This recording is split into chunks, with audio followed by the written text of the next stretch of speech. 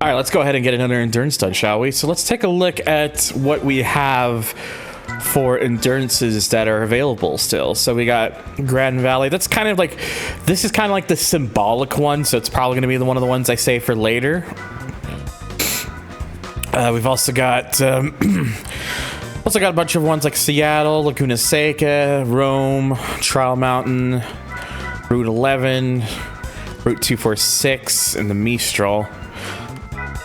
Let's do the Tokyo Route 246 one. I think that's what I'll do. We'll go with that one. And what do we want to use as a car for this? We don't want to use that. Actually, I should probably look at the... be a good thing to actually look at the requirements, or just to get myself an idea of exactly what I can use. Okay, it's no limitation, so... bring whatever you want to bring, basically. That makes sense. I think I know what I'm gonna bring, because I don't think I've actually used it yet during this playthrough, but let's bring the GT1 road car, since I've not touched it yet in this entire playthrough yet. Let's just give ourselves the usual treatment. So the oil, give myself the very long-lasting tires, because yeah, less grip, but the tire wear matters. At least it matters to me. Stage 4 turbo, so the thing is pumping now 1100 horsepower, so this thing will be an absolute monster. Oh, it doesn't have full customizable suspension? Oh, you know why? It's because I think it's because it sees it as a road, because it's listed as a road car. That's probably why it doesn't have it, like, right off the bat.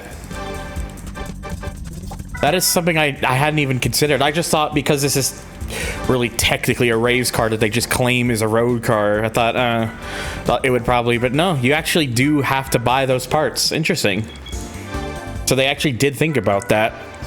All right, endurance races. So Tokyo.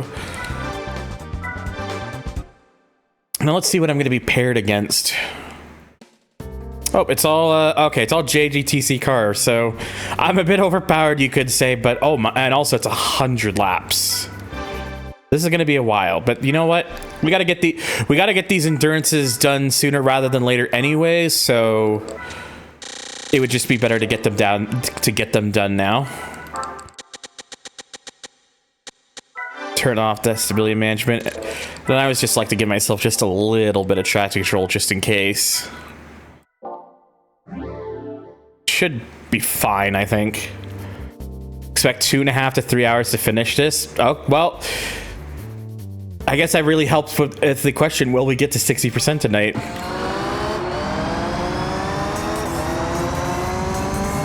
Oh my god, this thing just takes off so quickly.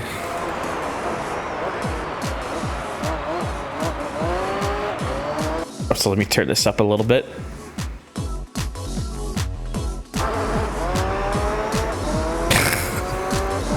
Thank you, Turbo. I appreciate you.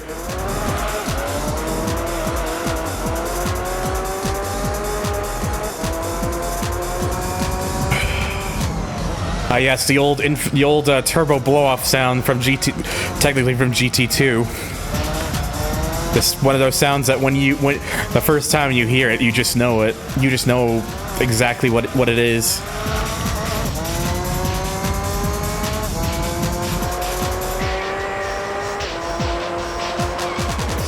Yeah, I was not expecting this to be 100 laps. I'm actually a little bit surprised by that.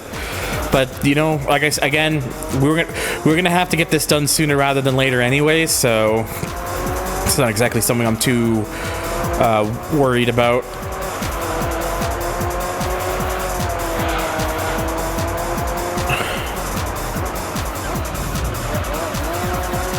Plus, it does at least give me an excuse to bring this thing out. So.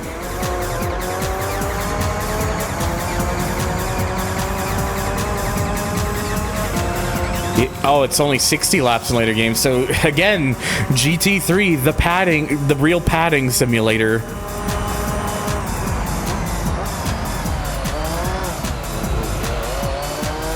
And yes, the GT1 is still like one of those timeless looking race cars to me. Like it was one of those things that the design wise, they just got it right off the bat.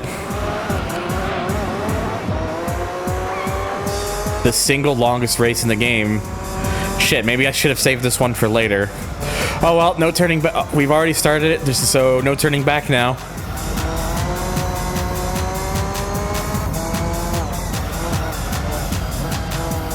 Besides, it's not. Besides, we got long things. We're gonna still have some pretty long things to do in the game, anyways.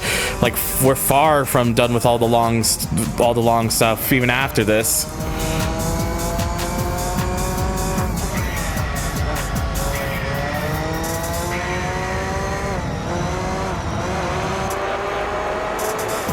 Oh no, Toyota, I don't think they were ever going to make more than just one road car.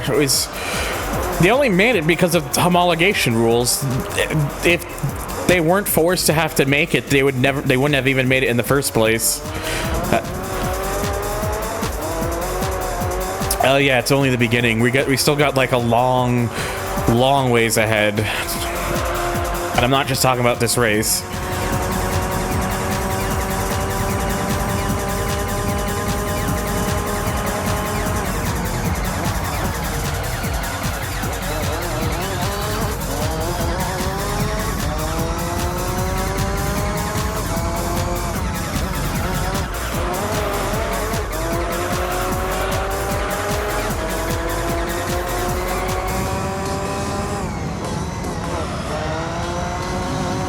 Oh geez. Yeah, like it would have, even as a, not only that, but it would have been terrible as a road car. It would have been a nightmare anyways.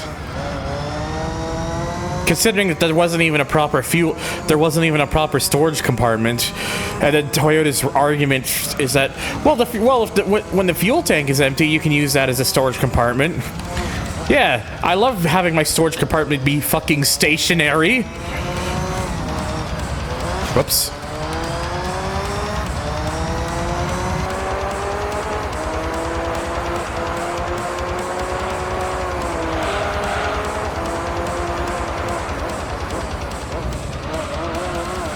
Like, GT1 during that era was a very wild time. It's very, very wild. They were just throwing whatever they could throw. They were throwing whatever they could throw at the wall and hoping what would stick. We will likely never see anything like it again, for both better and worse.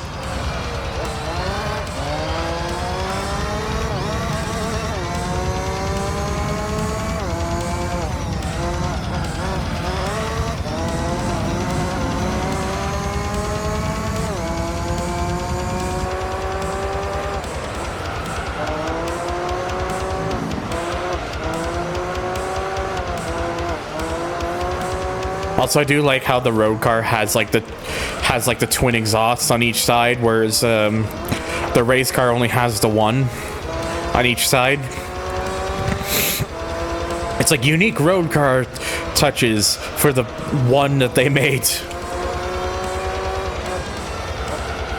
You know, unless it's been preserved somewhere, I generally wouldn't be surprised if the road car was literally just taking one of the race cars and not applying the livery to it, and then once everything cleared inspection, then they would go where they couldn't be detected, and then apply all the racing car stuff to it. Wouldn't be surprised if that's a thing they actually did, but maybe this is an actual separate example. Who knows?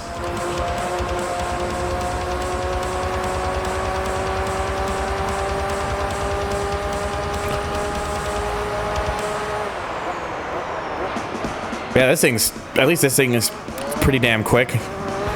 Can get to about 220 on the straightaway. On the back stretch. Oh yeah, they were absolutely just making LMP cars.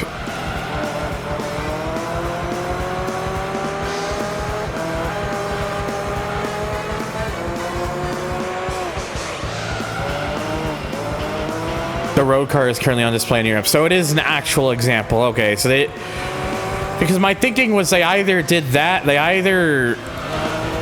I was thinking they either had created it first, then put all the racing stuff on it, and then my other thought was they took a 1998 car and decommit and use that as the basis of the road car, because they ran for 2 years, 98 and 99. So maybe this car was a former 98 chassis. Who knows? Again, I could be entirely wrong. Could just be an all separate example, which if it is, then hey, more power to Toyota for actually doing it.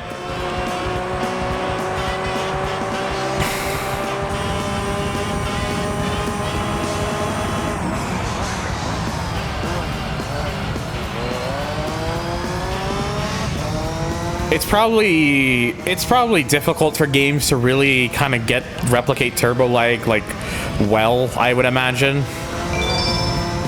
I'm just guessing. Poptra, thank you for the follow, buddy. I appreciate it.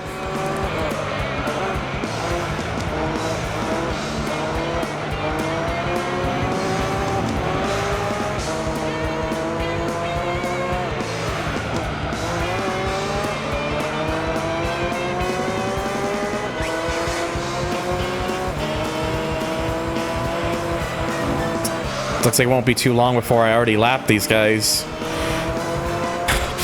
I could have brought something. I could have brought my own GT500 car if I wanted to be on the same playing field, but this is just a playthrough for me to have fun rather than just try to make it like the most ultra challenging thing as much as possible. Besides, this endurance is already long enough.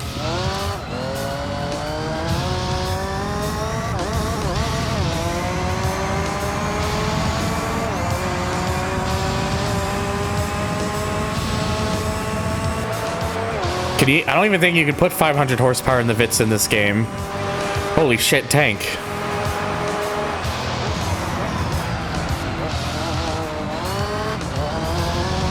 Oh, jeez.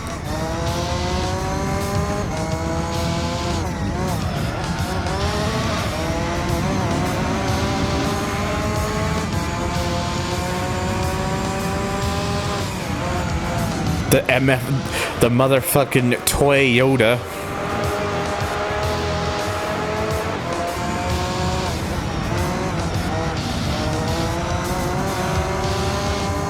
Wow, apparently both the skylines suck. Like there's two skylines and they're both right next to each other, far away from everyone, even further back from the others.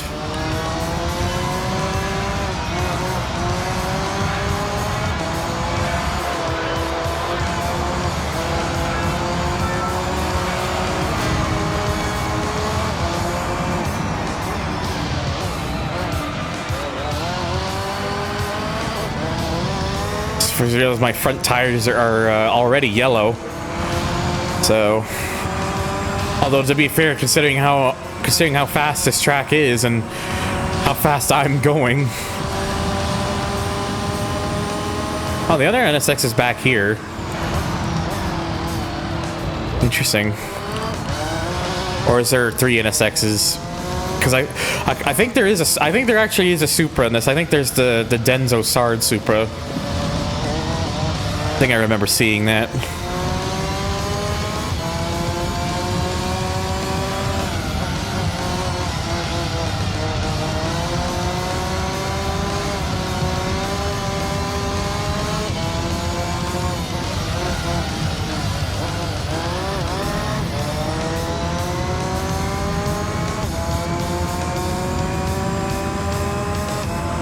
I also realized I did not move my chat back down to the bottom after Sunday's like surprise stream. That's fine. Doesn't really. I don't think I need to move it. Yeah, that's right, because that's technically also a GT500 car. It's a shame us outside of Japan weren't allowed to have it because licenses. Boo. Stupid licenses. Yeah, I was right with the Supra. There is one. It's the Denso. Oh, and we got our first car pitting in. Oh, that's a YouTube subscription. Thank you, Dylan Fretwell, for the YouTube sub.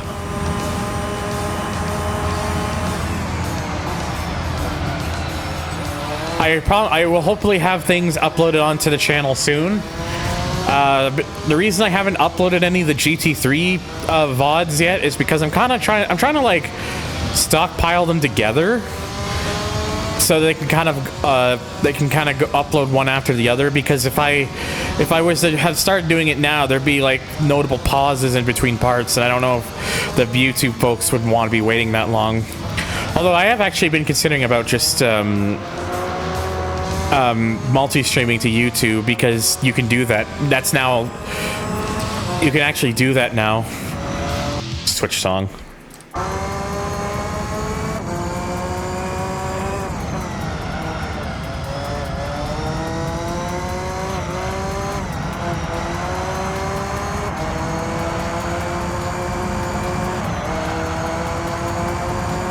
At least it exists in the game's coding of NTSCU. Just gotta cheat your way to get it as the pal. Yeah, right. Because it's still sitting there. You just have to do that to actually be able to access it.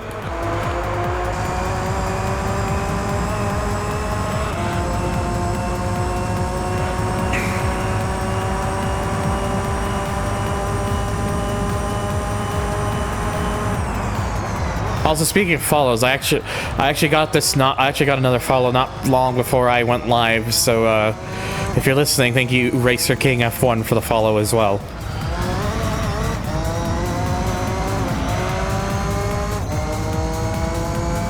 I've actually been surprised with I'm surprised that I tend to get an extra follower or two even when I'm offline, like in between the streams and whatnot. I mean, it must, at least it has to be a good sign, right? That you know, I'm at least starting to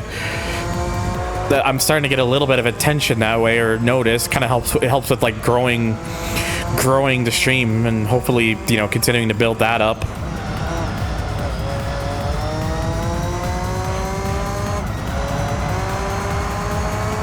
Because that's really a thing I'm hoping for, especially going into 2024, is that I can not just get a few more like stream a little bit more regularly, at least on average around 2 streams a week, 2 to 3.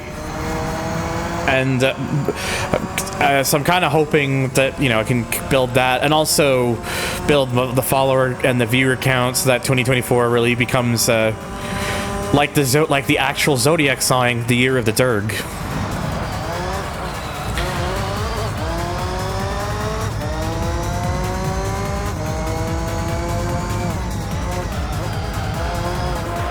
Yeah, I'm just happy the randomizer went so well, at least in terms of just like streaming and whatnot. Like we were all able to get through it and not have too many technical problems or anything. And it was fun. I enjoyed doing that with the 4 of y'all. I kind of went ahead and like friended everybody friended the other 3 on Discord afterwards, because I was like, you know, these are people I'd totally be cool with doing sessions with again in the future. Currently, Lemon, I'm talking about 2024. 2024 will be year of the Derg.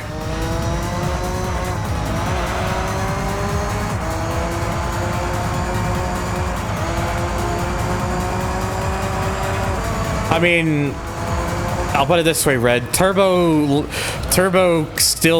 probably is keeping that Bentley Speed 8 forever as their lucky charm.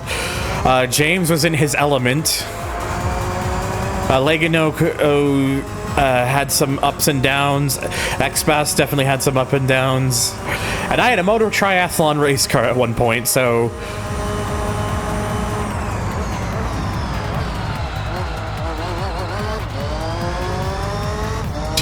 yeah, I usually find out when I get new followers because of the activity feed in OBS. I used to use stream labels because that's what I would use for when I used to have the sub counter on the top right, but I recently decided to just do away with the sub counter, because honestly, the less I can think about the numbers when streaming, the better. So I purposely got rid of that just so I didn't have to think about just so I don't have to think about it as much.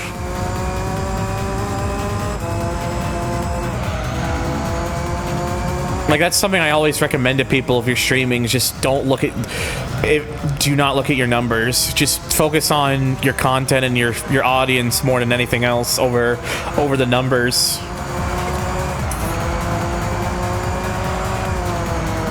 The only numbers you see right now are my donation ticker, but that's because I've had that there. I've always had something like that for years, and that's just there because shrug, haha, funny, I guess. Santa came, smile. I stream because I want to stream and have a fun time. I don't care about... Yeah, exactly. I've really begun... Like, I would like to still grow, obviously. I would like to be able to grow my audience, but I don't have any, like, target numbers or anything like that. All I care...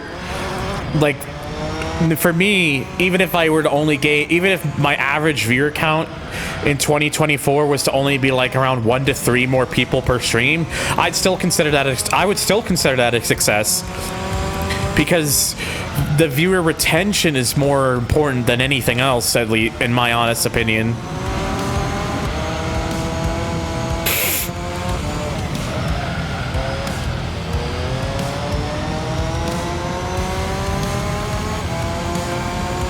And one of my goals as well for 2024 is I kind of want to put I want to kind of put YouTube more as like a...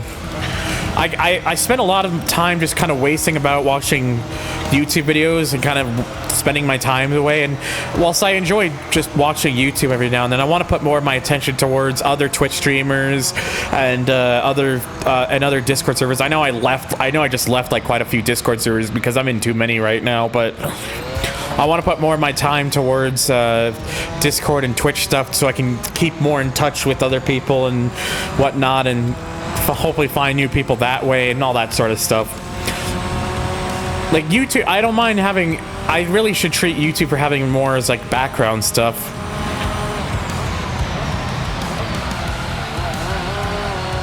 I just tend to get very distracted easily. I'm always like usually pretty distracted, and then it's like, you know, well...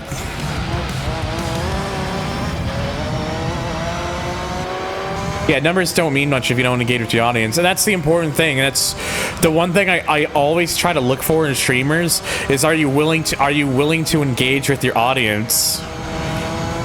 If you don't really interact with your audience, why then it's just like watching a YouTube. It's just like watching a live YouTube video more than anything else. So, and then that would be kind of just make me want to tune out. Unless it's like someone I really actively care about, I probably wouldn't stick around much. The largest people I watch numbers wise for streaming is probably, honestly thinking about it, probably on average Kuru is probably the highest average viewer count that I regularly watch on Twitch every now and then. Though at least with him, I can actually interact with him. It requires like adding him, but I think he actively encourages that you do that because, you know, otherwise he won't see it.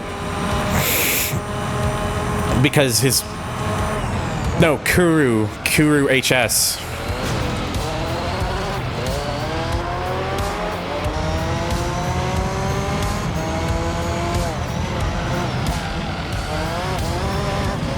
I'd like to stream today, but someday, excuse me. But I don't know if I'd be entertaining enough. Well, I never, that's the thing, Jan. I always worry that I'm not entertaining enough, that I'm not like, I always kind of have that consciousness about myself. But I'm still going because there are still people who watch here and they're tuning in for me because they like what they see. And I think the thing is, deep down, just do it because you like to do it. Like, I can be hard on myself all I want, but if people want to watch, then I'm not gonna be the person who holds like the gold standard or anything. I'm just being myself, because that's all you can really be, is just be yourself. Don't try to like pretend to be something you aren't,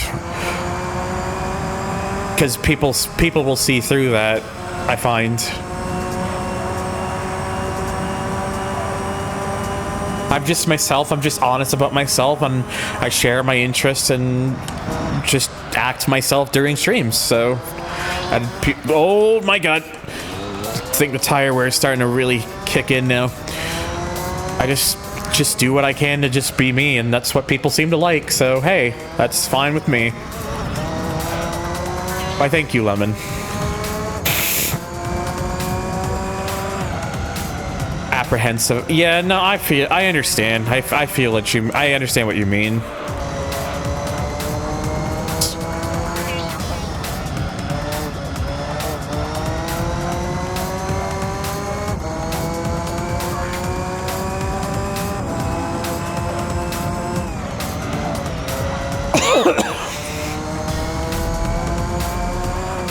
It's just, that's what the thing is like, dude, you just gotta find what you want to do with it. For some people, and for everyone kind of has their own niche, and that's, you can't really, you shouldn't feel afraid about approaching your niche. Just be who you are, and there will be, and with enough time and dedication, I'm sure eventually people will start to take notice.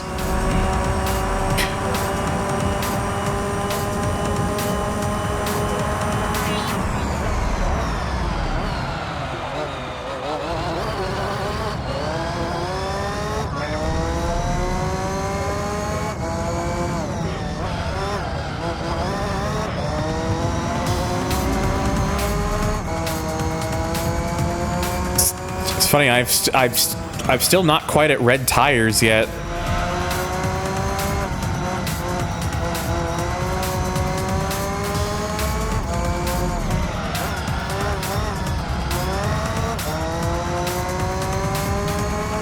I'll look at the total time counter after I've completed 20 laps, and then I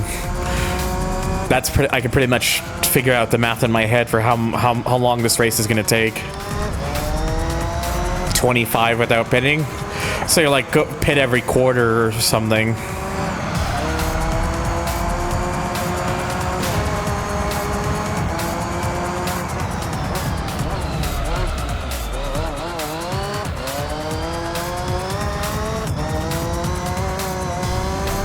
That's the thing I also got to keep reminding myself, Turbo, is that I really need to just do it. Like, I don't want to let the time slip. I am too good at letting time slip away, and I've been doing that for so many years now. Because back when I used to stream very regularly, back around 27, kind of dipping my toes into it in 2015 and 2016, and then 2017. And into 2018, I was doing it pretty damn regularly. Like, I was, like, on average, I was doing like 3 streams, like up to 3 streams a week. And that's kind of like the high point I at least want to get back to at some point. Like, I'm not like pushing myself to like really kind of force myself to do it, but I do have tendencies sometimes to just go very quiet and not get a lot done. And it's been like that since I moved out west in 2019, because it feels like a cultural reset for me almost. And I want to like try to at least like make the most of what I can, especially with recent motivations kind of really wanting me to kind of just say, you know what, I just need to put my foot down and fucking do it.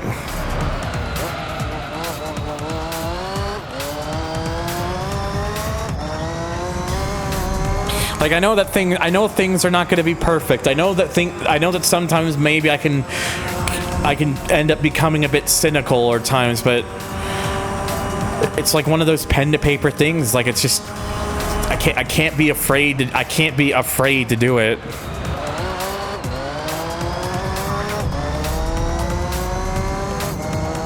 Oh yeah, it weighs. Yeah, this car weighs very little too as well. You bring up a very good point, Go Man.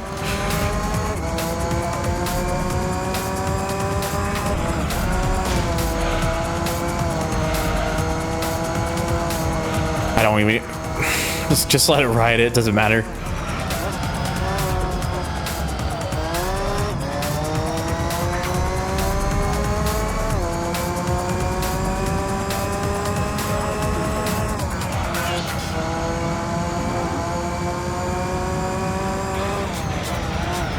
Yep, that too. Oh dear.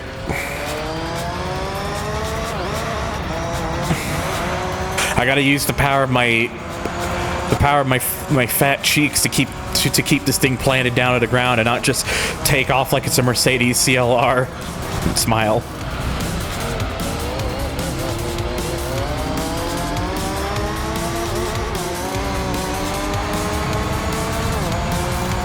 Ballast. Oh, hi, Chicane. Nothing in life is perfect, just gotta make the best of it and trust your own instincts. Exactly. It's pretty much exactly how you summed it up there, Turbo. I'm doing okay. Just trying to get myself back into the streaming game a little bit more regularly. Trying to give myself some incentives, especially for soon going into 2024.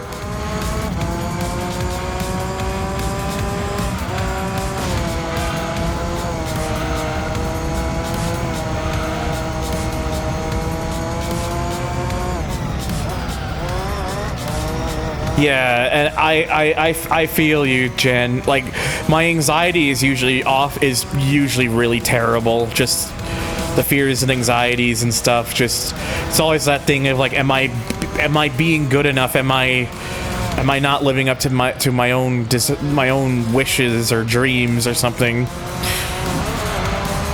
At the end of the day, it's just, I'm just trying my best to fight my own fears and just try to tackle it head on.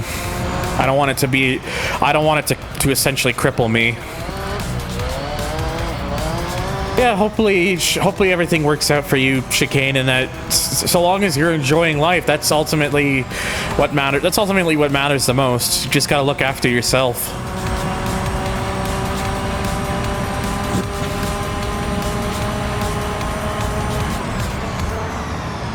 Oh dear, probably should have hit the brakes sooner. I know, if 2023 barely honestly felt like it just went in a flash, to be honest.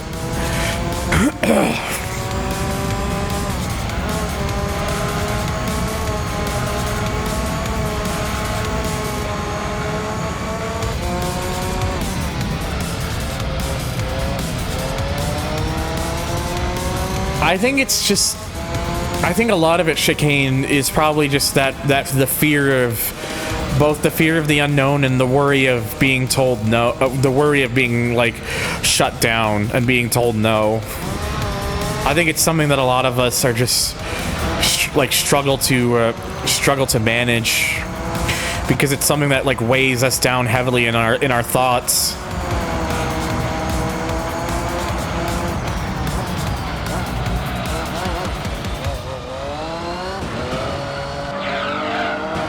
Oh dear.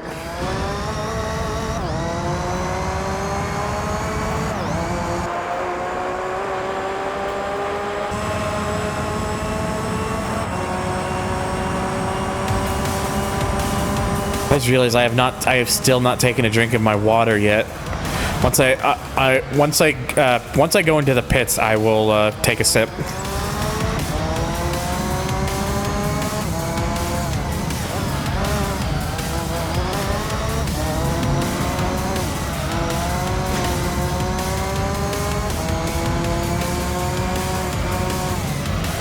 I've been there plenty too, but shutdowns are normal. When you get that single acceptance, however, that's honestly a really good point too. It's like when you get that one acceptance, it feels like it makes the world's difference in terms of how you feel about it. And I still got a lot of challenges for myself that I will likely have for the rest of my life, and I've accepted that.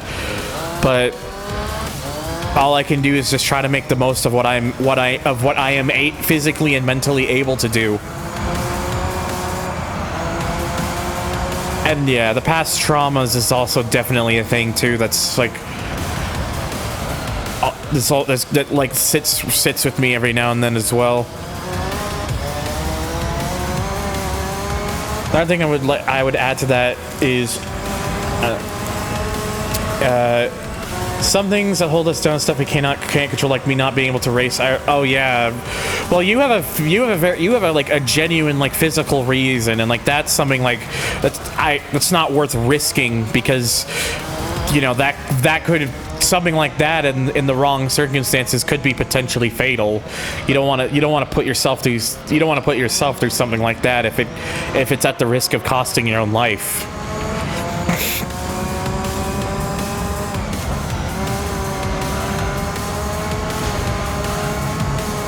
The thing too, I think you also got to remember as well, Chicane, is I think everyone approaches things differently, and everyone's own like individual traumas affects everyone differently, and how we choose to approach it, and how it takes how we manage to find ways around it, I guess. I don't know.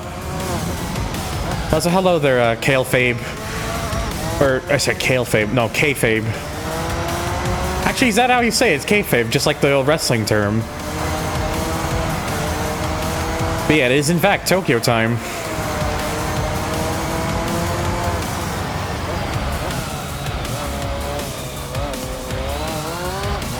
I knew it. Like I was saying, and I was like, wait a second, this just unlocked a thing in my brain.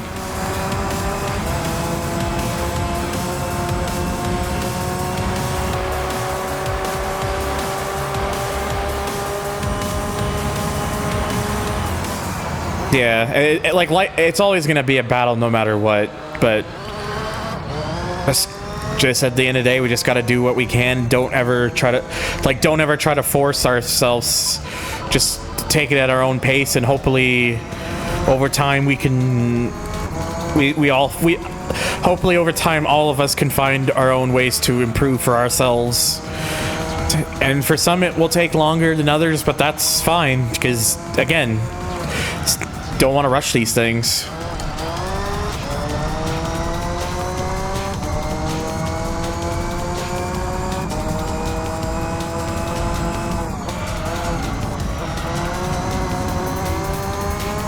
Alright, we're gonna pit after the next lap.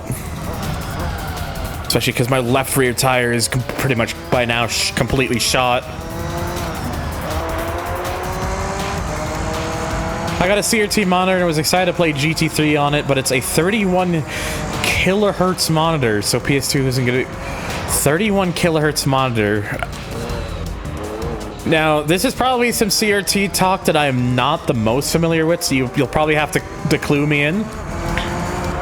And yeah, I too also have a jailbroken PS3, but I want to get a, I want to get a jailbroken and like fully like fixed up original launch PS3 with the proper backwards compatibility.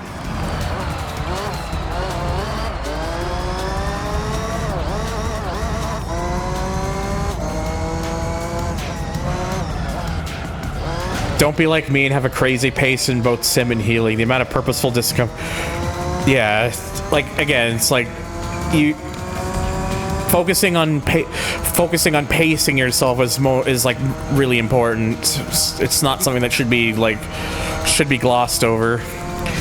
Yeah, these tires, I am pitting after these laps because the front tires are gone. Hello, by the way, Schrollbach. I hope I am pronouncing that correct.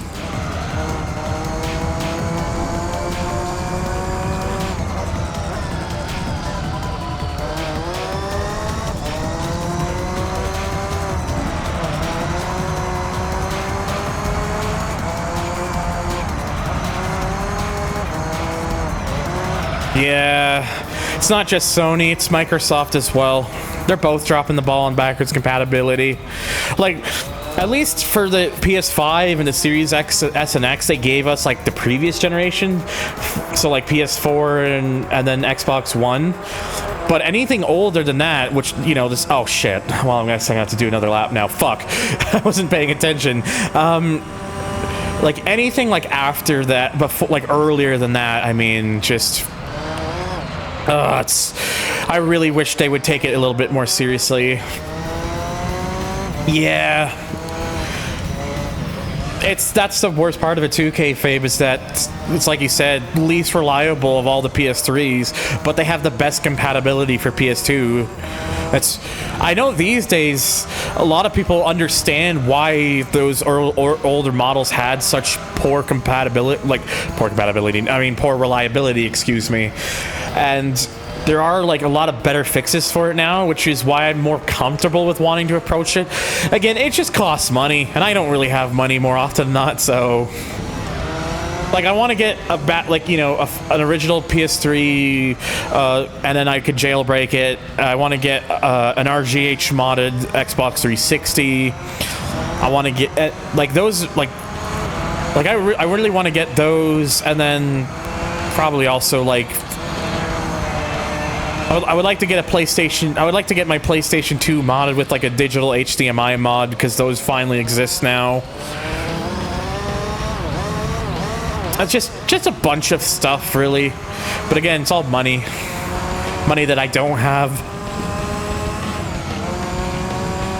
I keep forgetting you really have to turn in to the pit lane early on the final straightaway.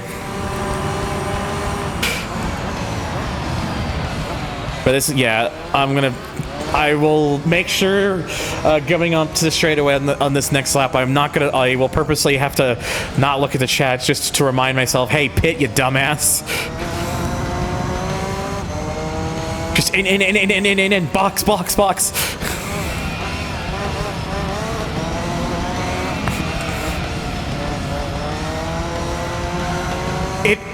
To be honest, kayfabe, you're not entirely wrong. It's like, hey, do you want a really good PlayStation 1 and PlayStation 2, but you don't want to have to deal with like aging hardware, and you don't have the money to fully build a PC?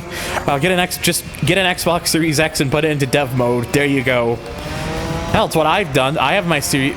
I'm running this on my PC because it runs good enough, but I am actually it's actually amazing how well PlayStation 2 runs on Series X. I just wish I just wish it was built based on a more up-to-date build of PCSX 2, because it's quite a few months out of date now.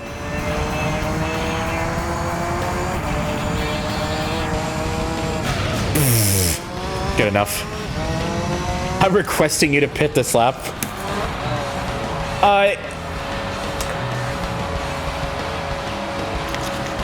What it was, Chicane, was that people were finding ways to get it to work in retail mode, which is like the default like mode that the consoles are put in. And then Microsoft kind of shut that down, which kind of got people panicked at first. But dev mode, they've left dev mode alone. They're not. It doesn't look like they're gonna touch that. So long as you run under dev mode for your emulation stuff, if you do it under dev mode, you'll be fine. You won't have to worry about getting bans or anything. It was just retail mode. They were targeting that, which I kind of hate that they did, but at the same time, you know, still kind of a gray area thing. So I guess I get it. I don't have to like it, but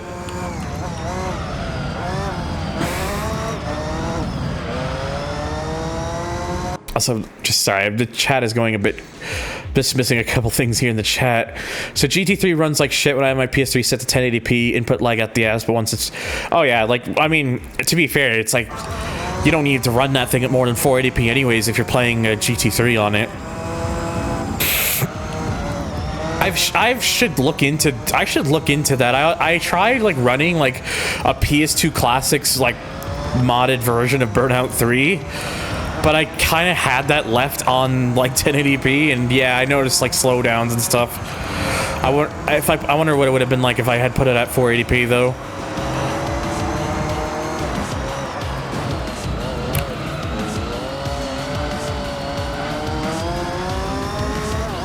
Yeah, so long as you just go like, yes, you have to pay for dev mode, but it's a one-time. Dev mode is a one-time payment. Like you only have to pay once, and it's like $20, I think. So like once you've done that one-time payment, you are good. You do not have to do it again.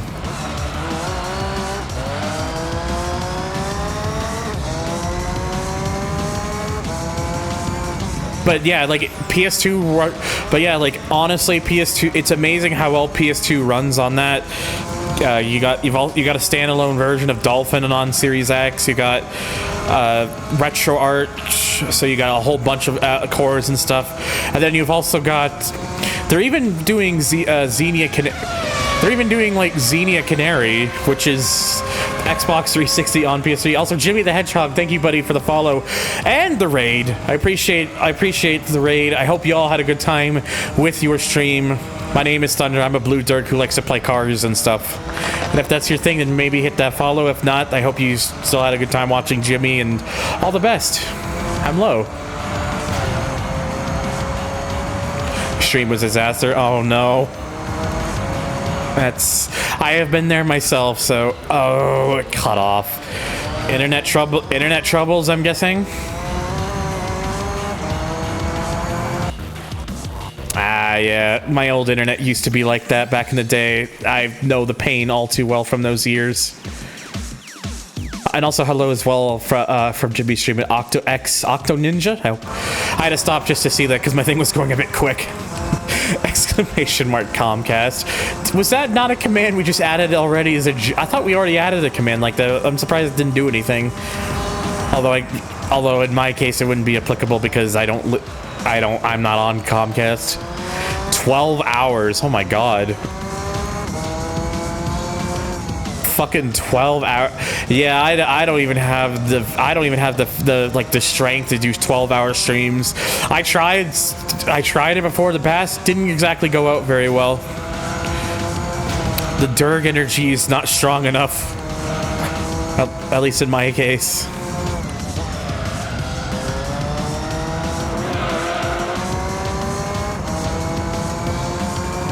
"27 hours. Oh my god. What do I have to do to get the strength of 27 hours? Oh, 24 hours of Nürburgring. Yeah, that would do it. Also, hello, Worm Hedgehog.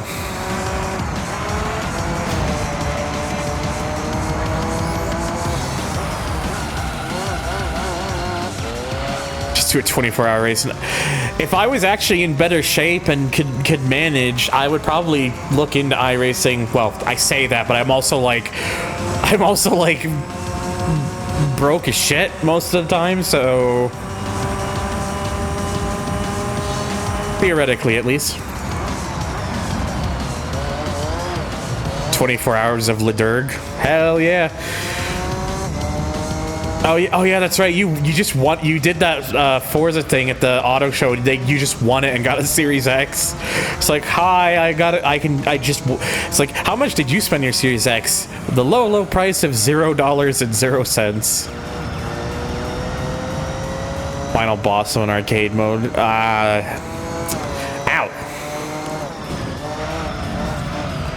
A lot of new, both new chatters and some I haven't seen in a while too. So already stream is this. I've only been going for like an hour or so, or more like closer to 45 minutes of actual racing, but it's been good so far. Oh my god,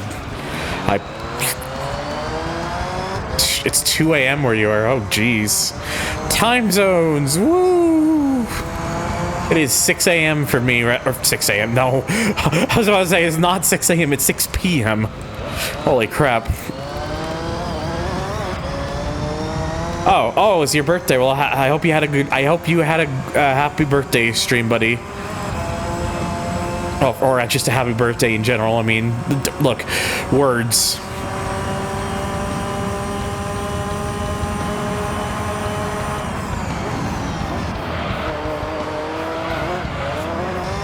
See? Someone finally understands. Words are hard. Words are in fact hard.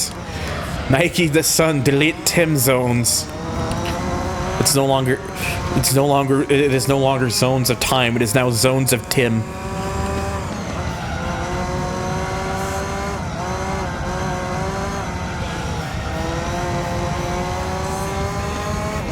Tim's zones.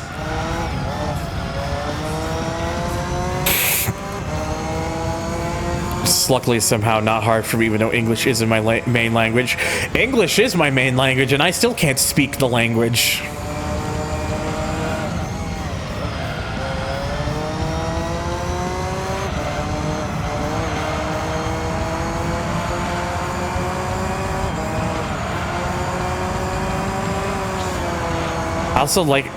I also like the fact that Twitch, the way I have my Twitch chat set up, like, so like people who are like VIPs or mods and stuff, it's got like that little square border.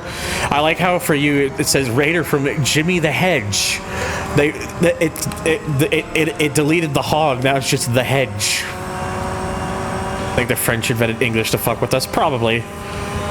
It's cool if I shout out James for a sec. I just want to tell him how much I enjoy a specific. I mean, he's right here. You are more than welcome to do so. So long as he's cool with it, which, to be honest, I don't see why James wouldn't be cool with it. But I cannot. But you know, I can't speak on his behalf.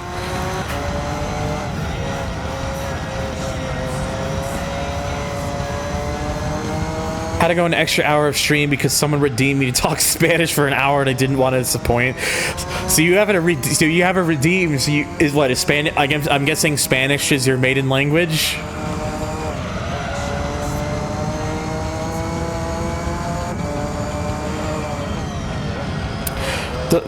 Yeah, okay, that's totally fair. I mean, hey, Spanish is a very interesting language. MCR, are we talking the band, like My Chemical Romance? I haven't seen the Taurus Trophy video yet. I gotta watch that. Oh yeah, I mean, honestly, I need to listen to more of like MCR stuff, but I was starting to slowly get back into their. It's actually ironic. What allowed me to slowly start getting back into their music again was Need for Speed Underground Rivals, because the song "Thank You for the Venom" appears in that game. Unfortunately, it's been censored by EA because EA got way too carried away with censorship for their songs during the mid 2000s. But "Thank You for the Venom" is such a fucking good song.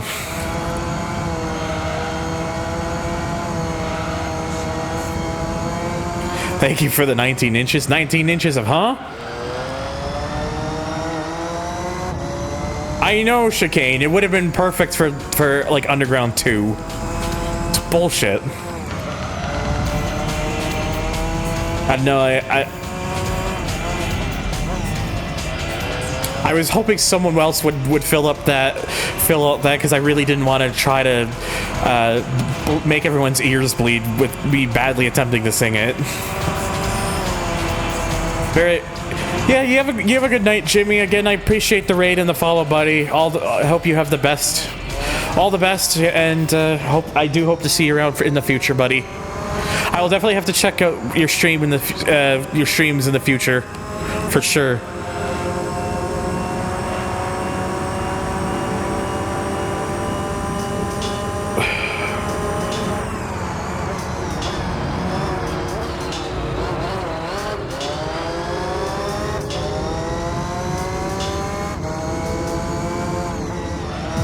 You're gonna say right now the Lamborghini Murcielago is the best supercar of the 2000s. Now here's the question I have for you. Which one? Is it the original, the LP640, or the SV? Or is it the Reventon, which is basically a Murcielago?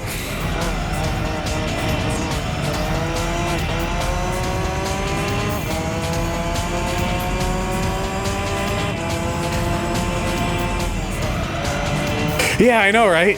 Like back then they were really heavy on like words and stuff they were censored out.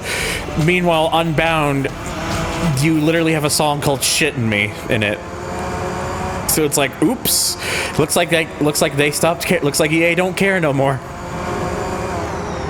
I say oops, but it's probably a good thing because, to be honest, it was a bit It was honestly very excessive that they did that. It's like, we get it, but at the same time, you might be taking this a little too far. You might be getting a little carried away with this. Well, the thing is, Warm, which one is your favorite variant, though? Shadow Burt McCracken from the U's doing backing vocals on speaking of bands I need to listen to more, is The Used is one of them.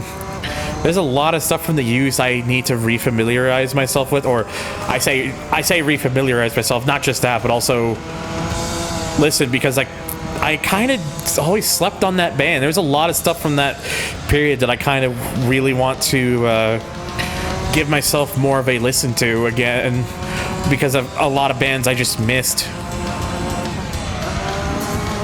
It's also just hard because I wish I could listen to them during my Twitch streams, but as someone who uploads these as VODs eventually onto my YouTube channel, I kind of can't do that without the risk of being severely hit by what we love to call the copyrights.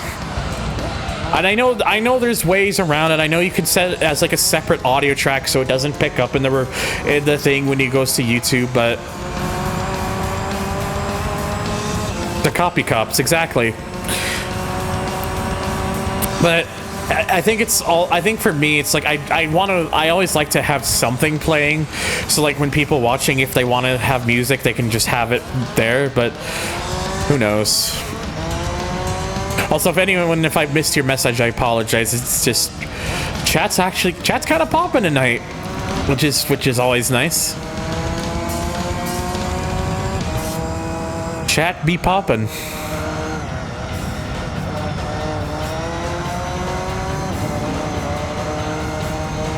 Streams always poppin'. Hell yeah. Unfortunately, my first attempt at the Hot Pursuit 2 stream wasn't exactly poppin', but when I tried again, that one went so much better. So it's like a 9 out of 10 success rate, you know, especially as of late. There's always that one that sneaks through. I'm in a corner. Let me have a look at you. That is, I mean, I quite literally have to look at the corner of my eyes because of it being on the on my second monitor. It's fun to shit on the DMCA. To be fair, you are not wrong. It is absolutely fun to shit on the DMCA. The worst version of the YMCA.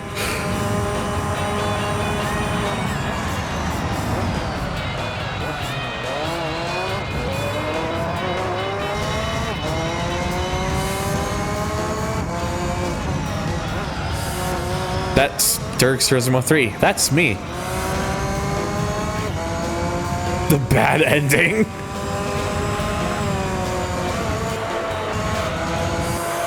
Trying to think about 2000 supercars, but struggling to pick a fave because there's so many good ones. You know, you're not wrong. There are a lot of really good ones from that time period.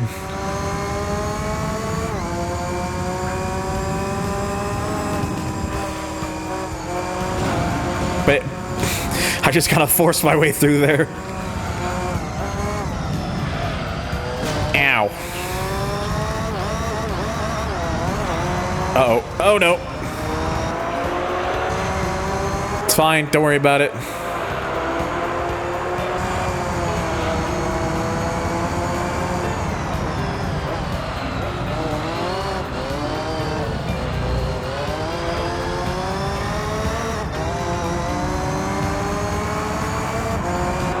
Man of the World is like one of my all-time favorite Gran Turismo songs. So it's such a good bop, I will say.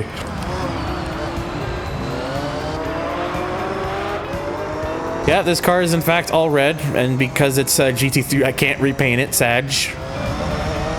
If I had the ability to repaint it, I'd try to repaint it to that blue, similar to the one I have on my FTO-LM.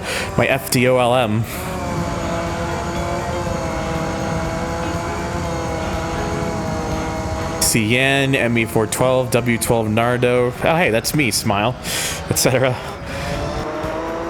Yeah, I think the thing is that like a lot of these other songs, like you kind of have to like really look into it because they're not really well spread amongst even a lot of GT fans. I knew the reason I knew about A Man of the World was probably because it was, I think it's probably playing in the background of a Matt J video, which is from many years ago, which is how I found out about it. I put the cum livery on. Denny, are you trying to imply something here, Denny? THR Motors Nardo 23 launch edition. We out here with the first thunder. That's a hello, Zero.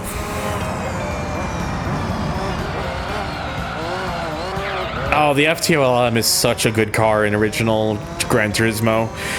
Even in GT2, it's still a really good car. Just kind of slept on because it's a licensed vehicle in that game, so not everyone gets it.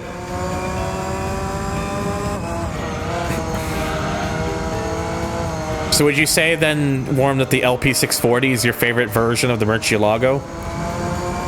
Like, out of, like, if you, like, because what I'm saying, like, if you had to pick between the original, the LP640, the SV, and by extension the Reventon, are you saying that that is the one you like the most, is the LP640?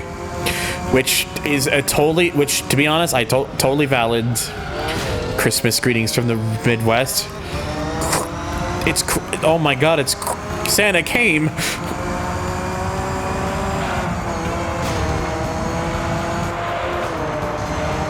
Well, to be honest, Warm, I can't say I blame you because the LP640 is very nice. True Midwest gang. Why is it so cold?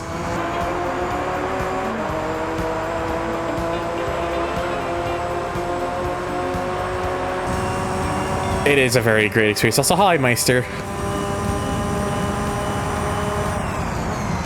We'll just leave it up to your... Well, you see, kayfabe, we could just leave it up to our own imaginations. It's fine. That only comes once a year. For him, no nut November. It's just November. Shit, that's a good point, you know? Something I never thought about.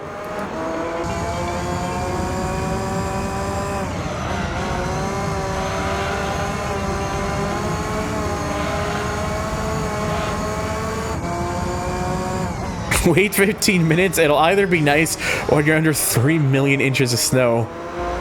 Just take your pick.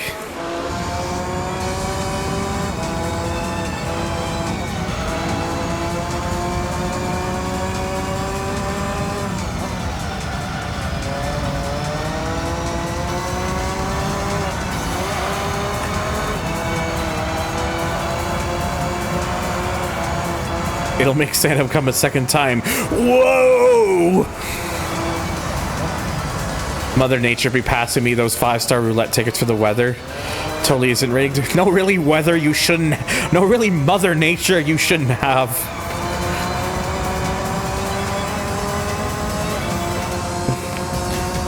Indianapolis fluctuated way too damn much. I would love to go to Indianapolis at some point in my life.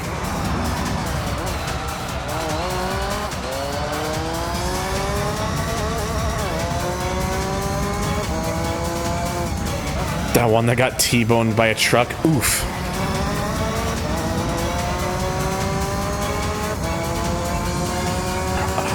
You know what's actually kind of funny is where I live out west here, it usually, like, here in Alberta, it usually gets, like, it's usually by, like, end of October into November where we really start getting hit with, like, the winter cold. Like, winter really starts making an appearance. It gets cold and usually starts snowing a lot.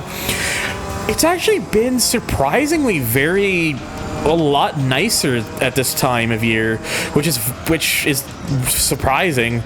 There hasn't been that much snow, and of this whatever snow we'd get, it's melted away because of the warmer days, and yeah, it's just surprisingly we've not like it's very weird for me to be looking out my window here at like near middle December here out west and not seeing that much snow at all, like seeing like pretty much no snow, and it being, because when it gets cold here during the winter, it gets to like sometimes as bad as -20 to -30 degrees Celsius. It gets fucking cold, and it's so far at the worst it's been like -10 on like the absolute worst.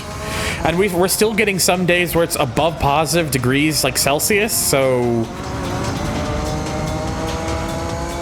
Yeah, shit. You might actually be in Alberta sometime next year because my best friend lives in Edmonton. I live just outside of Edmonton.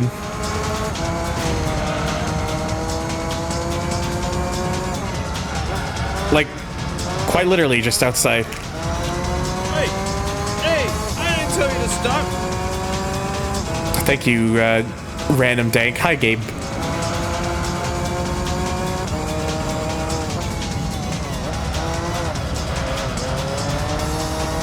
So for context, I was with the Advanced Sim Racing for PRI, and they're all from Montreal. They said Indy was warm. Well, here's the thing, Chicane. Once you gotta experience Canadian winters to really understand what cold is, let me tell you. Coldest I felt is 1 degree Celsius. I don't know if I want to know what it's on the other side of 0. You'll want to really button up. I'll put it that way. Also, Jan. Wow.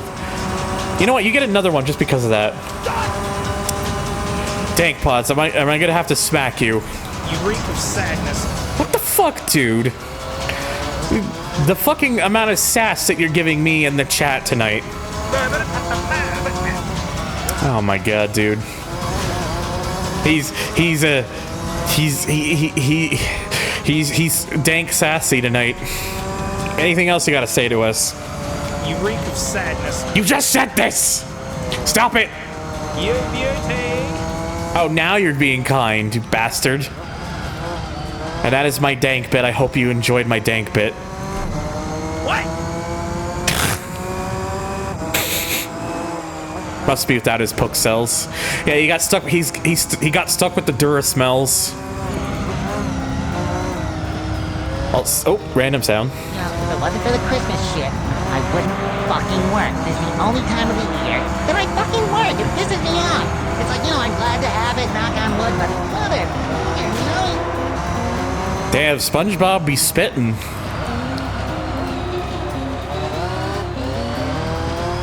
Up as far as a 6-1 special, I am truly blessed. Correct. Up as far as north as New England, we've hardly had any snow so far, and certainly no accumulation. Highs have been about 35 degrees Fahrenheit at the lowest. Yeah. Honestly, I'd consider that good. Also, hello, Goldie. Splinter Smell Chaos Theory. Good game!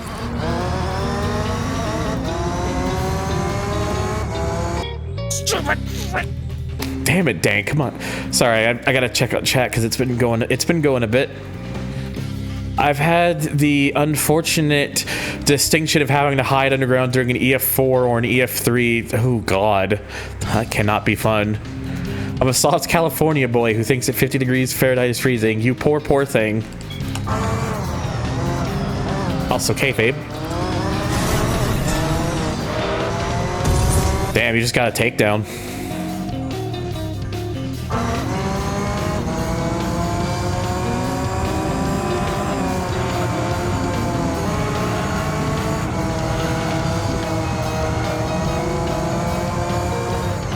Speaking of which, that's another game I gotta play on here on Twitch again at some point.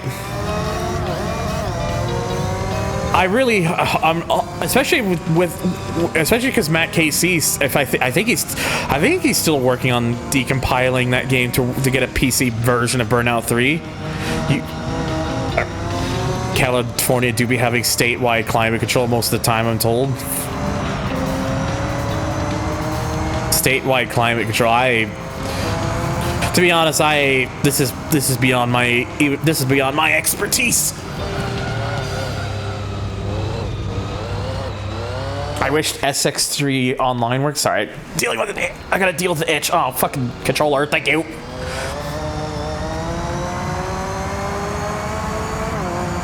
I had to stop for a second to get an itch, and then the button on the back of my controller unpaused the game.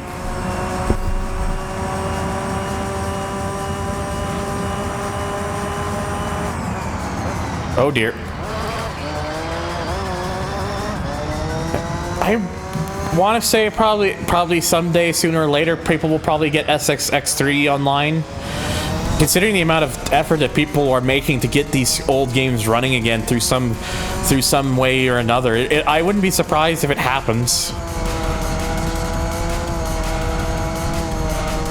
I'd be too anxious about the San Andreas fault and shit. I don't need another thing to be worried about. Just be like me. Be worried about everything. Wait, no, that's bad advice.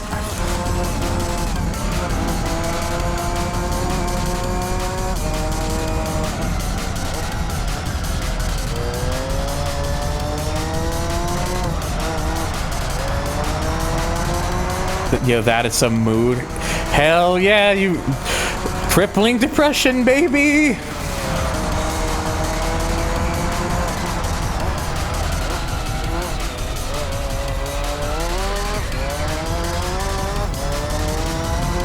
Most of the West Coast. Oh yeah, God, it really. Even up here in Alberta, like because we're in a drier climate. Like, forest fires here in Alberta are not all too uncommon during the summer. Hell, we were just coming out of, like, the East Coast dealing with a lot of fucking fires and shit earlier this year. That was, like, what the fuck is going on? I like my crippling anxiety to come with a warning, like hurricanes. Woo!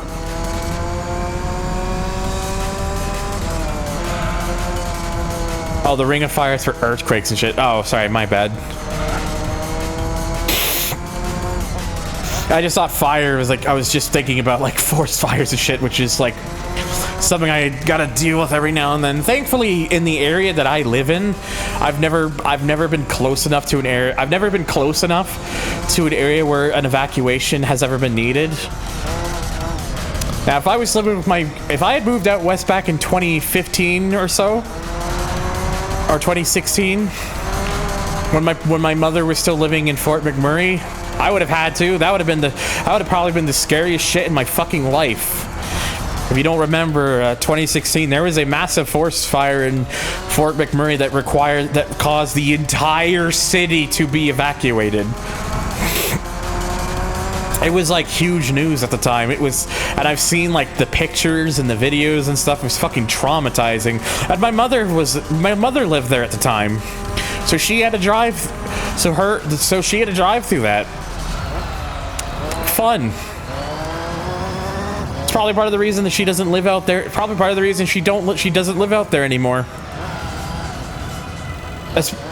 Also just because it's kind of a bit far away from everything. But where we are now, where we live now, we're very close to like a major city, so we don't have that issue anymore. Like where we are now is much better than when she used to live out there. I do remember. Yeah, it was. Oh god, it was fucking awful. Like, I was scared. I was fucking scared shitless because I was wanting to make sure my mother was all right. Thankfully, she was. They were okay. No, like my mother was fine. My stepfather was fine. My dog, the dogs were fine. In fact, very mercifully, thankfully, their house did not end up getting caught in the wildfire. Like where they live, the area that they lived in at the time when they still lived over there, their house, thankfully their house did not get caught in that, so thankfully they did not lose their house. But oh my god, I was just traumatized hearing about that, knowing that they lived there at the time. It's fucking awful. But yeah, thankfully they're still here, still alive. 2019 was also a scare though, because of that the fucking car accident that we got into, which I was a part of. That one, I still have fucking nightmares about that, because I got to watch. I got to sit in the second row of the van we had at the time, nearly watching my fucking stepfather die in front of my eyes. That was also fucking traumatizing. Thankfully he's still alive though. So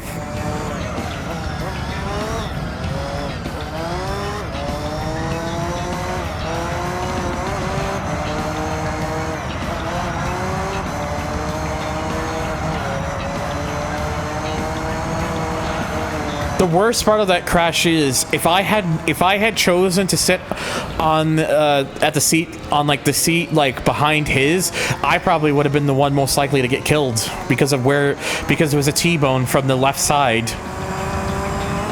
I would have probably been the most likely to end up getting seriously hurt or killed, but I was on the right side where my mother was, so that probably had a lot to do with why I ended up much better off than I could have ended up being.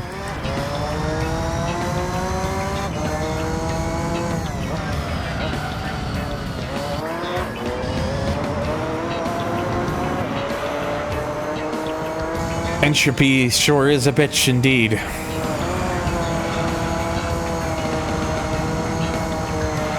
Oh, I'm fucking thankful too. Oh god, but mentally it fucked me up for ages.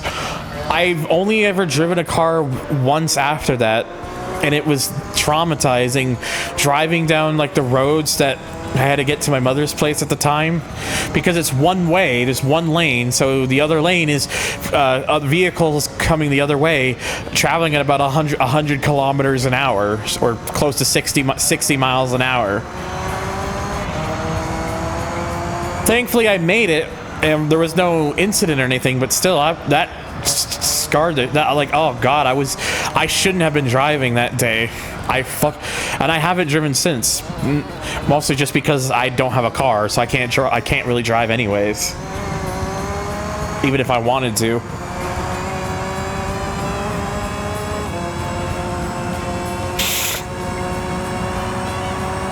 The main reason I was driving that day was because my mom wanted us, because I was taking driving just giving myself another driving course with a local thing to kind of just reevaluate myself, because it had been a while since before then. But yeah, it's just, oh man, especially when it's rural roads. Yeah, oh, god, fucking tell me about it. I hate rural roads. I hate rural roads so much. Also, hello under the skin. Alligator Alley, 100-mile east-west Florida road was apparently like that before I was born. I hear, oh god, I wouldn't even want to fucking think about that. Not to take the piss out of the situation though, but the dude who T-boned yourself's car should be nominated for Canada's worst driver if it ever comes back. You know, well, the thing that sucks about that, that really sucks about that, is that the person who did that could have easily been prevented if the person didn't run the fucking stop sign. We would have never gotten into a crash that day if that driver just actually stopped for the fucking stop sign.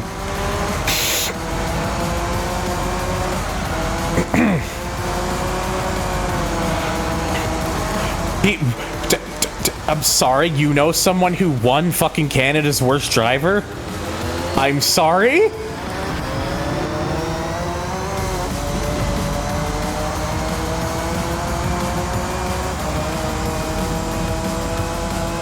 Rural roads in Guatemala.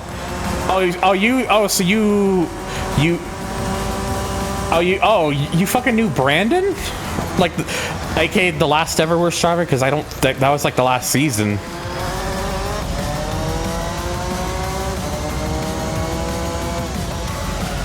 Wish they would bring that show back, because I actually enjoyed watching it, but alas. Oh, chicane, there was a US worst driver, and it fucking sucked.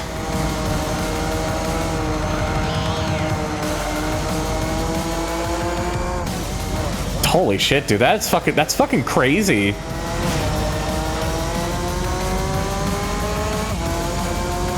I didn't think I'd ever come across anyone who actually would have known someone who not just was on the show, but ended up winning that fucking show. Holy shit, that is nuts. Welcome to the United States Worst Driver, everyone. Thank you for watching. Exactly. But no, the reason why that one sucked was because the Canadian version of the show, yeah, things were played up a lot and stuff because it makes for good television, but it still was a serious show. Like they still like they didn't undermine the dangers of being a terrible driver in the on the road. Like they took that shit seriously, and they scolded the drivers when they didn't take it seriously, or when they they didn't want to learn to improve or get better. Like and there was actual things to learn from that. The US thing was like, oh hey, you suck, here's a free car. I wish I was joking.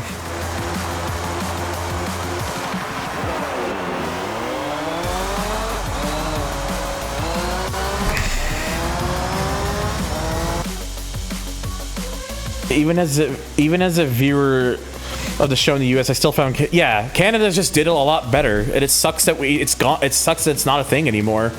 Although I suspect, I think part of the belief, I believe, is like the television like studio that was responsible for that. Like I think it was Proper Television. I think they're called like Proper Television or something. But one of like the higher ups involved with that died. Like they passed away. And I think that was part of the reason the show didn't continue. Oh my god, another YouTube sub. Stinty Slyfox 4Z8. Thank you for the YouTube sub.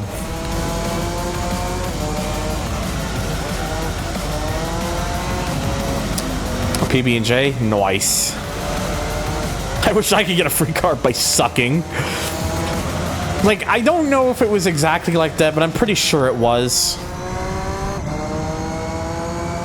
Oh wait, hang on, I'm trying to remember.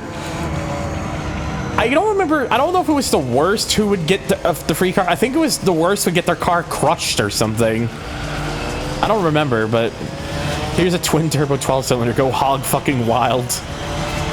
Oh, they gave out Nissan Altimas, that'd be hilarious. Hello, Emerald. Hello, Dezu as well. Just wasteful. You're not wrong.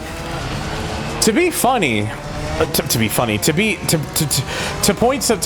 make a good point about something too, because of the fact that I've watched every season of Canada's Worst Driver, is that they actually got in trouble in the second season because they cut up somebody's keys. Like there was a driver, like a 20s, like his name was, if I remember, this guy's name was, I think this guy's name was Colin, and he was like this guy who was like in police academy trying to become like a police officer and stuff, but acted as if he was above the cops the entire time, and purposely racked up several like. He would rack up like several tickets and then just try to like use. Oh well, I'm just trying to get to my, I'm just trying to become a police graduate. I'm just trying to get to my police schooling. And hey, did you know I'm trying to get to, I'm becoming a police officer and stuff. So he'd use that to his advantage to basically act like an asshole on the road. And even like.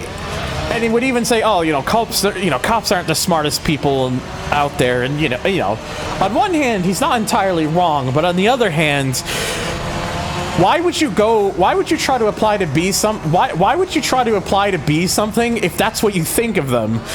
Are you just trying to go? Are you just trying to? Maybe that was the idea. Maybe he just wanted to clown on his own parade. But he did that on his own by not taking the driver rehab seriously.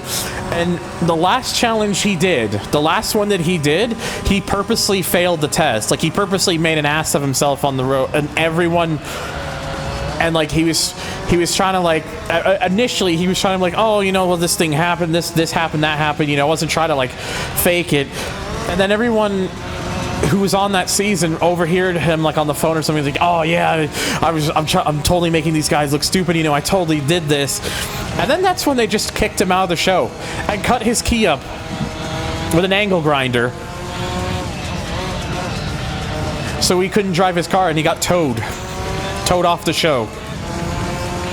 And the show got in trouble for that. The show's producers actually got in trouble for cutting his key up like that, because it's like destruction of personal property, I think, or something. Like they got a lot of shit for it,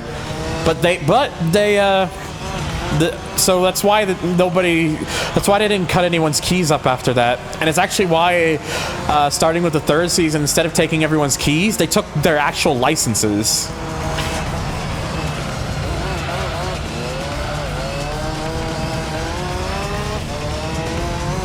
Twitch will now allow artistic nudity following the viral topless meta.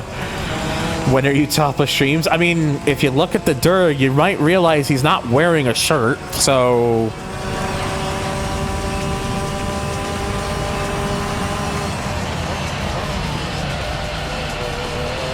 So, yeah, it's really bad. He's not even the only contestant to have ever been kicked off the show. It's not the only one. There was another guy in season 6, name was Scott. The person who nominated him got him kicked off the show. Because it was another guy. This was another guy who acted like he owned the road. He was a complete asshole. Would always speed, like, be extremely dangerous on the road. And even when he had his license suspended, would use other people, would fake his, like, would pretend to be someone else using their identity to keep driving, and then that person would end up with a huge like fine or a bill or, you know, or something like that. And the person who nominated him was the one who was paying for his insurance. And when he kept acting like an asshole on rehab and was just making an ass of himself, the nominator finally got fed up, said fuck you, and terminated and canceled his insurance. And because he was no longer insured, they kicked him off they had to kick him off the show because he could no longer legally drive.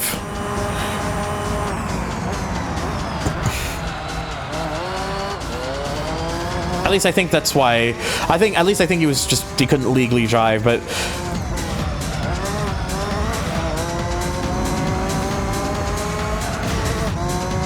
and the worst part of all of this is both these two people that I just mentioned are not even the worst, worst contestant I've ever seen on that show.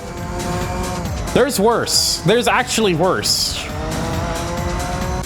Like, if you wanted to, if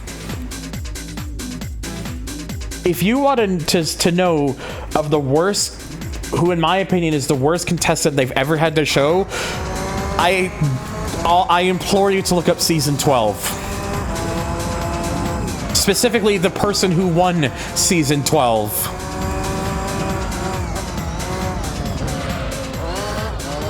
Like, if you ever needed a reason to genuinely hate somebody, like for honest to God reasons, that's the winner of season 12.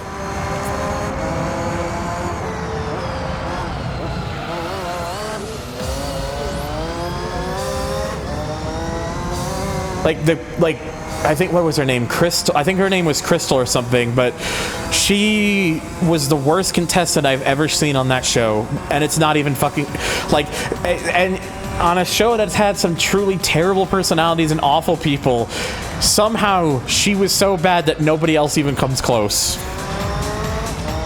Like, Scott and Colin try, but Crystal was still, like, far and beyond them.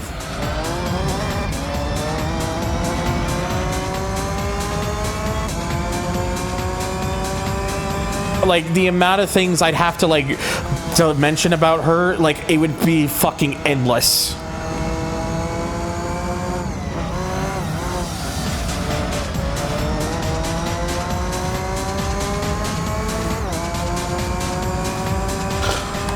Like, let me paint a picture to, like, how bad it was, like, to like a sort of idea.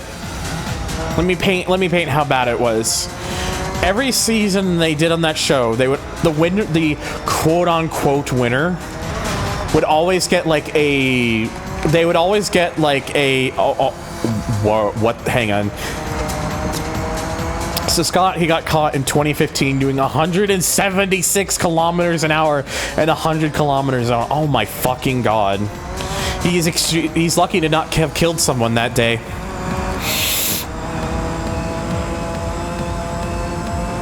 Like, holy shit, dude. Wait, oh, it gets worse. Oh, no. For context, 176 kilometers an hour is like over 100, it's like over almost 120 miles an hour. Of course he had a fucking suspended a license and an unregistered fee. Oh my god, dude. Fuck Scott. That guy's a piece of an actual piece of shit. And had a speeding. Oh. Like, oh my god.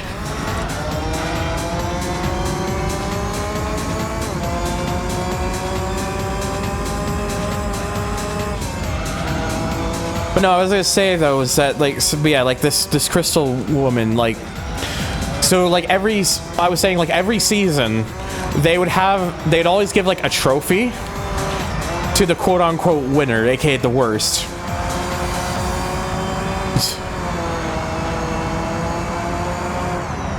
It's won me over. They'd always give a trophy to the worst person, but Crystal was so terrible, so unlikable, and got on everybody's nerves. Oh my god. The fucking check oil light has come on.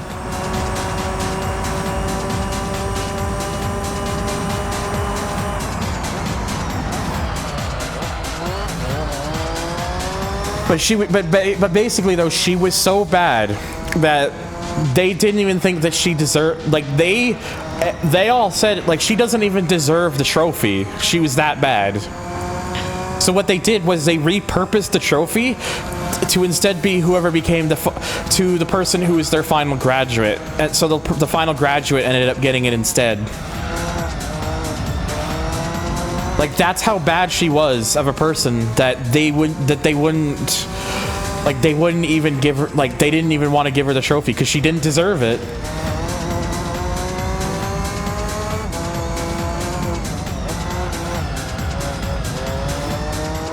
This is in ways a sort of, it's a reality show, except the reality is pretty fucking damning. I mean, the reality is damning in terms of the people on it.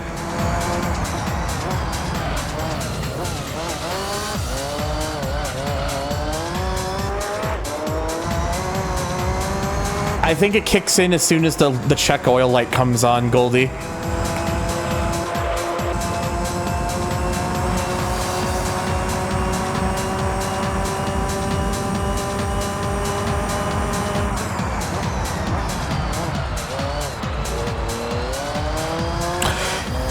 Kayfabe, not great. He actually went in on that show injured. Like, he actually had to do most of the season driving with one hand because he broke his wrist or one of his wrists or something in a skateboarding accident.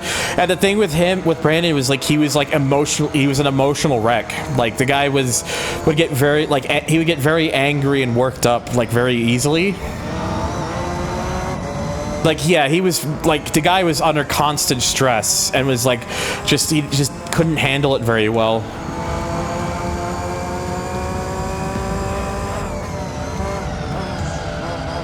Oh yeah, he got permission from this doctor. He for his, whenever he would get behind the wheel, they'd put like one of those attachments on the wheel so people with one hand could drive.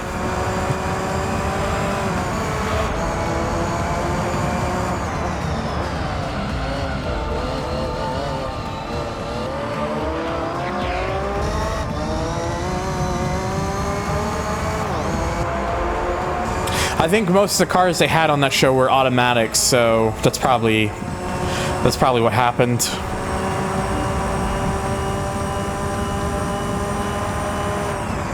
At least I think anything that involved, if anything that involved manual, I don't think had I don't think he did. Like I don't remember. I'd have to watch that again because I haven't watched it since it aired.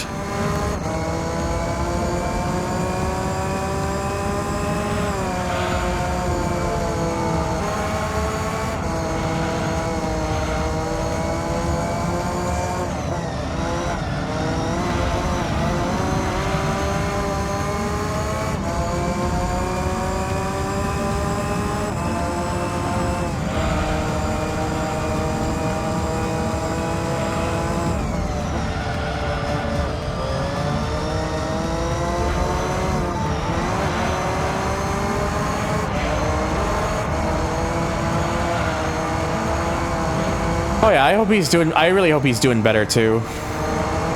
I still see him around sometimes. He seems to be doing well, but don't really. Well, yeah, like hopefully he's doing. I hope he's doing good though, because I always just hope the best for I always hope it's the best for anyone who's been on the show. Well, anyone who's not named Colin, Scott, or Crystal. Those three, no.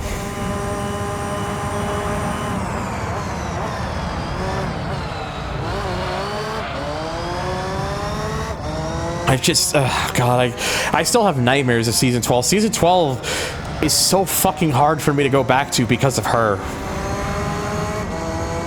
Like, do you ever hear, like, you know how, like, people on the internet joke about how, like, oh, like, people feel like they're entitled to be treated differently because of their age demographic, because of when they were born and stuff?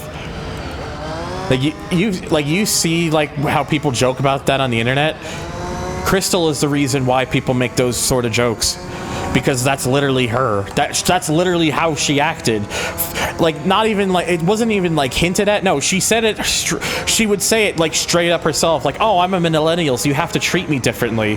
I wish I was joking. She actually says this on the show.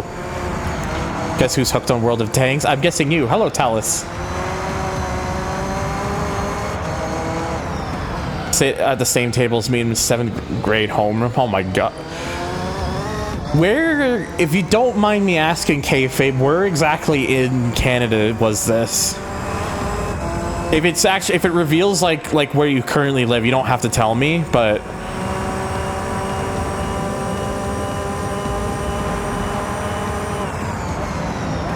funny tank game. I love entitled people. They always put smile face. So do sovereign citizens. Oh, you're in the Maritimes. Okay, so that's out east, right?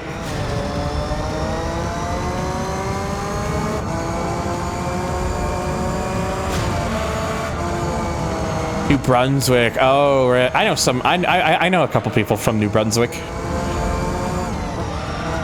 I actually used to be closer to the east because I'm actually originally from Ontario. I grew up just outside of most of my life just outside the GTA, but I moved out west because I can't afford to live there anymore. I'm the sort of person who needs like a bit of independence. Like I need to be on my, like a feeling of needing to be on my own and whatnot. And if I wanted to do that out east, I would be fucked. I'd be having to work like multiple jobs like endlessly, so I'd be miserable and tired and exhausted and sore, and probably would lead to me self-destructing. It's too fucking expensive to live out there now. But I have parents that lived. Like I said, my mom lives out here, out west in Alberta. She's lived out here since 2008, I think. Yeah, 2008. And things here aren't exactly like the easiest. They're not exactly the easiest either, but they're a lot. But the important thing is out here, I actually have my own personal space. I can actually still at least afford to do so. Yeah, heart country. I'm not in Calgary, which is like true heart country, but same province.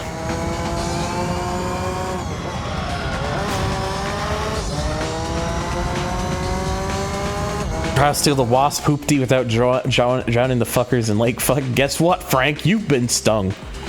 Want tires for totally not dancing? Guess what, Frank? You've been stung again.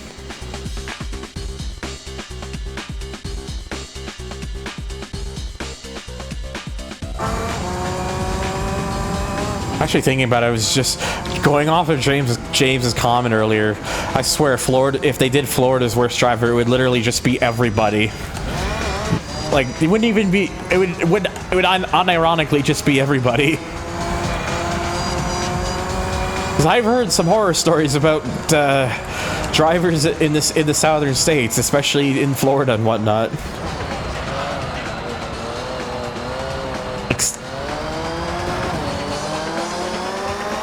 You only have to walk outside. It's that bad, huh? Oh my god. Except me, because I beat Kyle Busch. That is correct, Weirdo. You did in fact beat or Georgia or South Carolina. Drivers here in Louisiana and Texas aren't really much better. I know Q lives in the Texas area. I should ask him.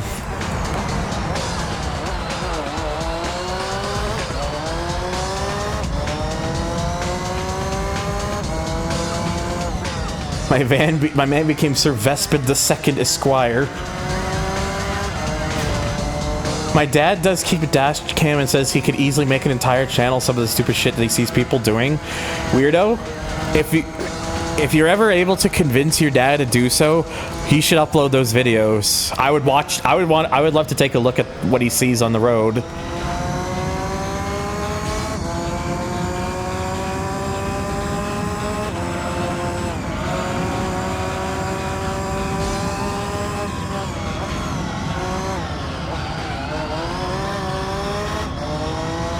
He complains rightfully of how the driving test in this state is just you don't even have to actually drive on a road.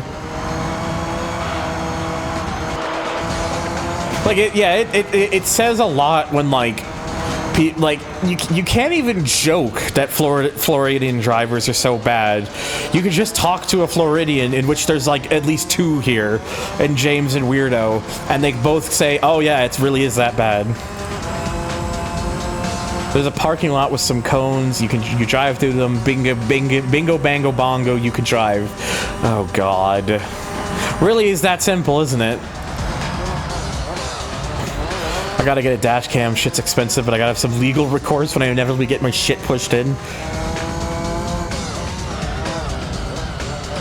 Yeah, just that's my thing. Is like, I feel like at this point, having a dash cam should just be a legal requirement, considering just how many terrible drivers are on the road.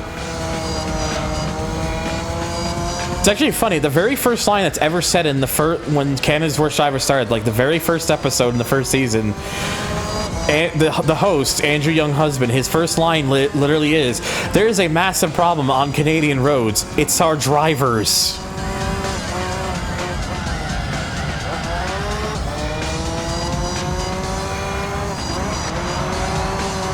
You get tailgated on the day. Oh God.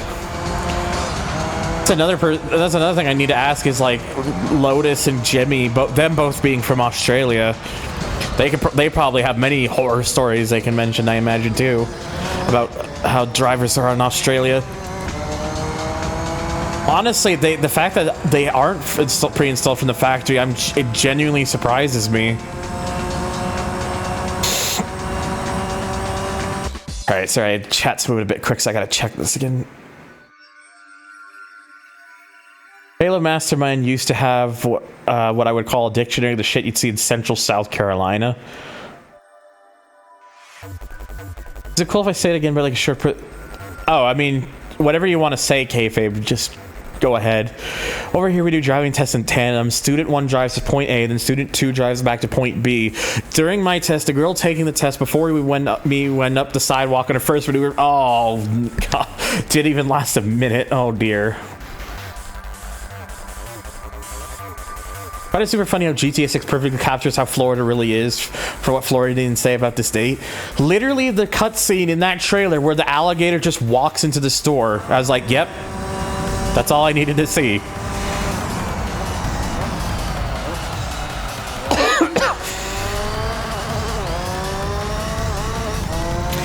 Thankfully, there's a... Oh, yeah, good. I hear Elwizio Grande cursing at the cunts on the roads. Oh yeah, he does. I remember. I've heard, like, I'm genuinely amazed that no one has actually crashed. Like, at least on stream, at least in voice chat, that no one's run into him. I've seen. I know he's been run into, but at least not. Thankfully, not in a Discord call.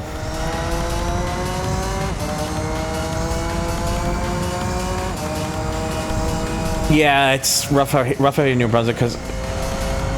You know, that's the problem, kayfabe. It's the landlords in general. It's not even just an Ontario thing. It's gotten bad everywhere. Like all these landlords who want to fuck everyone over because they don't want to work proper jobs. They'd rather just get all their money from ripping off tenants and shit. Shit fucking pisses me off. That's why I'm lucky that my landlord for where I live is my stepbrother, because my stepbrother has always been good to me. My stepbrother has always treated me like gold. Always looked out for me. Oh yeah, I agree. I've seen many things like Florida-wise in terms of like the architecture and the landscaping. There's a lot. Yeah, like when you get past like all the memes and stuff in it, there is still a lot of beauty in that state in general. Like I agree.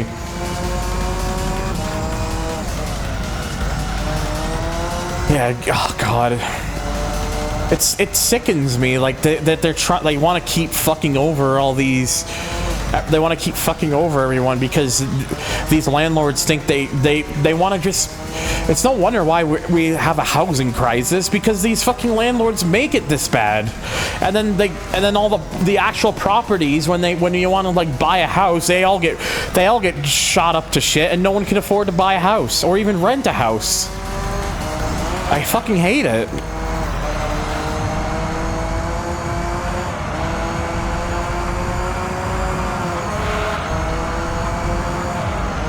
Yeah, like if I did not have my stepbrother, I'd have to find a way to either luck out with a place to rent out, or I'd have to look for low income like subsidized housing. Shit fucking sucks, dude. Like it really does.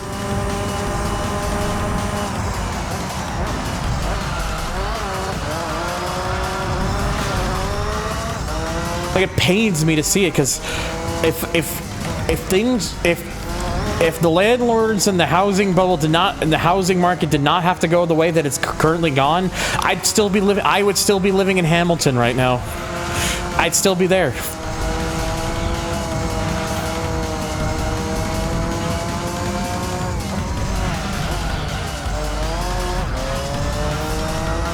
We went on a vacation on Dolphin Island. It's the best fucking vacation. Sounds like, yeah, it pretty much absolutely is that, Dezu. And a lot of people don't realize. A lot of people are still very blind to realize that. And then some people are just some people are just stuck in their ways, thinking that if we don't if we try to deviate from where we are now, we would be much worse off. We are already worse off, and have been getting worse and worse off with each passing year.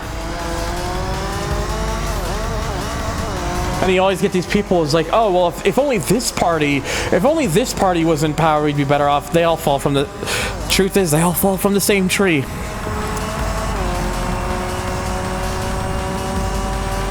It's the one thing that Fawnin said once that I like 100% agree with. I hate the fact that these days, basically every passing day is like a significant event in the world is happening. It is tiring having to wake up to a significant world event every day.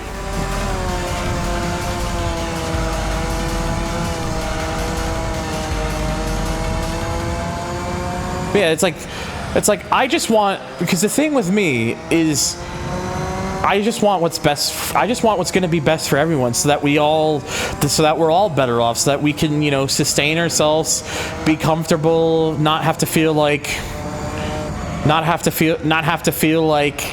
have to scrape to get by, not feel like we're being judged or put down because of how we choose to identify or anything, or live our lives and stuff. I hate that shit. It's because people want to focus on certain dog whistles and certain rhetorics and stuff, and it's no wonder why we're always at each other's throats, because we have one side of people who wants what's best for everyone, and then we have another side of people who wants everything for themselves.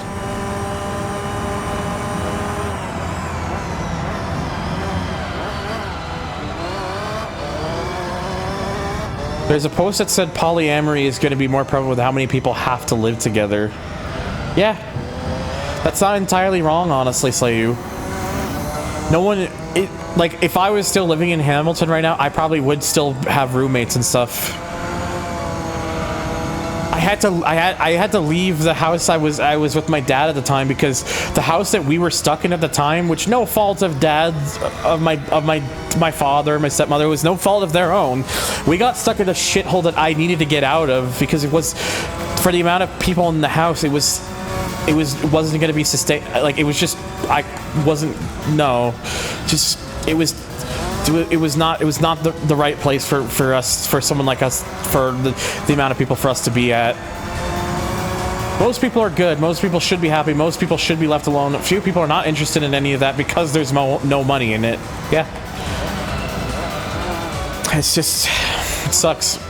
And also, you mentioned like the joke about significant world events like CM Punk returning to WWE.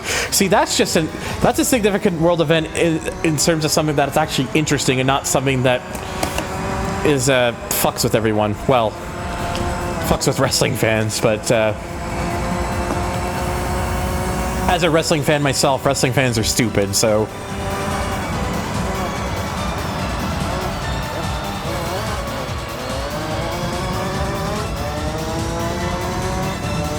I live in a nice house and family is good to me. Yeah. I wish, in all honesty, Zero, I wish I had the latter half. I wish I had the latter half of what your message said. I wish I had good friends to well, I have you guys, but I mean, like, people locally. But I also wish I had a job as well. Like, I hate like I know I make the jokes about, hey, if you want to support the stream, you can send. I have like a throne wish list if you want to throw items at my face for some reason, or if you want to give money, you can check out my donation link down below, or !donate.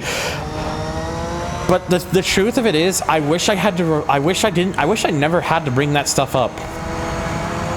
But unfortunately, because of the situation I'm in, getting a job for me is very difficult, and not because I try sometimes, and it's shit's hard. It's just not easy to find shit.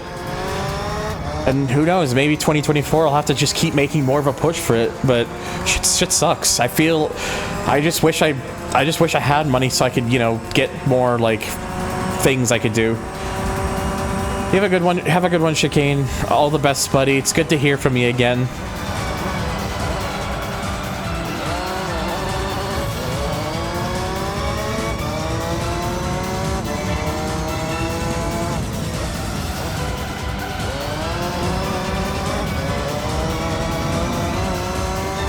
Yeah, it's just like, yeah, it's like like I said, I always leave those things there, like the throne and the donate, if people ever want to do that. But I'm never gonna force people to do that. Like, when I jokingly say or don't, when I jokingly say or don't, I'm not your dad. It's not entirely me saying that jokingly. It's half joking, half serious. Like, if you, like, I'm not your dad. I'm not gonna force you to do that. I'll even say this: even if you are able to, but doing so would put you in trouble for doing so, or cause troubles for you, then don't do it. Look after yourselves first.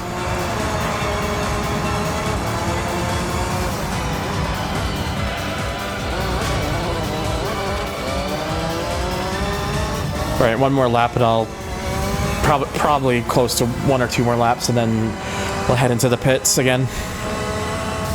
My FBI agent will not approve. Damn. Oh, yeah, it's a good thing that you got out of that job, Zero, because just that job, that, like, just the things you would mention and the state it would put you in, it's like, oh god, I'm so glad you were able to get yourself out of that, honestly. I'll take a significant world event, like GTA trailer of a significant world event, like another yeah.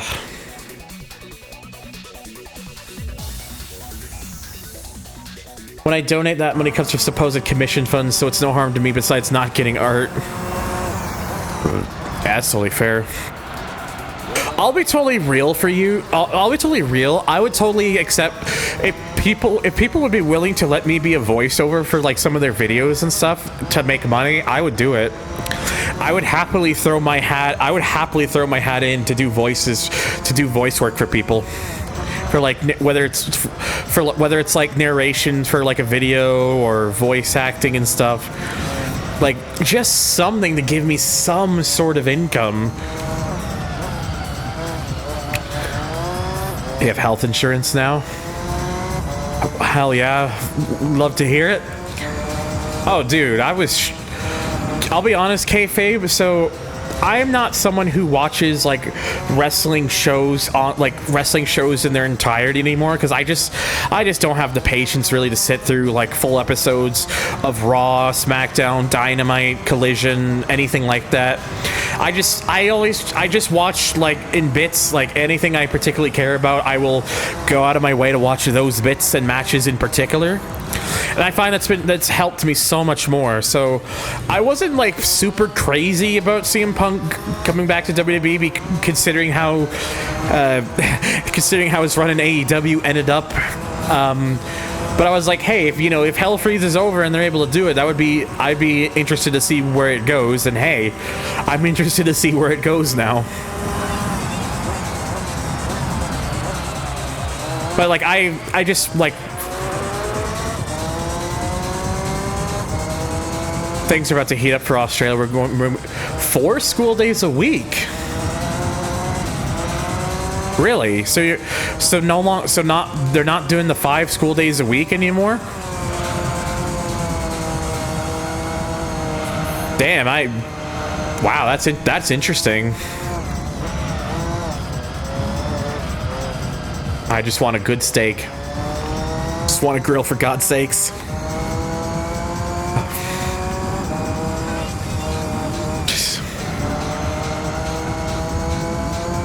Every day's on-site work experience. Lamborghini? Wait, so anyone who works at the Lamborghini has made it so that anyone who works for Lamborghini gets a 4-day work week? Interesting. That shit is this AEW, and like, there are still moments and like bits during his AEW run that I will forever cherish. Like that feud with MJF, even though we never got to see the proper conclusion for it, what we got out of that was fucking golden, and I will forever cherish that. All right, I fucking got a box to car shit. I'm getting so caught up with the chat again that I'm just kind of talking and stuff that I realize, hey, asshole, pit the car.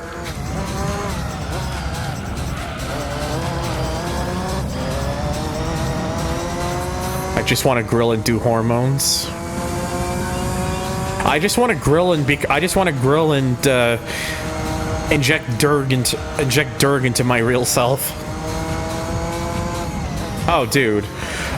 Like, I would absolutely bet on the fact that night 1 of WrestleMania 30 not 30. Night 1 of WrestleMania 40 is probably going to be Rollins and Punk for for Rollins' belt.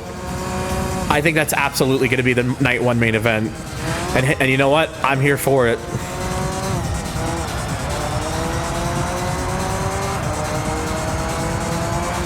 Pitbox, small and square and warm. Pitbox. Check out these cool, fun socks. Hey, guarantee you, I would not be surprised if I get socks. If I get some socks, and within my large Christmas stocking, that my mom puts up some socks in there. Not that I complain. Socks are cozy.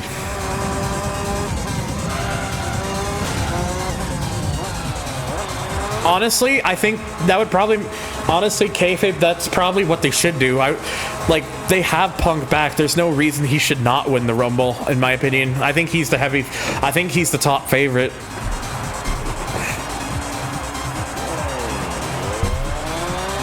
Yeah, that's the only downside about it, Dezu. We don't get... Because really, Rhea Ripley deserves a main event. I think she'll get it eventually, though. I think it'll absolutely happen. It's just with Punk now being in the picture, it's pretty much, you pretty much have to give him that main event. You pretty much have to give him one of the nights for a main event to finally fill that missing check that he always wanted out of his career. saw exception. I'd like to inject Durg too. Chan, what are you implying? I think, I think it could be kayfabe. I could see it happening, honestly.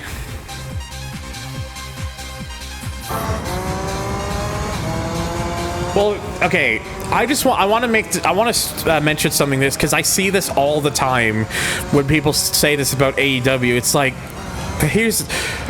I have always been of the belief, like, if they want to sign for the company for AEW, just let them fucking sign there. I always hate this ex-WWE wrestler nonsense.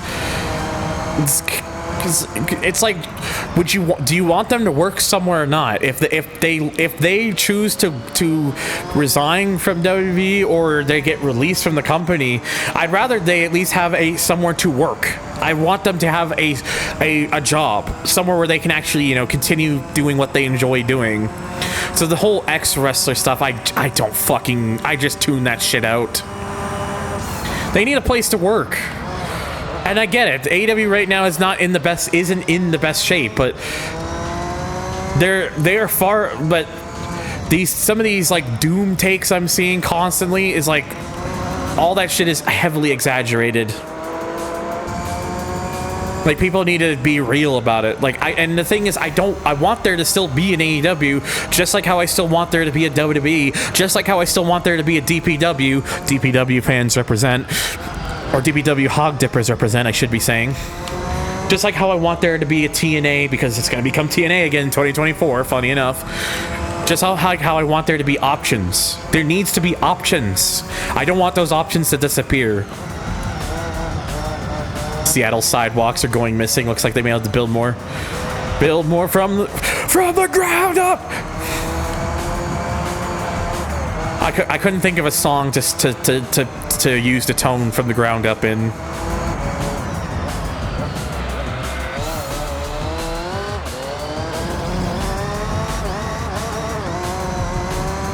And also another reason why I say this about people needing to relax about like in terms of AEW in the state is in, it's like, do y'all forget the TNA has gone through literally hell and back and is somehow still living, is still alive, and is going back to that namesake starting 2024. If they could keep the boat running somehow, I'm sure AEW will be, with Tony Khan's money, will be fine. He may be fucking crazy and a fucking mark, but I don't think that company's going anywhere anytime soon. Oh, if you want to do a bit, you're more than welcome to. Like, anyone who has access to the channel is always welcome to pop in. You've got a few. Oh boy. Also, hang on, I'm just gonna check something real quick.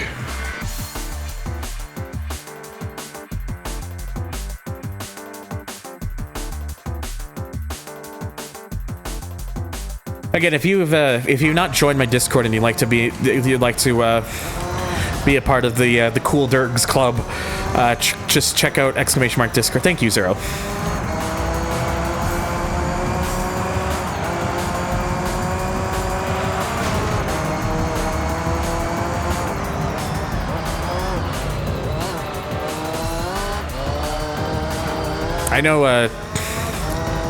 I know from the randomized race, I know Turbo and X-Boss are both in there. Which, honestly, though, seriously, if you're still listening, Turbo, like, seriously, dude, again, like, thank you for letting me be a part of that, because it means the fucking world to me to have been able to have been a part of something like that, because just, man, there's so much. It's sessions like that, being able to do stuff with like gaming sessions and for friends like that and whatnot, that shit always means like the fucking world to me. So, and being able to like meet new people out of it, like everyone who was involved with that were cool as fucking shit, including you, Turbo. Like you have, like, that shit means a lot to me, bud. So like, thank you.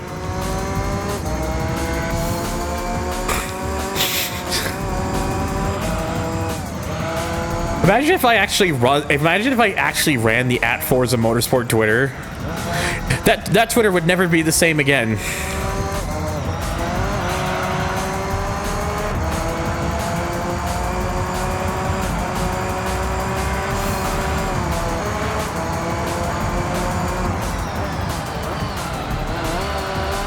Oh, Turbo won the randomizer. Me and Turbo ended up with the same amount of points at the end. And what happened was we had to go to a tiebreaker, and the tiebreaker was determined on whoever had the most valuable car from out of all 5 rounds, which is how Turbo won, because the most valuable car Turbo got was a Bentley Speed 8. Most valuable I got was a Mitsubishi FTO Super Touring car. So yeah, in terms of the tiebreaker, I kind of got fucking crushed.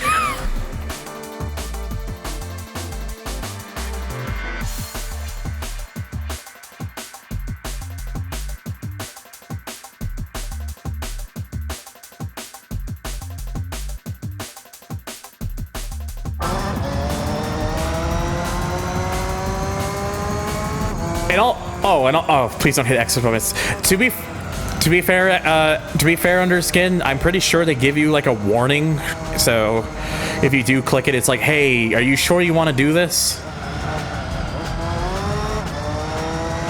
What, in terms of my... Yeah, those are both correct. Thunder underscore THR on... The only reason I have the underscore on Twitter is because fucking Twitter... Somebody on Twitter took Thunder THR many years ago. So I had to put an underscore there to get around it. But with Blue Sky, I didn't have to worry about that because, like, you know, Blue Sky is much smaller in comparison.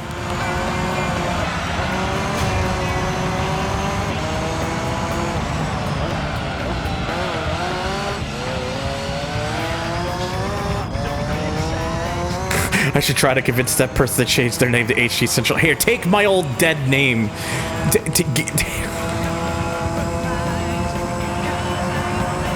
Some dude that hasn't been active since 2013 has James Variety without any numbers. Oh, yeah.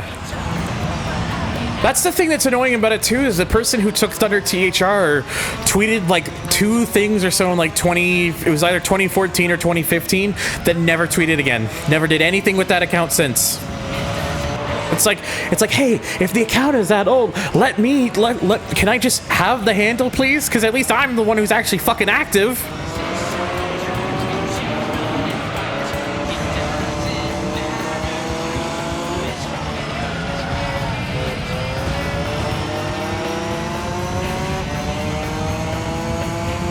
Mr. Musk, I have a singular complaint about your platform. Actually, I have many complaints about your platform, one of which includes you, Mr. Musk.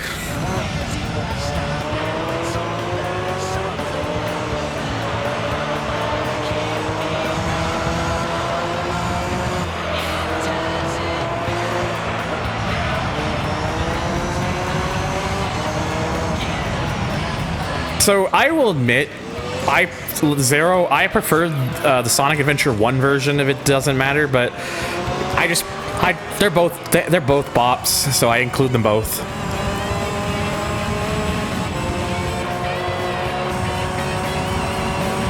Yeah.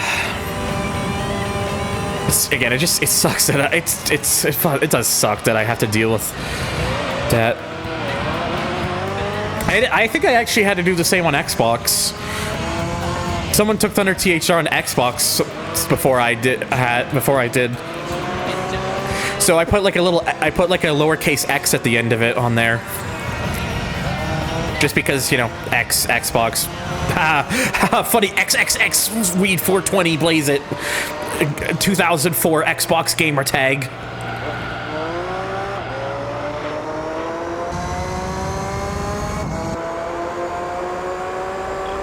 Well, version 1 is definitely in there, right? So at some point it will play it. It just depends on the shuffle. I also still gotta add, like, Sonic Rush music. The thing with me is, like, I always like to try and get the soundtracks from, like ripped from the game or something. Or at least as high quality as I can get. And, the format that Sonic Rush's soundtrack is in is, something that I don't think VGM Stream really works with very well. So I'll have to figure something out.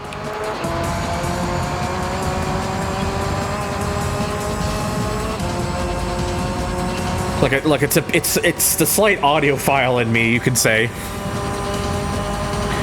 I use KH Insider. I'm sure Sonic Rush is on KH Insider, so I'm sure I can find it. The one site I usually use is like Josh W joshwinfo.net or something, because that's like a simple site that like they rip, like they actually take the song files from the game, rip them and put them into an archive, and then you could use something like VGM Stream to like convert them to like WAV files, so then that way I can throw them in my audio editor and turn them into like MP3s or something.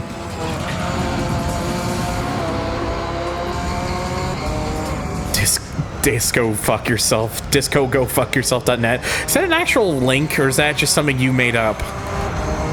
Crackmilf.com.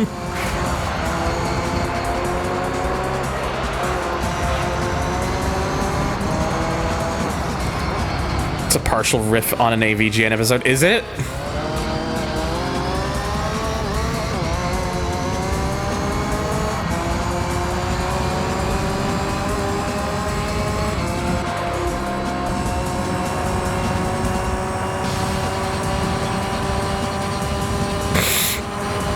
I still can't agree over the actual Mad Lad that made Fecal Funny redirected Joel's channel.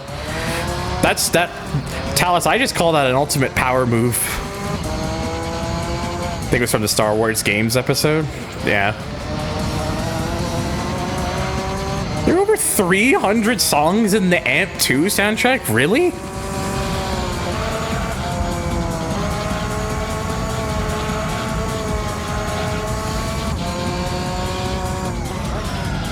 Oh, something about the Death Star looking like a disco ball and calling him a potential game where you have to stop the return of disco.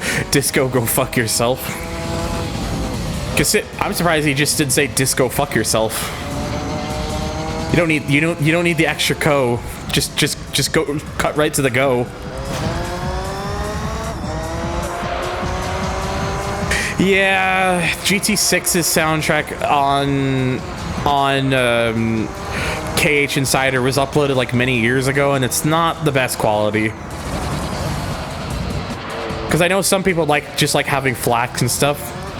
If I had like more, if I had more space to work with, like if I had like a massive like one of those massive storage drives that are like those like at least like over 10 terabytes or something, I'd probably just save everything as FLACs.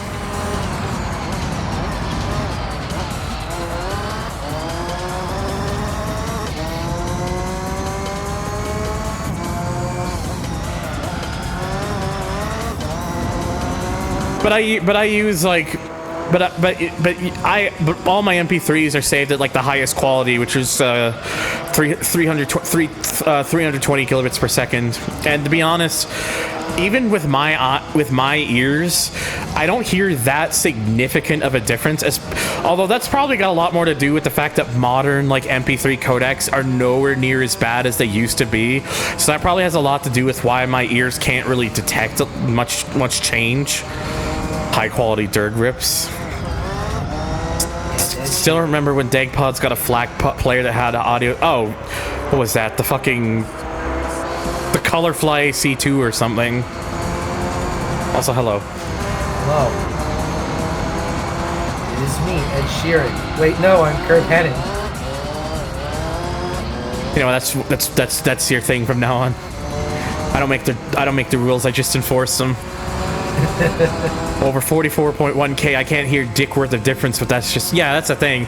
Honestly, I can understand the reasoning for FLACs, so I'm not gonna challenge it. But honestly, a 320 kilobit per second MP3 still sounds like really good to my ears. So it's like I'd rather just save all the space. And again, I think it's just because the modern like MP3 codecs, what's it called, LAME or something, like LAME. I'm trying to remember what that acronym is, but you get the point. Lossless audio media. coding? That's it. Yep. I didn't look it up. I just pulled that out of my ass. Oh, okay. Never mind.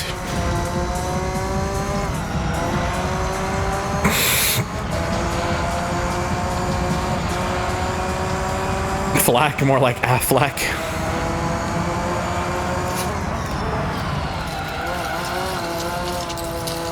how many of these fucking little pieces get lost in the glass. I'm like 53.5% of the way through building the McLaren F1.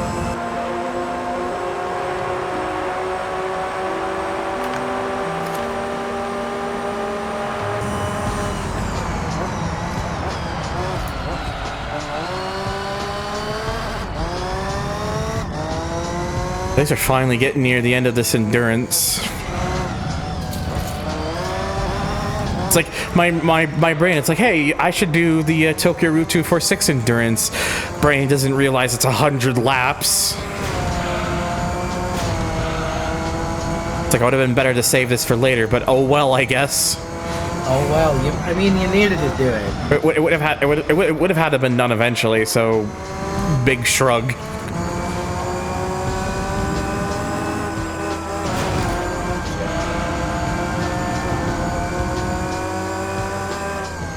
Affleck, more like Affleck. He was the bomb in Phantoms, yo. Yeah, get it, Ben Affleck.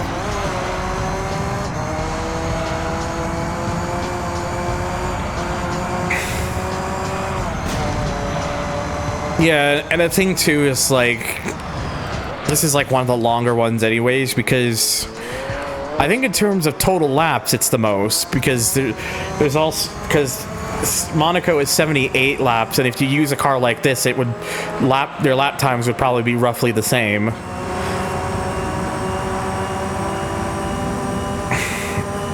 So that would be a shorter endurance as well. The Rome endurance would have been done by now because that's time limited.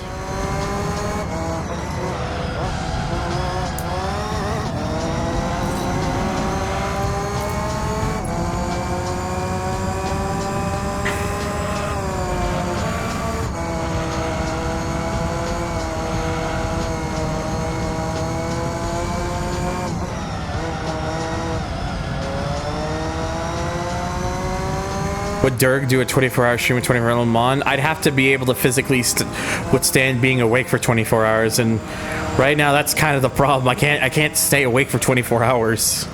No. You B-Spec Bob part of it. Nah, that's just cheating. That's not cheating. I mean, I'm not the one doing the driving. I get it's like actual 24 hours Le Mans, but come on, we can't be wimps about it.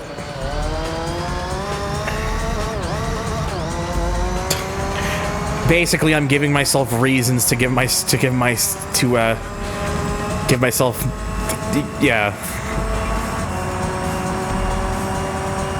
I mean, that is also true, kayfabe, but You're just napkin parts. Literally. If you B-Spec like the majority of it, no. keep in mind, it's not like I have to I have to sit there for 24 hours. I could just, because there is this beautiful thing called save states.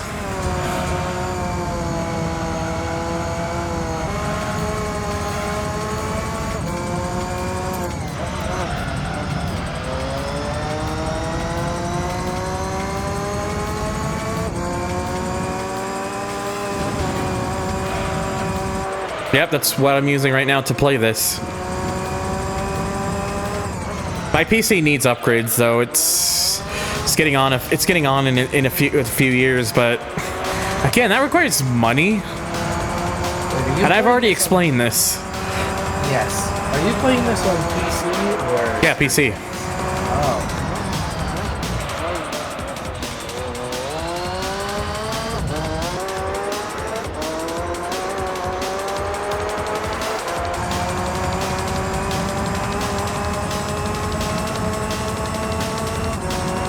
I'd say using B-Spec is less cheating than save states.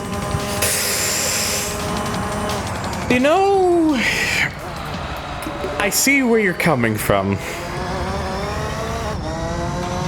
But even with save states, I'd still have to actually drive 24 hours in total.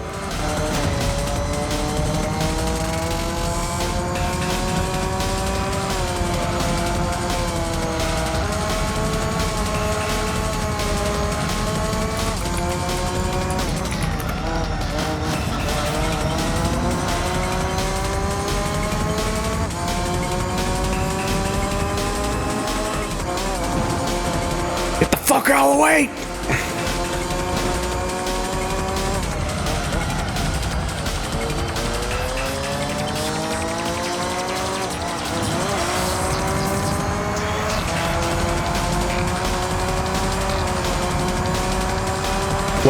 What real life rate forces? Also fair, but again, I am. And the thing too is, like, even with the save state things, like, that's just a modern day equivalent of just leaving your console running and taking the disc out so that it doesn't, the disc isn't spinning whilst you're asleep. Spoon.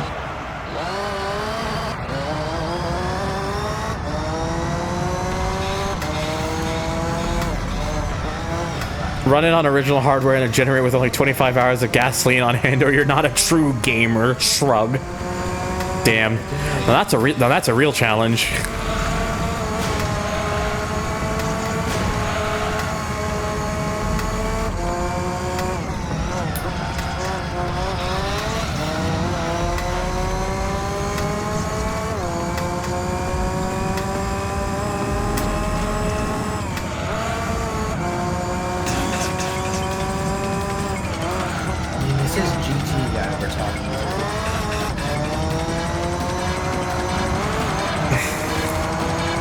It's the guy who's leaked all GT Guy's classified documents. Smile.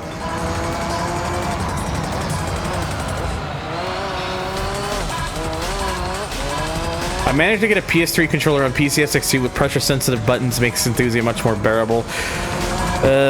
God, I will admit, as much as there's like a whole lot of amazing like racing games from the PS2 era, the one thing I don't miss is having to use the fucking face buttons for a lot of games, because pressure-sensitive buttons on your thumbs for extended sessions. There's a reason why whenever I play this on actual hardware, I just use the right analog stick, or else my thumb just dies. Well, nobody likes a dead thumb. No, you're right. Nobody likes a dead thumb. Hello. I don't like a dead thumb. Understandable.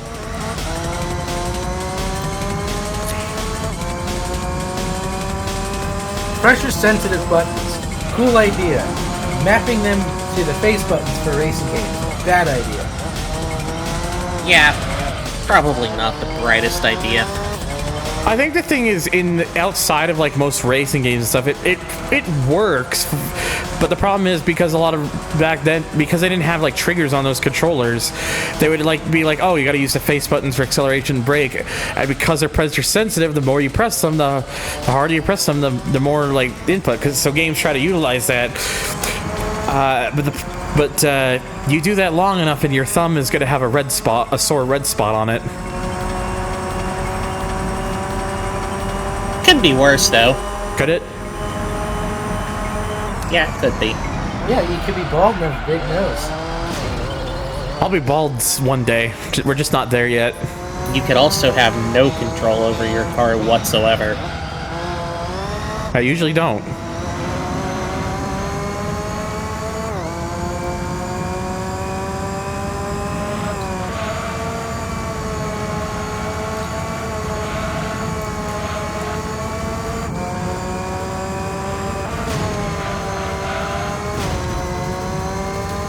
My fingers just cannot get used to pressing the face buttons or shifting while trying to hold a trigger for gas and or brake. I end up lifting the wrong finger by accident or pressing the wrong button. Yeah, that's something that takes getting used to first time around, honestly. Oh Jesus. It really does, though.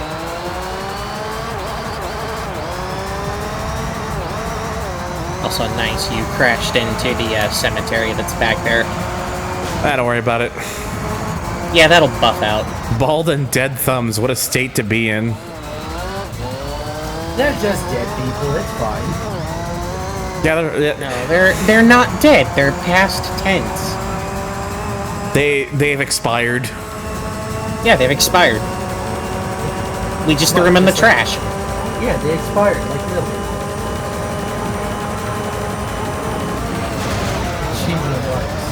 Wanted to see just how well that would go. Went better than I thought.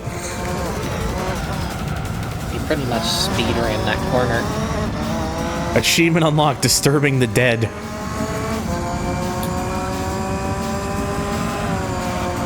You're just doing a little Wednesday night trolling. Yeah. Just focusing on a bit of trollism. Yeah, there you go.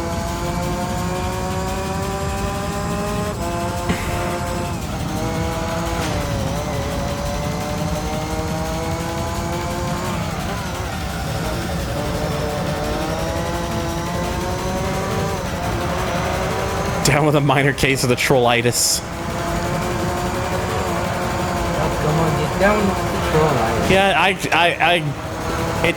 I was a bit of a late bloomer when it came to kind of adapting to manual transmission. In fact, there are some games where I still don't even use manual transmission because it just feels weird to me, but with GT, I've been playing with it on manual for so long now that it is kind of second nature to me at this point. Get down with the sickness, but it's built from the ground up. Bless you. Bless you. Sorry, everybody. I hate sneezing. Could be worse. Could be what I just did. Yes, Thunder had broken down again.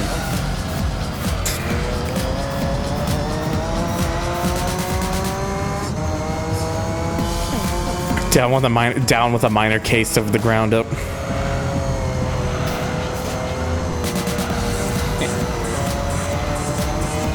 IRL manual transmission sure got you. In-game manual transmission. Fuck is this shit?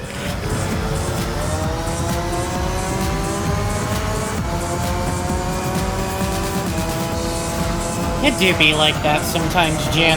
It really do. Hello, Kind Elrux. of bit weird. I have enough experience with manual transmission. I can drive in like flat areas and shift gears and move around. But if I'm on a hill, shit gets fucked. Just as long as you're not burning the clutch. Or doing burnouts on accident. Clutch dumping. Clutch dumping on a hill. I did that one time in the Jeep Gladiator. And by the way, fuck Jeep Gladiators.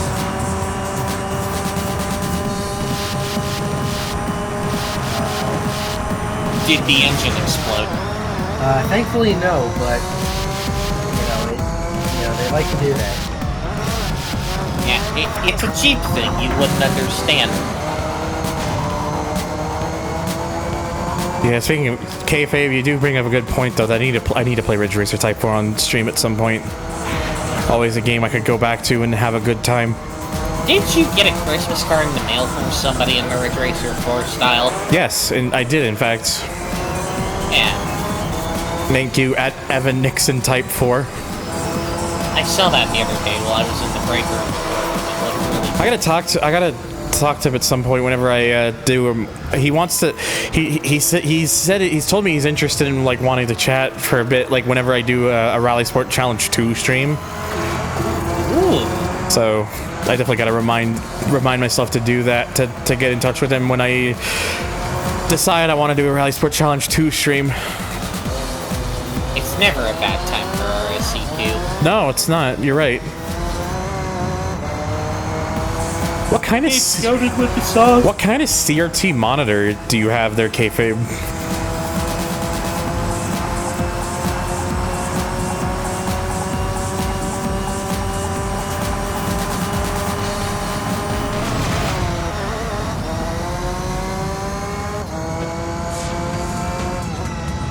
A ViewSonic Ultra Bright. I have to look that up because I know of the brand ViewSonic, of course, but I don't know. I'm not familiar with that particular model. Still waiting for that Sega GT 2002 playable on the emulator. Yeah. Please.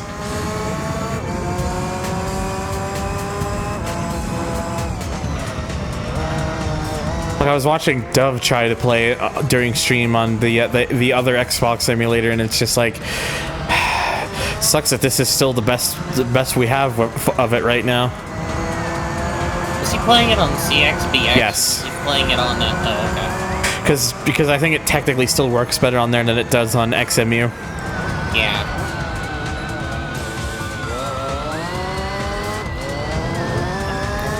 See, I have a thing for CXBX on that.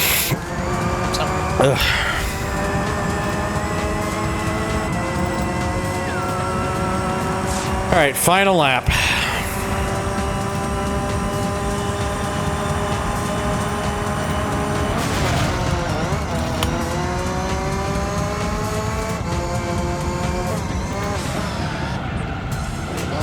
It's not compatible with any signals below 480p, so I have to have my PS3 connected to set it to 480p. That is very weird.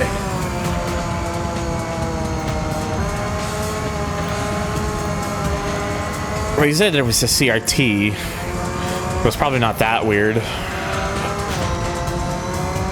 Probably just depends on when it was made.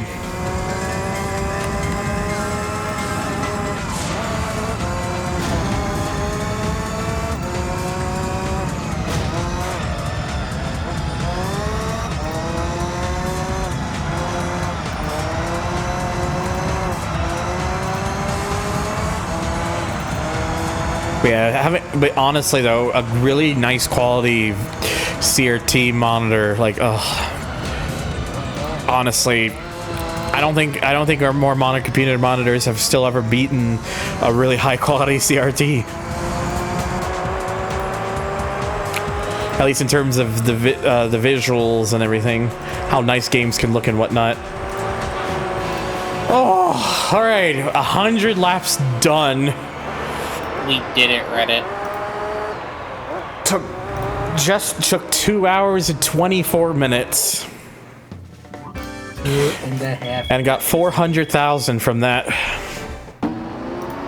You are the fastest dragon in Tokyo, at least until. All right, now you know. Now y'all know the deal. Don't worry, the game's not dead.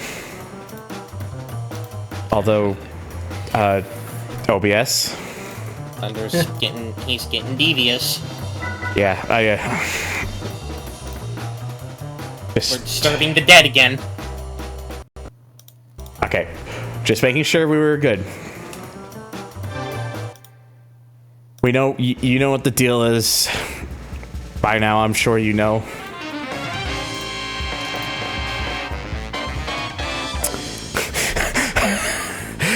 Hey, you won! Nice! You won the endurance race. Here's literally the car you just drove. Congratulations, you get another one. You get Turn, White. And another one. well, I love the RX-7LM, but unfortunately, when there's a Formula car for grabs, it does have to play second fiddle. Still no cum livery. No com. 20 years of frustration. I do like that Sylvia, but it's probably the weakest choice you can get from that. Ah, yes. The old shuffle game. There we go. Cock and cock. Hey, at least these are different each time. There we go. Ooh, the color. Ooh, you got the blue one. I got the blue one. Nice. Oh, that's a cream between moment. Between. I really like So yeah, want the best Formula car in the entire game? Here you go, the F094S. I really like that livery that's on the 94S. I don't remember if there's a notable difference in performance between the 94S and the 94H, but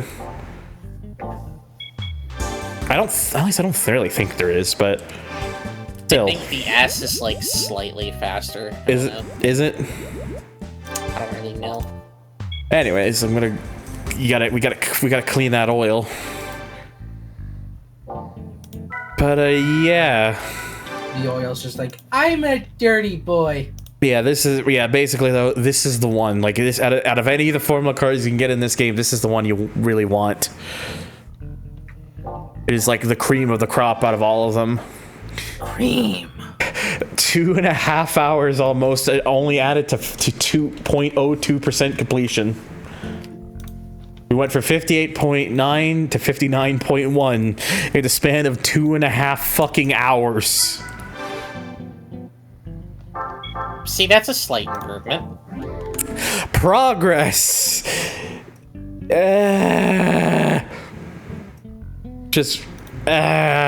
Progress. Woo.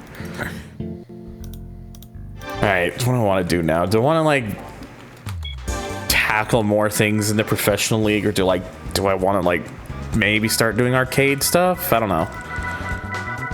I think I probably will keep tackling the professional league, because I think I'll leave, like, the championships for last. I do, like, the arcade stuff, then go to the professional championships. Sounds like a plan. Okay, so wait, let me double check this again real quick.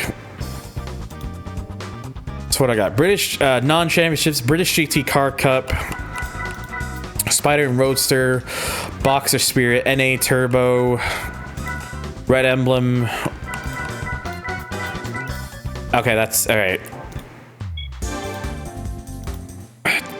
Do I even have any British? Wait, no, I do. What am I saying? I do have a British car. I've got an Aston Martin, because I got that from the. I had gotten that from the license. I was about to say, no, clearly the Aston Martin is a Ford.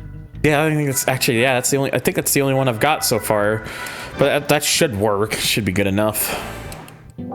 Found on roadside alive. Oh no, it's alive.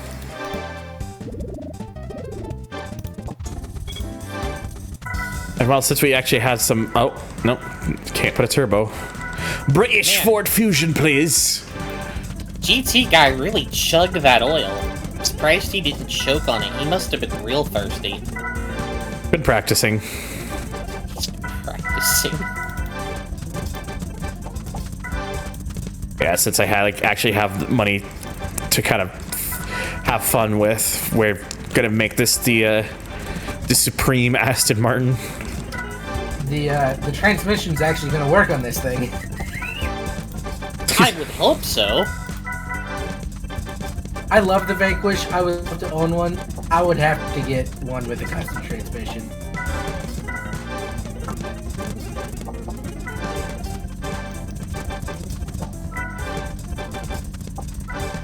The deep throat 300-liter endurance chug is coming up. Gotta prep.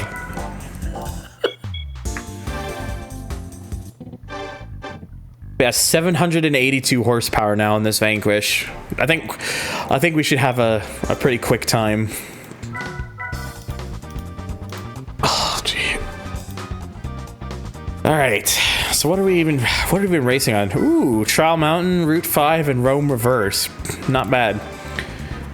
Oh, this isn't even limited to British cars. I could have just brought anything. Yeah. Well, Nice. But we're still using the Vanquish anyways because I want to fit in with the theme of this, because we ain't cheapskates. I was about to say, you could totally have gotten away with bringing a Mazda to this. All right, so XKR Coupe, another Vanquish, Tuscan, V8 Vantage, and a Motorsport Elise at the front. Oops. Oh, I just realized I could do something completely horrible, and I think I'm going to do it. oh no. Which is? Hold on. Let me find it.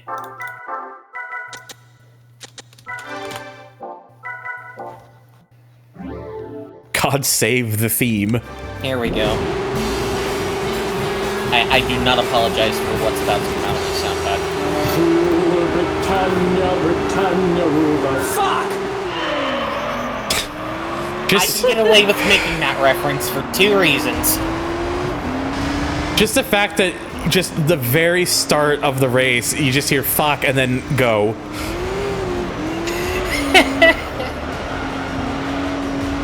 God bless Soundpad. Oh yeah, that's right. I am in a Vanquish, so understeer is gonna be a thing. 3, 2, back, go. 3, 2, back, 1.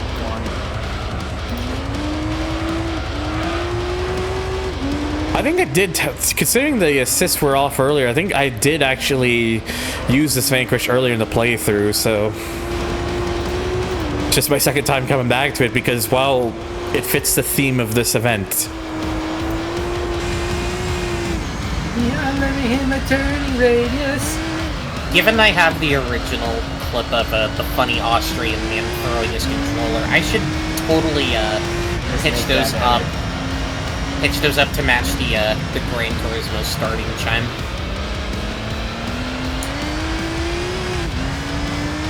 You just have 3 different fucks counting down this. You have the you get Kuru, you get Eden, and you get James from that clip that you just played there. Yeah. It's a 3-for-1 special. Oh fuck! And then we can have you being the person who says go. Do I have a good example? Well, you just went fuck. Yeah, but there wasn't much. There wasn't really a lot of energy in that one. Aston Martin man. moment, indeed. Hello, Fast You know, Miner.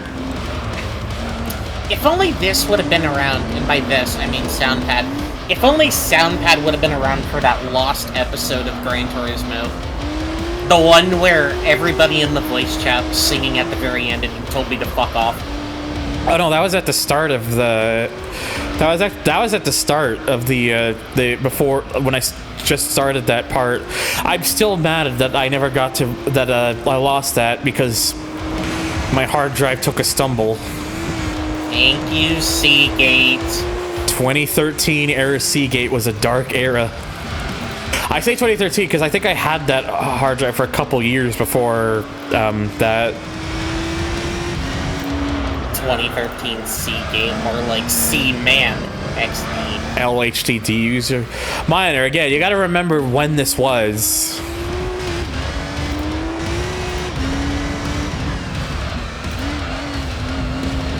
Like, this was before SSDs were as accessible as they were now. Like, for example, I have a 1 terabyte SSD, like portable 1 terabyte SSD, currently plugged in, which is, I think, where I have this game saved. Then I've got my N.2 SSD, which serves as the boot drive for my computer. Granted, it's only 500 gigs because they were still a bit pricey at the time, but now I know they've definitely come down in price. So, and I know my motherboard can support 2 M.2 drives, so I want to throw in like a 2 terabyte M.2 drive to go alongside the 2 terabyte SATA Crucial SSD that I also have as well.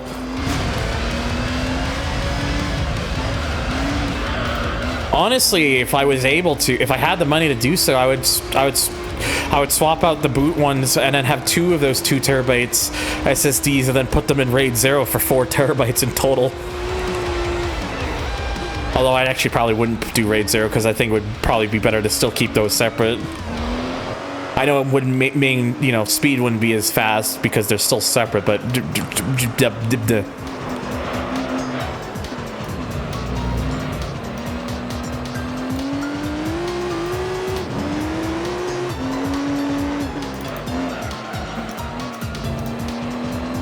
Look, but basically, look, there's a lot of things I would like to do with my computer, but again, I don't exactly shit money. Not yet, anyway. Not yet. And by the way, in case anyone wanted Yeet Chicane, there you go.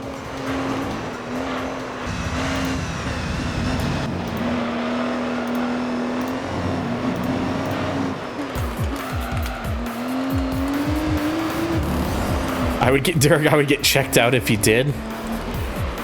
I mean, I could,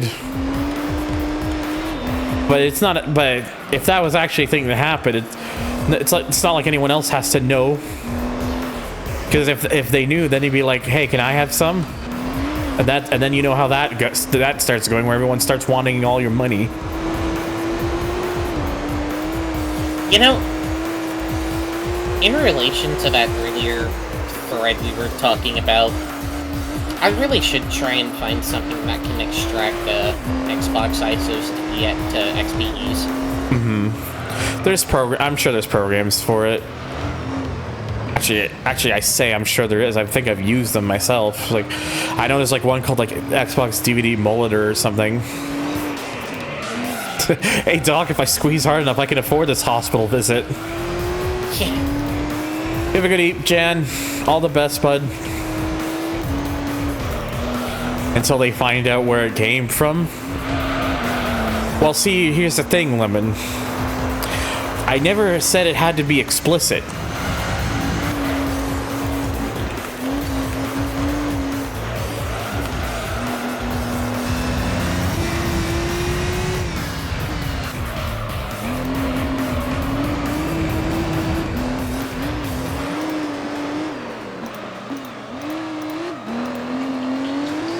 Actually, it reminds me, I was just driving the Vanquish earlier in F, the first Forza Motorsport, as in the proper first Forza Motorsport, not the one that they decided to just call Forza Motorsport. But I plugged my OG Xbox back in and was recording stuff with that again for something I hopefully can get released out somewhere down the line.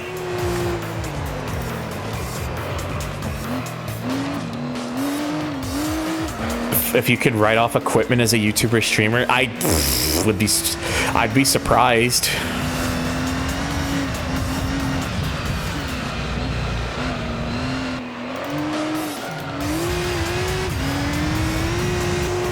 Got that OG load method. Make sure that I've got a late Xbox, so You having a 1.6? I'm gonna be real with you, Kitty. I wish I had an early Xbox over a 1.6. Is there a noticeable difference? So the late 1.6 Xboxes use like different video encoders and such, and they kind of suck. Oh. Yeah, like they have notably like they have like video quality issues. Like I get like there's like if you pay attention to like text any like if you like look closely to like text on a screen with like that's like white text, you can notice like graphics shimmering and stuff, like notable artifacts and stuff.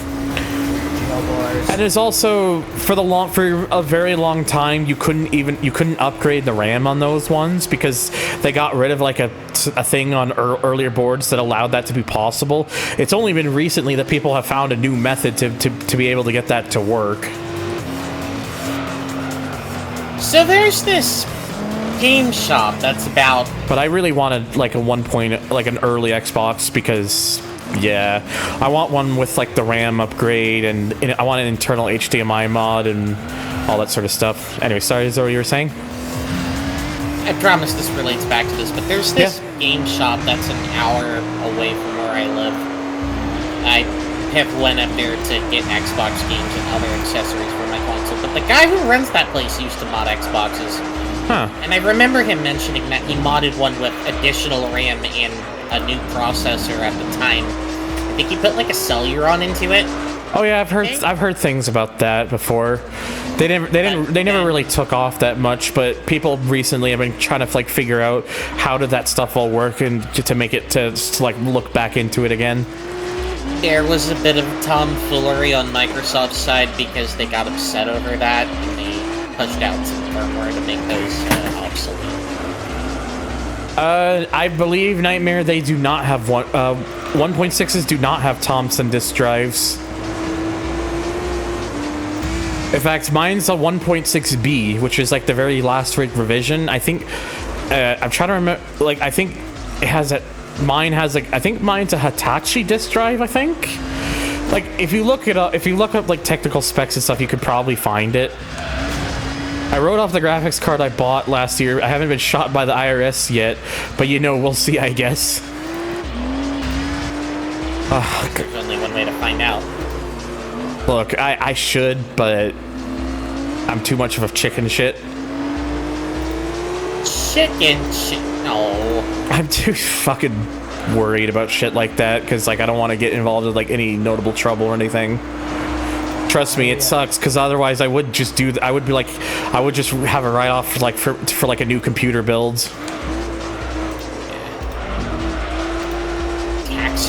Hello, John. 1.6s can still be modded. But yeah, like I do just want an earlier one, especially because my Xbox as well.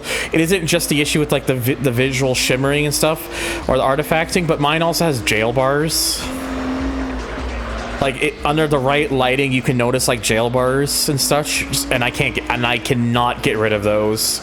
I have tried multiple HDMI adapters over the years. None of them fix it. It is with the Xbox itself. It is a good Aston Martin. Oh dude, Constant Fear is basically me eternally.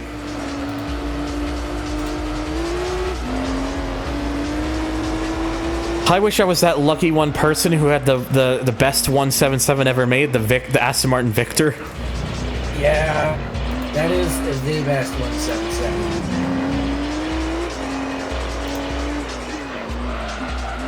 Need to get a new disc. Yeah, I want to mod my Xbox 360 with RGH. I want an RGH3 modded at 360 because RGH3 is stupidly easy if you know how to. Because literally, if you solder 2 wires onto your board and that's it, you don't even need a chip for it. You just solder 2 wires. That's it? That's it. Older RGHs used to rely on chips and stuff to try and intercept because RGH stands for like reset glitch hack, because it used like an exploit. People found a way that to do that reset glitch hack using just 2 soldered on wires, and whereas the old RGH method would sometimes have to take several attempts to boot to do the thing properly, RGH3 works pretty much every time first try. Huh. Yeah, Barry Leitch is a very good music composer. I gotta add more of his stuff over time.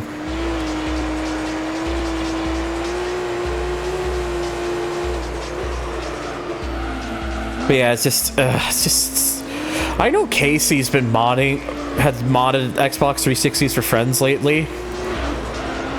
I should ask her someday. Someday I should ask her, would I be able to pay you so I can send my 360 to get it modded by somebody, if you're willing?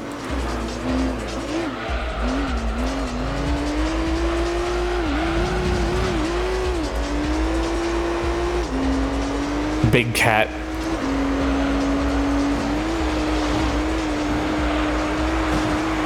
Bonk. Boink. A big jump. Oh, that wasn't that big.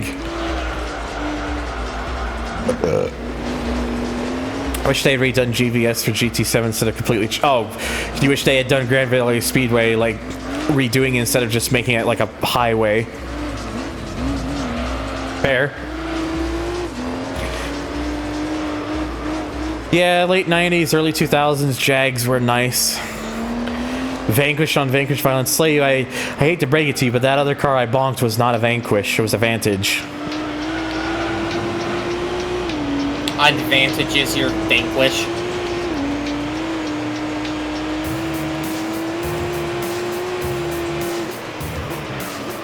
So, I don't mind the highway revamp either, but I can understand why it's a sore spot for some because of the fact that they utilized a layout of a it uses the layout of a fan favorite track. Vanquish, Vantage, Tomato, Tomato.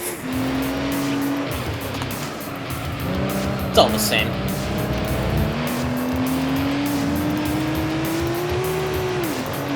You see people stream Ford racing a lot?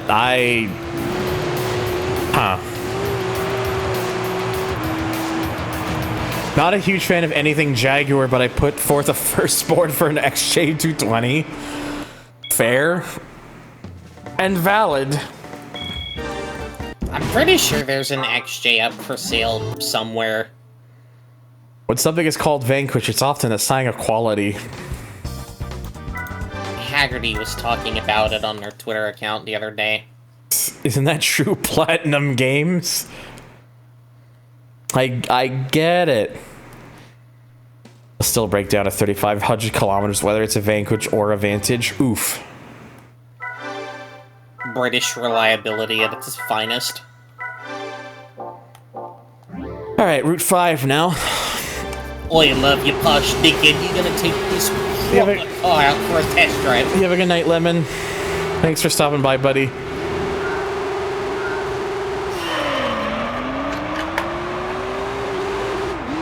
Take a whiff of this exhaust fume.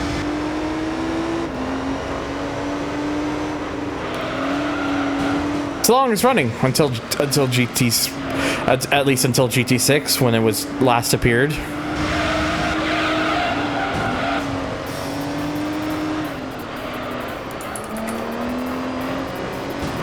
Sir. Your turn, White. Oh, no.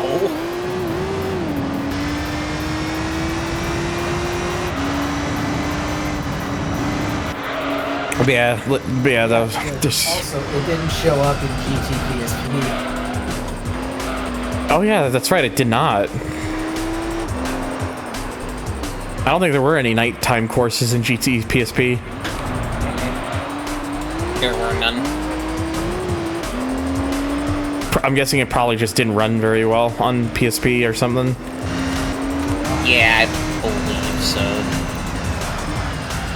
Was some kind of TD1 on the PS2 is very much slept on. It is a technical showcase of the PS2.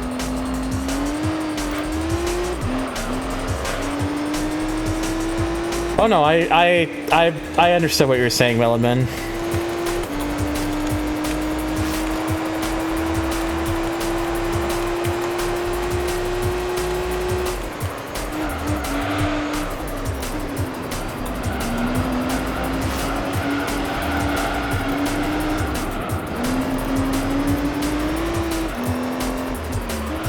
I have a lot of nostalgia for the PS2 version of TDO. It's pretty good. I remember playing it back in like 07, 08 or so for a good while when I was visiting my relatives in Nova Scotia back when they used to live there. And I remember just playing that game for a good few days and just having a really good time. Yeah, I rented the game from the local video store when I was a kid a lot. Then, when I got my PSP for Christmas, I actually got a copy of that game. Which, yeah, it ran kinda poorly, but it was still a blast. I also had the Xbox 360 version too as well, back when I had a 360 in like 2008. And yeah, that was a good time too. Did you have any of the DLC? No. I never got that 360 connected online. We tried to do that at one Christmas year, but we never could get it working properly with the setup we had at the time. It's probably because we were doing something wrong, I imagine. But yeah. It's a damn shame that some of the cars from the 360 version never got properly ported to the PC. Yeah. I have a burned copy of TDU1, but my modded PS2's laser died, so I'm using a stock PS2 right now, and I can't play the game. Oof. That is a big ouch for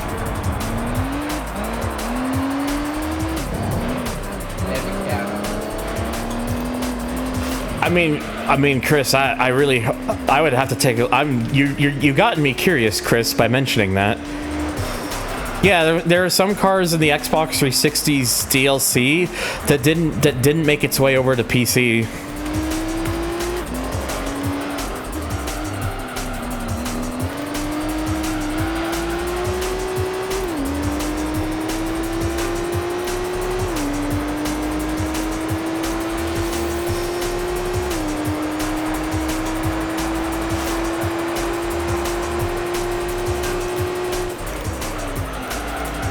Oh god.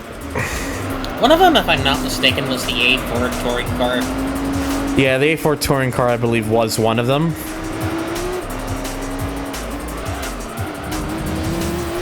But yeah, it's also another reason why I want an RGH modded Xbox 360, so I could actually show those extra vehicles off.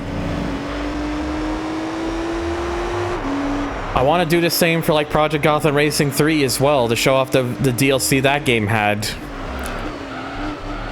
It's one of the reasons I really want to be able to. That's one of the reasons I like having modded consoles, because it allows me to show off that stuff that I wouldn't be able to show off anymore because the marketplaces didn't keep them up.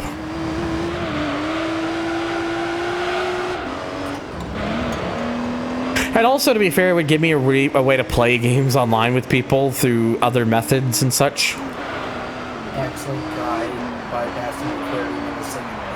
Bypassing that annoying 30 ms ping limit that Xbox 360 games had for some stupid reason.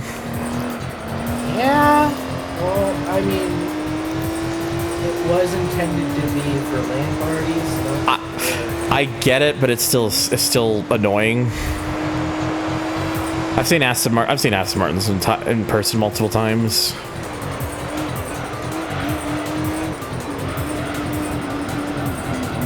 Yeah, like I said, if anyone wants to help out, hit me up. Or if... Don't actually hit him. Yeah, please don't hit me. I don't want me sore joints or a sore face. What he's trying to say is that he's very soft. I think so. He also doesn't want to be turned into a marketable plushie. God. I really still hope that someday I can actually get myself my own. Like, I know I use this Derg design, but I still want to get like my own, like, actually properly commissioned by somebody, so that way I can do it up exactly the way I would want it to be done up. And then that way I'd be comfortable with actually maybe looking into seeing if I could turn it into a 3D thing for streaming. Plus, just saying, you have a mascot. Yeah, exactly. Merchandising? There is a Tuscan Speed 6 in this race, but we passed it a while ago.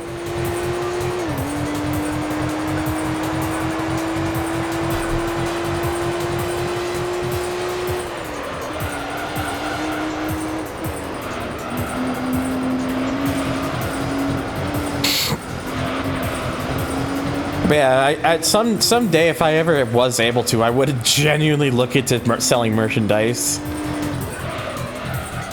The Thunder THR Garden Gnome. This looks nothing like me. I would genuinely have a shirt that just says, "Or don't, I'm not your dad." We need that. We need we need a shirt that says "Dingus." Have like a nicely commissioned art piece that you can sell that's just your character sitting in front of a fire, like a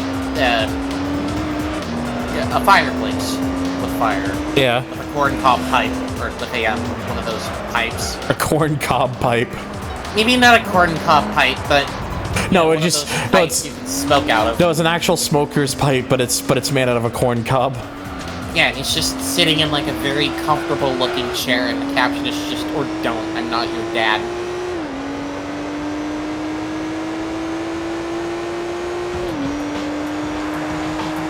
I'm playing ETS2 at the same time as watching the stream. I'm just thinking of how this really wouldn't have been possible 5 to 10 years ago, not if you valued your game performance anyways. It's also kind of another reason why I want to upgrade my computer, because yes, I do want to do the 3D stuff, but I also would need to make sure my PC could handle it decently enough.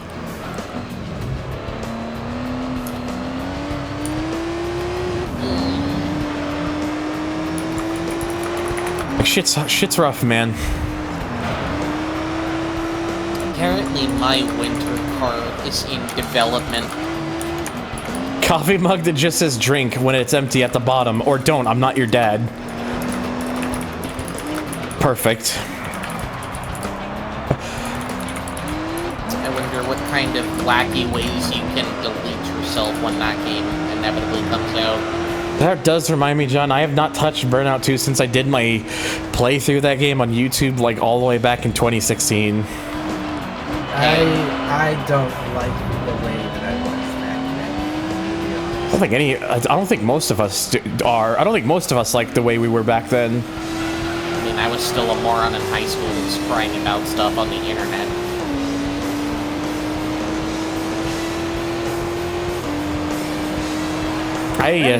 That probably is not a real. Midtown Madness 3, though, I think, don't put yourself through that hell of a chapter versus. I'm embarrassed at how I acted at some of that for Midtown Madness 3. Like, I remember I was recording some of those things off screen because it was just too stressful, and I was getting, like, genuinely, like, super mad and stuff, and I'm like, I looked back at that and shudder. I'm like, Jesus Christ, what the fuck was wrong with me? Maybe that can be 2 games to Hello, PK. Here. 3 Let's Plays of Burnout 2 and Midtown Madness 3. Back in the mid-2010s, I think conventional wisdom was always to try and close down as much as possible before you boot up a game on PC. You could have stuff open, but it impacted performance a lot. Yeah, I would know from experience back then. Hell, if you want to do with those tougher races, you could do them by themselves and do post-commentary on them. Yeah. I'm probably, if I'm gonna play Midtown Madness 3 again, I'm just gonna stream it. I'm just gonna stream going forward, most of my stuff is gonna be streamed. Because I kind of want to put more of my focus into streaming going forward, because I don't know, I just kind of have more fun doing this and chatting with people. I have a good stream title for a potential Midtown Madness realty. What's that? How many references can you cram into the stream title? Into the back of an Audi TT. How many midtowns can you fit in the back of a TT? I still like how that's just a line that game has. How many Scandinavian people can you fit into the back of an Audi TT? Yeah, that's a line they said. It's so out of left field.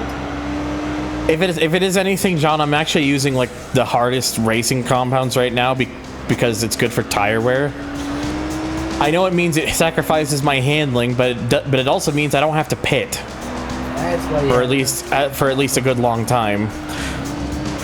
Especially with this car being a bit of a tail happy car, so. And you know what else you could do on top of that once you're done with Midtown Madness 3? What's that? You could segue that into a Midnight Club 2 realty. Yeah.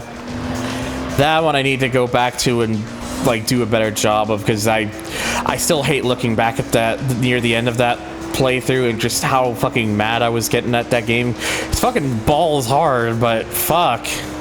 It's embarrassing looking back at it. You have the knowledge now. You have the knowledge that I showed you and the knowledge that I sent to you.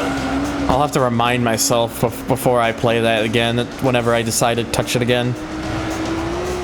I also need to like re-LP Midnight Club 3 because I was doing that on stream for a while, then I just kind of stopped.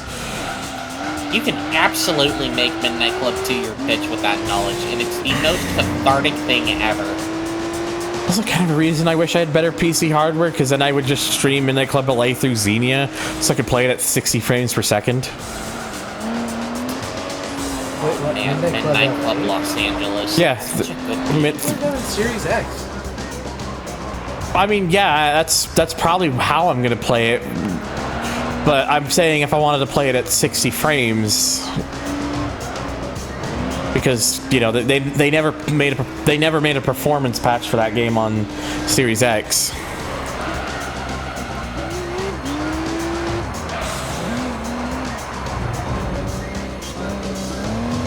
GT2. I don't think I ever used simulation tires in GT2. I don't even remember what they were useful for.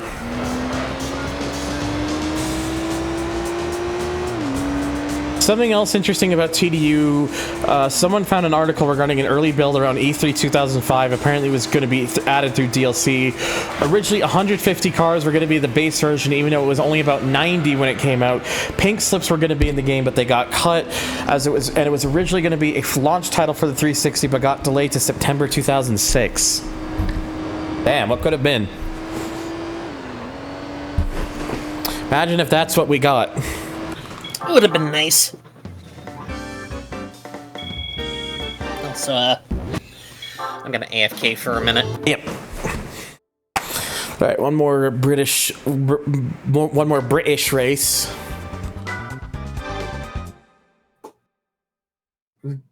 Test Drive Unlimited 2.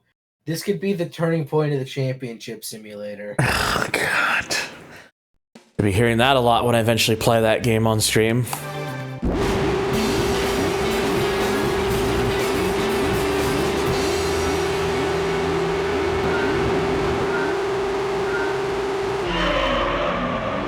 God, kayfabe, I'm.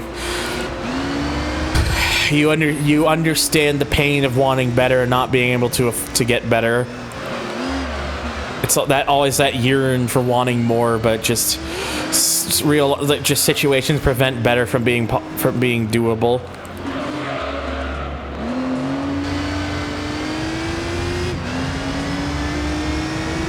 I never understood why they moved the Roams when they brought a Rome track in GT5. I never understood why they didn't just bring this layout back. Is there like a real reasoning for it or something? Does anyone know why? Or was it just PD deciding, fuck it? Ow.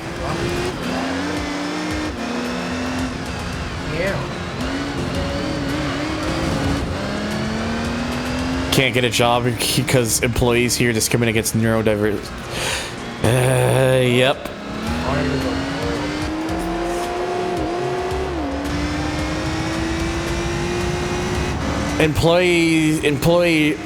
Employers will discriminate over the smallest of fucking things. Like, you could have literally the perfect resume, have all the skills, all the experience in the world, but you may not be the prettiest person in the world by definition, and they'll reject you just because of that. It's like, no wonder why we're so fucked. It's all about it's all about them playing favoritism. It's either that, or it's all down to who you know. You don't have to. If you know people,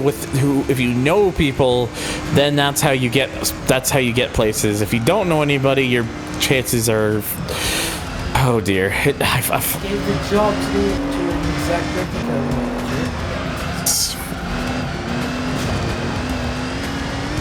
I'd love to get in there. I had a laptop from the early 2010s with an iGPU. Its claim to fame was, I think, being able to run stuff like Grid 2 or Autosport on low medium settings decent at 720p. Back in when I had a shitty laptop, something like that would have been enough to at least make me marginally happy.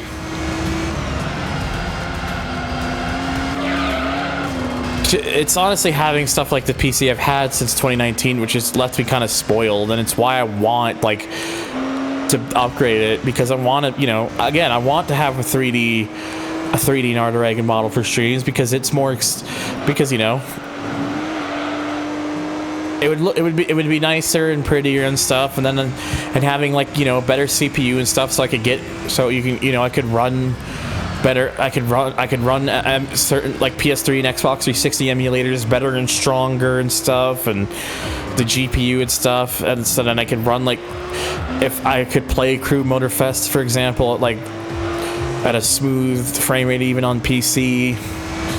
It's like all this stuff that I want to do, but it's just the crippling reality just hits in, and I'm just like, oh yeah, that's right.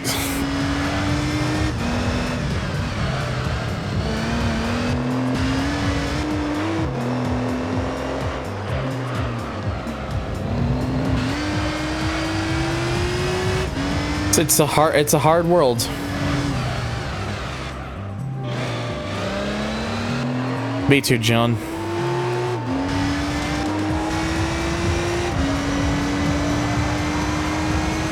Hello, Lotus, as well, by the way.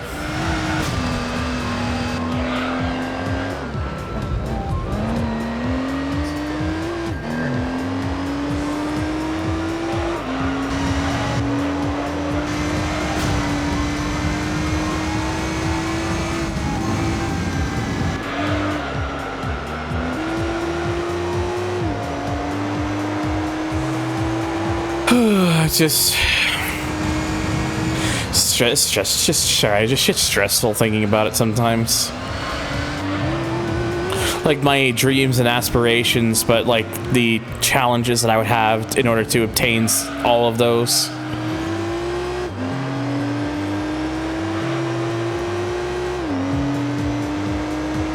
Like to be completely honest, I'm even lucky to have the computer I have now, to be honest. The only reason I have it is because it was from it was inheritance money.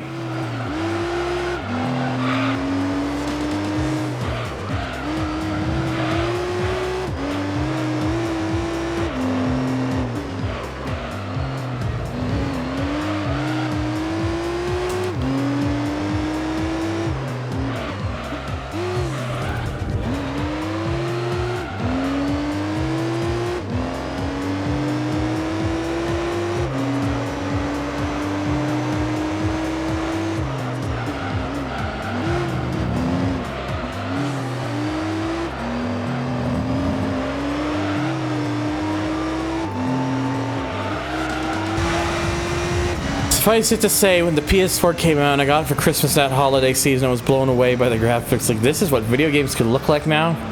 And it's funny how even that now looks somewhat dated. Somewhat. I wouldn't say entirely dated, because I think we're hitting that plateau of there's only so much more you can really do.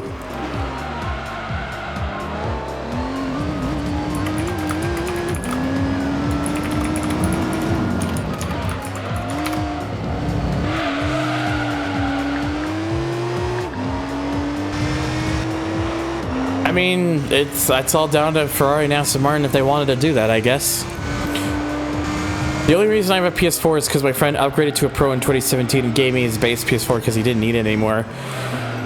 I got my PS4 in 2017 because I just bought it. Back then, I actually did have it. Back then in 2017, I actually did have a bit of a job and actually could afford to buy stuff like that. Yeah, it was used and I got it off of, like, you know, used on Kijiji, but I still was able to buy it with my own money. I didn't have to rely on like checks or stuff or anything. I was just able to do it because I just worked towards it. Wish I could still do that. That's why I said earlier during the stream I would happily take paid offers to do voiceovers or narration, or do narrations for people and stuff, just to make something.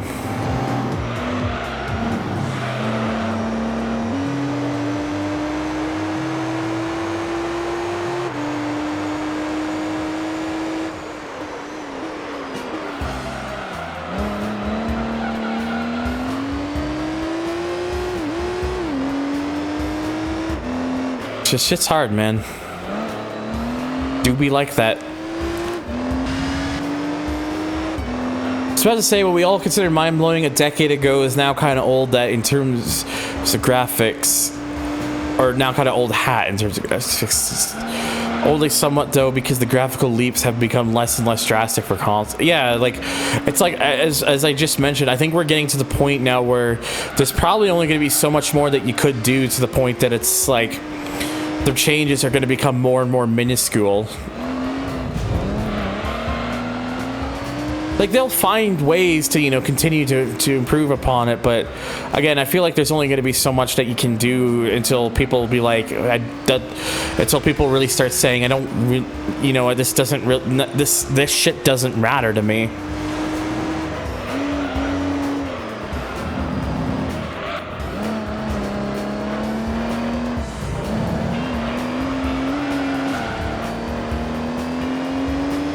I think we're gonna get to that point at some point, because it's just like, you know, we have a decent baseline for what people, but you know.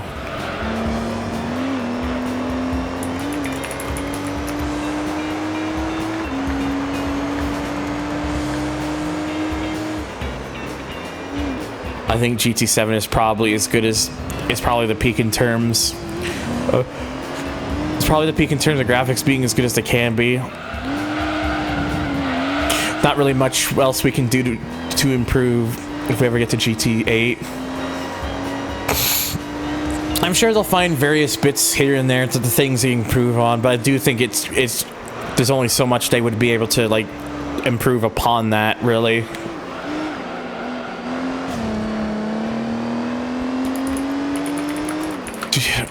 I like the case in point, the PS5 Pro, which had leak space specs recently, only somewhat more power. I'm just over this whole pro console nonsense. It's like it's fucking annoying, because it's like you buy a console. Say you're one of the people who's able to buy a console like when it's new, when it's just come out. You're happy with it, you're enjoying it, and then a few years later, that same company is like, oh hey, we got this more powerful one, and you're gonna have to pay full price for it now. It's like, okay, thank you for now mentioning that I have an inferior console. I get it, everything. I get it, everything moves on with time, but things were. But back then, it made more sense because it wasn't making a pro version; it was just making a new fucking console. At least Xbox got it right from the start, where they had two versions right off the bat. They had one for people just wanting a simple, like, who don't want to spend a whole lot and want a simple experience up to 1080p, and then they have the one for people who want to use like discs and stuff, and like where 4K matters to them.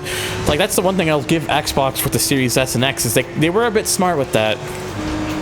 And yeah, technology evolves, like that's the argument and stuff, but I'm just over this whole pro console nonsense.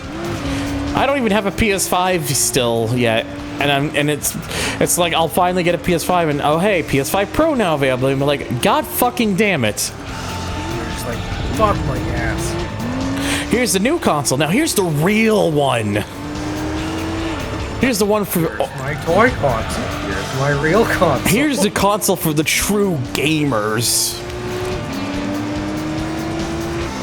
It's one thing to release model revisions that fixes issues with the console itself, but the whole now it's more powerful thing is too much. Yeah. It's like it's just to the point where it's just like I'm just so over it.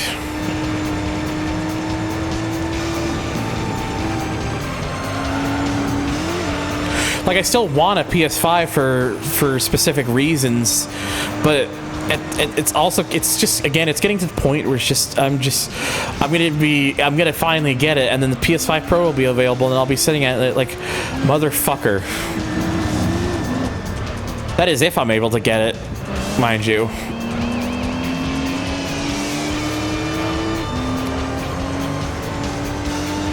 This is kind of like why. It's maybe neat if you haven't already. Yeah, if you haven't already bought into it, that's fine. I get it, but you know how a lot of people are like. Can't wait for the PS6 Pro Mega Max Extreme Turbo HD Hyper Remix. See, it's like Ferrari or Porsche making these better editions of the car that they can make.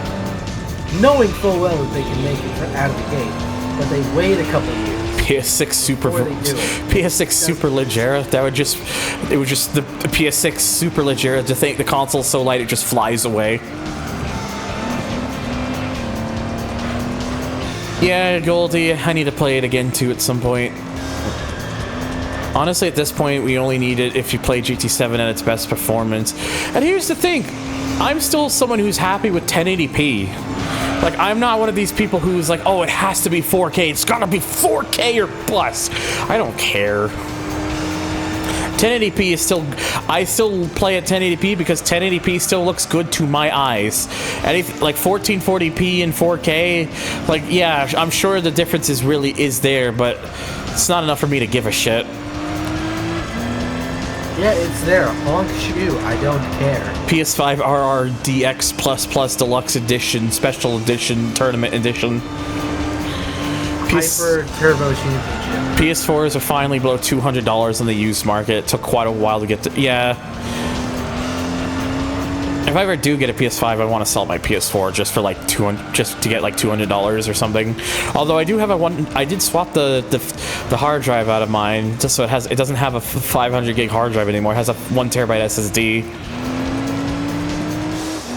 Like the 2.24 valve 3.6 liter twin turbo PS6 Pro Mega Max Edition, Ultra Edition.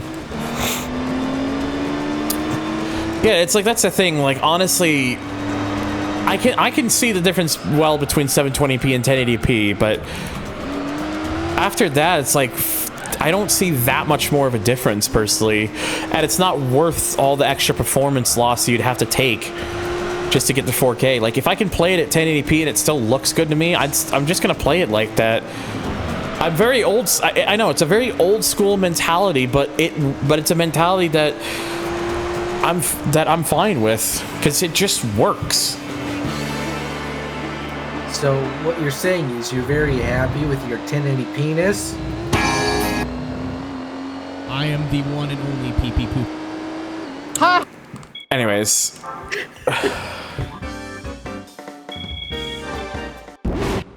Okay, so let's see what we're gonna get as a prize card for this one.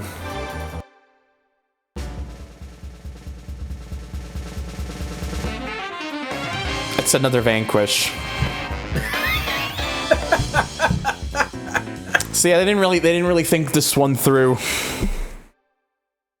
It's like, I mean, I guess if you didn't do the license stuff, that's a way to get a Vanquish, but I've already got a Vanquish now, though I do like that white. Oh. Hot, creamy British mobile. Malham White is the color name.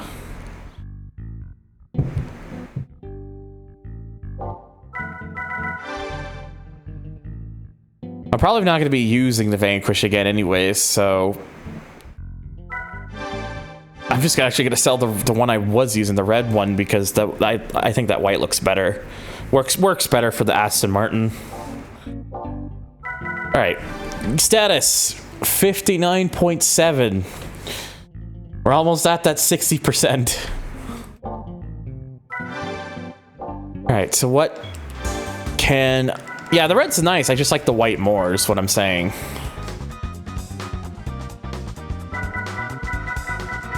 It's Spider Roadster, Boxer Spirit, NA Turbo, and Red Emblem. I might do the Red Emblem one, maybe.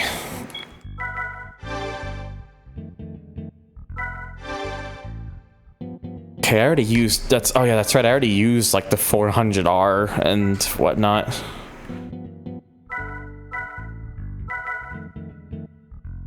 So, the world's your burrito. Use what you want. Okay. I'm actually just used the road car, the GTR LM road car. Fuck it, I haven't used it yet.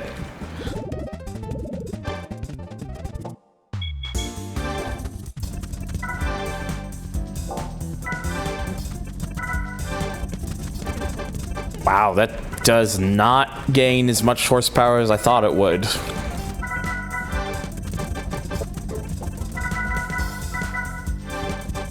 Only 702 horsepower.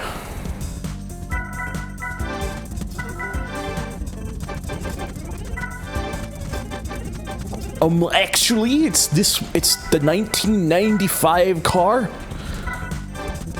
Neum.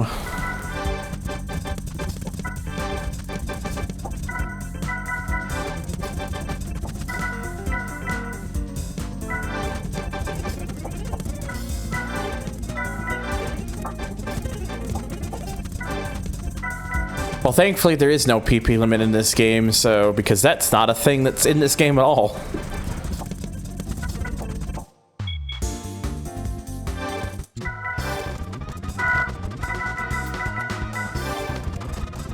Alright, so we got... Okay, so it does at least allow this car. I didn't just do all that for nothing. Good. Alright, so we got Tokyo Route 246, Grand Valley Reverse, and Route 11 Reverse. So a few longer tracks. Yep, which I guess, again, I probably shouldn't be super surprised about.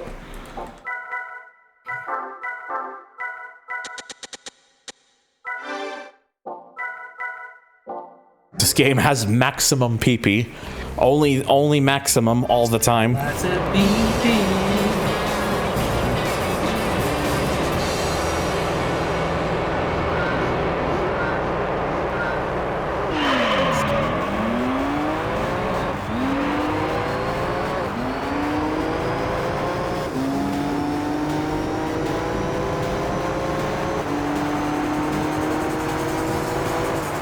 You say welcome, John. Before you got here, I just finished doing 100 laps of this track in an endurance race.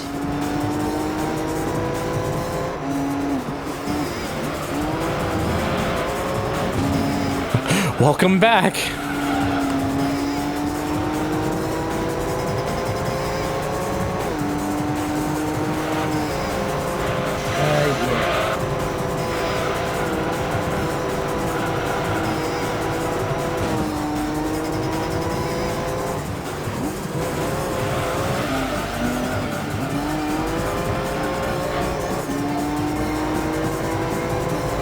Loop could be a short oval track. I mean, it probably couldn't because this is based on actual roads, but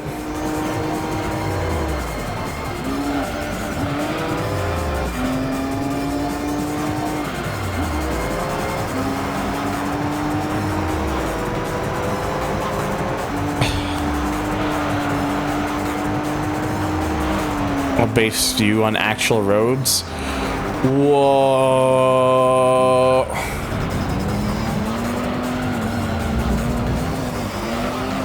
It does, I believe.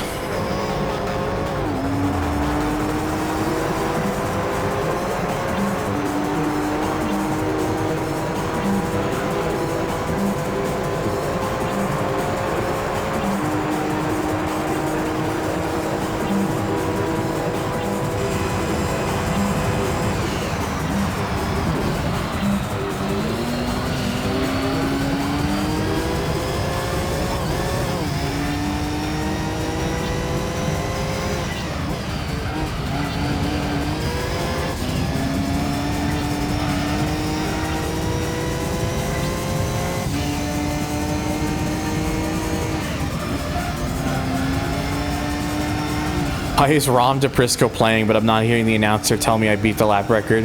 I want my money and repair bills refunded. No, too bad. Maybe you could do an oval. Maybe there is a way to... Maybe there would have been a way to do it on the actual roads. I'm not sure. I don't think you could, but maybe someone who knows these roads better could tell me.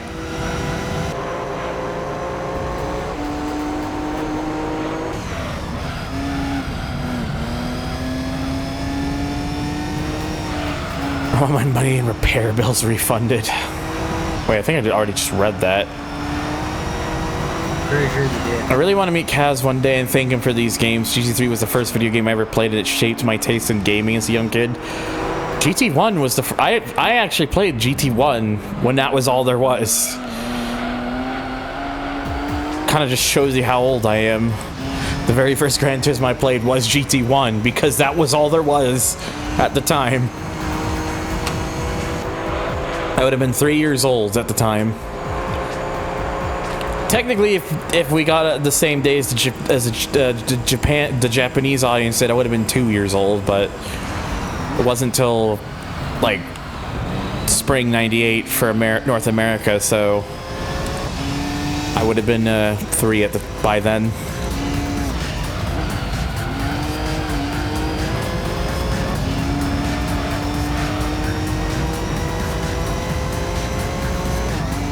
That left turn you take at the bottom of the oval shape in real life, it actually is just a big... Okay, so yeah, you could have done... They could have done a small oval there if they wanted to. They just didn't decide on doing that. It's unfortunate.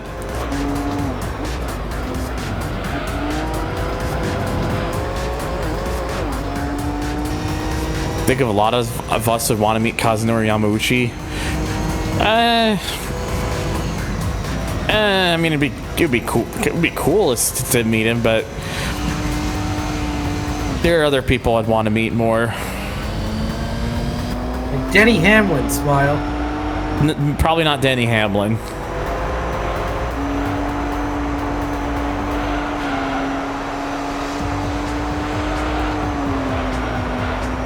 GT1 late 97, GT2 late 99, my birthday early 99. Damn. So you were near the tail end of the... You were a 99 kid, so you were one of those right at the end of the millennium.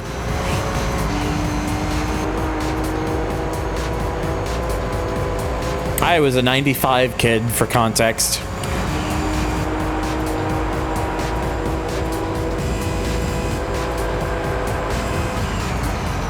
They did 3. They did 2 at Suzuka East, one in 96, one in 97. And then the final race in Japan was at the Motegi Oval in 98.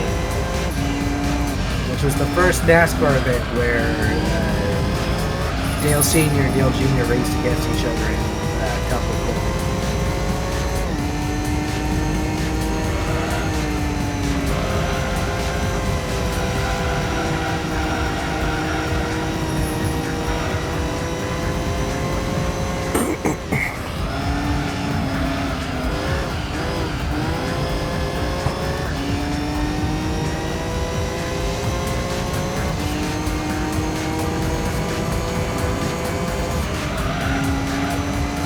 Lengthwise, Tokyo Route 246 would be a decent FIA Grade 1 track.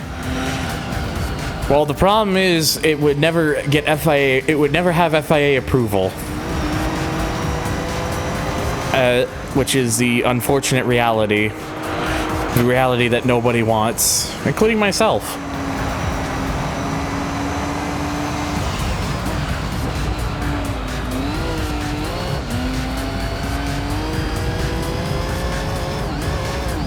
Yeah, oh yeah, I do remember the NASCAR Motegi thing, and Suzuka was a very interesting footnote.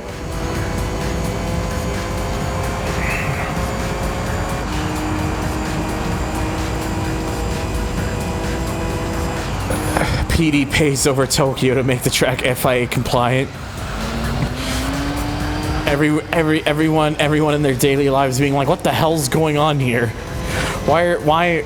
I'm just trying to get to work. Why are there GT3 cars racing alongside me?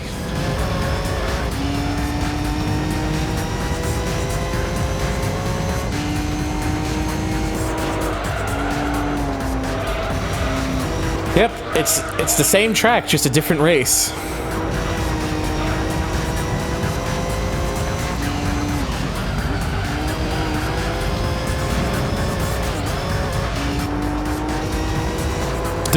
Through sheer fate, this is how it has ended up.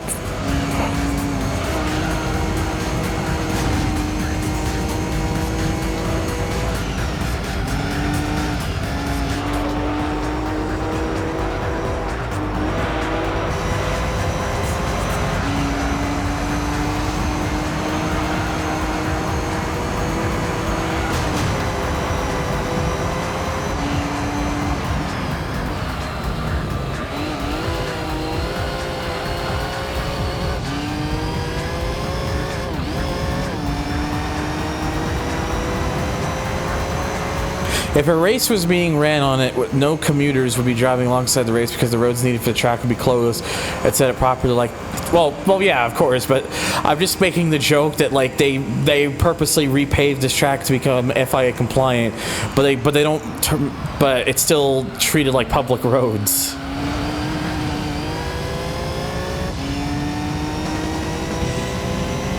And people are just supposed to believe like, oh, okay, I guess we just have race cars here nowadays. Whilst we're driving to work. You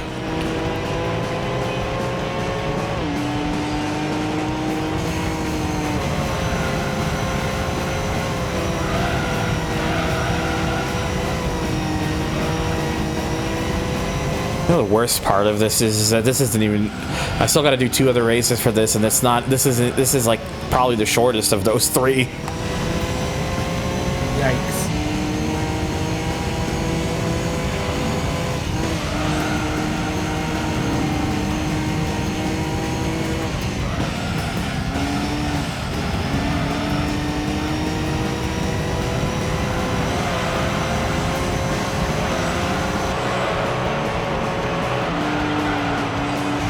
Well, at least the good news is, even though I chose this car, it still has more than enough to really hold its to own when you fully power it up. So I say hold its own, more like just leaves the rest of them. I did driving a street legal GT prototype.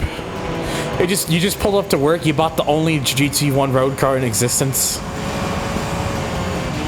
AKA me earlier during that 100 lap endurance.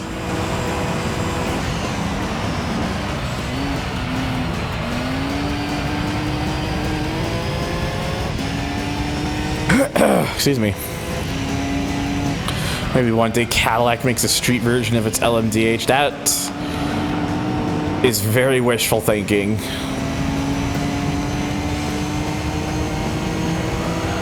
It'd be nuts if they did, but I don't think it would happen. It would probably be built from the ground up XD, except spelled XD.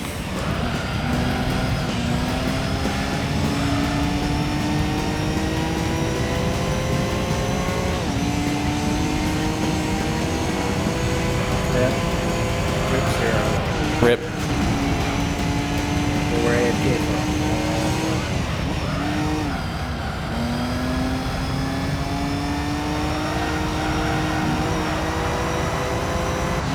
It's the XD.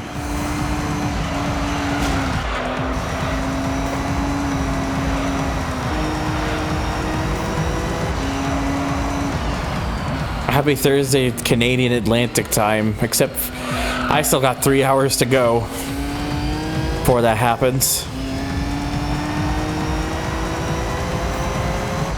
Ow.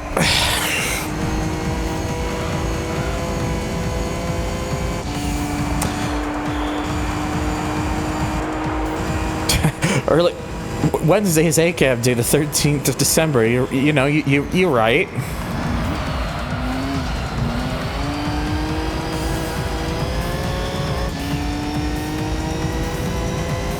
Yeah, for me right now it's 9:02 p.m.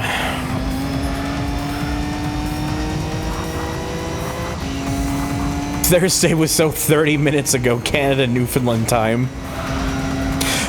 It's still like the weirdest one to me that fucking just Newfoundland is like, it's not a full extra hour, it's just half an hour more, just another it's just half an hour. Yeah, the half-hour time zones are always weird to me.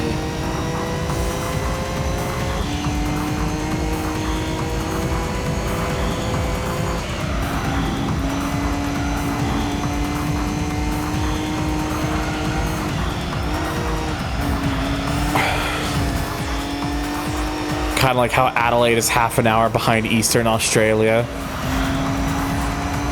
These half-hour things are I don't know, just so weird to me.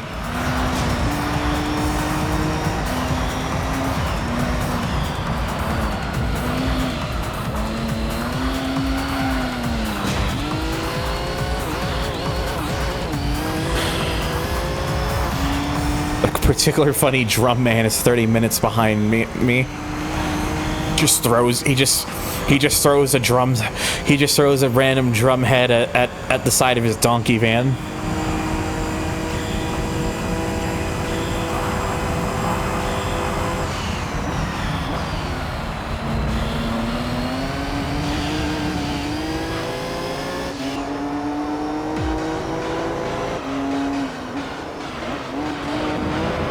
I do like that there's just someone who entered with the fucking Skyline GTS.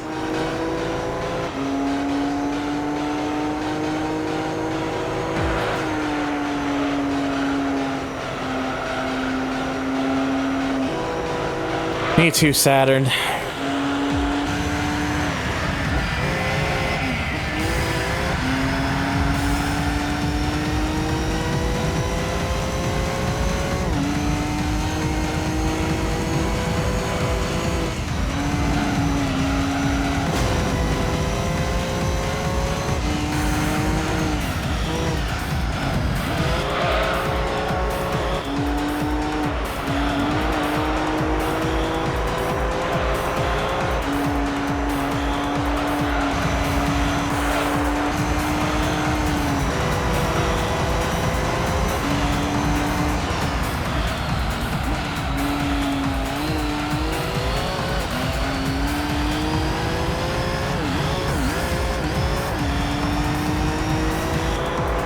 Alright, we'll have one more go around and then still have 2 more races after that for this. God,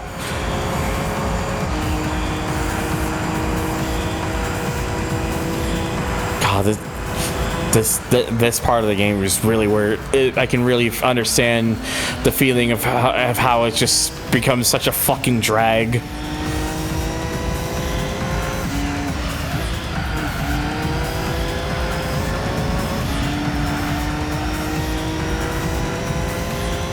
This feels like eternity. Isn't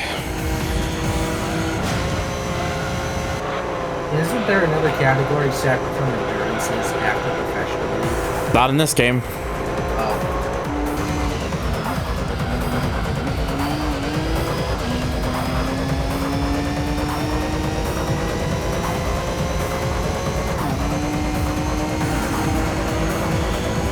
You're probably thinking of GT4, the extreme events.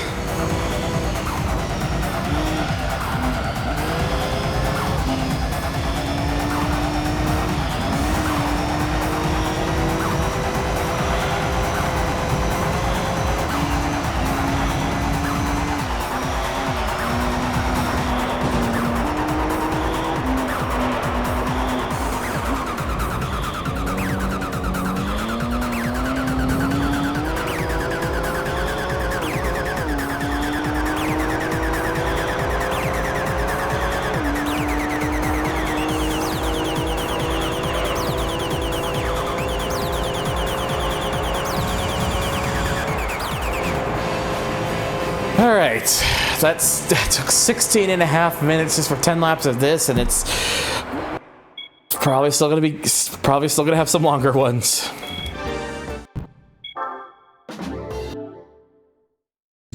Because Grand Valley Speedway 2, I think the laps will be longer. Yep. And then same with Route 11, which will probably be the longest of the 3. 10 laps of Route 11. Still have to do the Route 11 endurance too. But at least they are not restricted by only being able to use skylines.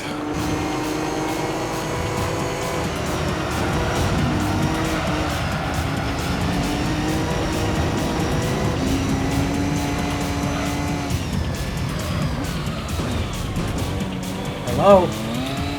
Nothing like a nice warm shower. Yeah, always love me a good shower. Just to clear the mind. All nice and cozy.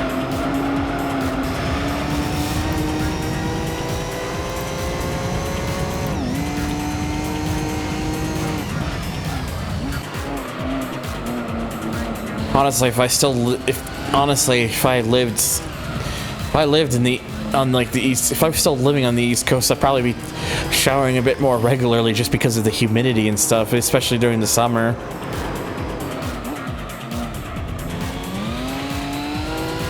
Humidity sucks ass. Yeah. Yep. Out of the three of us in the Boy Scout, I think I've lived the closest to the equator.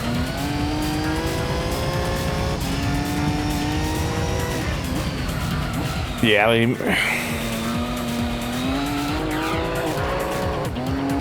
I can never I can't imagine like living like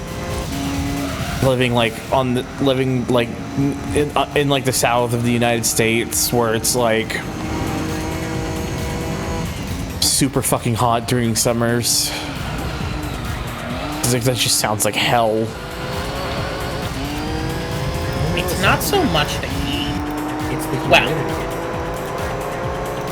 Most times it's not so much the heat, but when you add water into the mix in the air, it gets nasty, because it's like you're living inside of some person's body. Ugh. It's all wet and disgusting, and nobody likes that. At least I don't. 30 degrees Celsius. Oh god.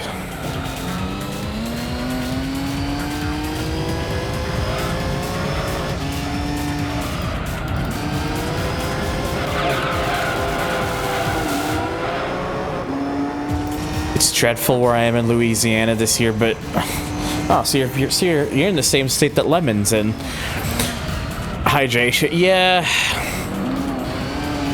It's kind of funny when you think about it, because when you're young and stuff, it's like summertime's like, oh, I'm out of school now, I can have fun and enjoy the sun and everything. I can have all the junk food I want. And then when you're older and summer hits, and you're like, oh god, this fucking heat. And you're like, I could go for a cold glass of water. Hello, BRS. Oh, is he about to raid this stream? I don't know. Can't even remember the last time I've been rated by Rhino to TBH. It's been a long time.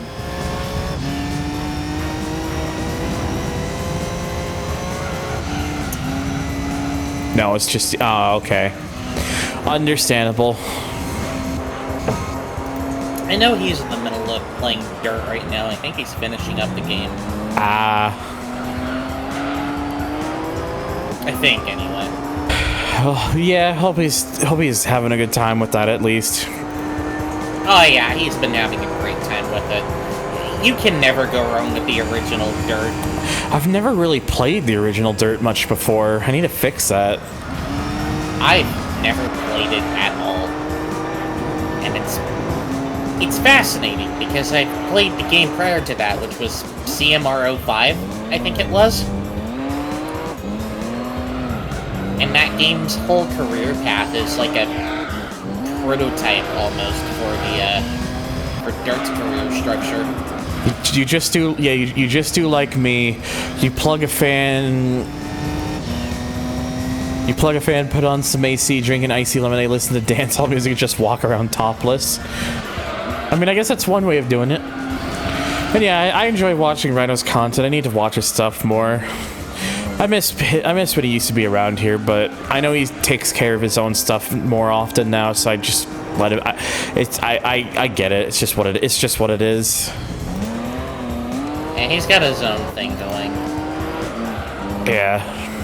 Strange schedule. Like, he's got his commitments, all that. It's like, as much as like I get it. Like, I miss like when you used to be around here and hang out, like voice and stuff and whatnot and all that sort of stuff, and the raids and him being in chat. But it's like, I understand. It's like I don't want to like pursue or chase people down or anything like that. I'm just always about letting people do their own thing. So it's like it's fine. Just whatever works best for him doesn't matter to me. You can always reach out and say, I don't know. Oh yeah, exactly.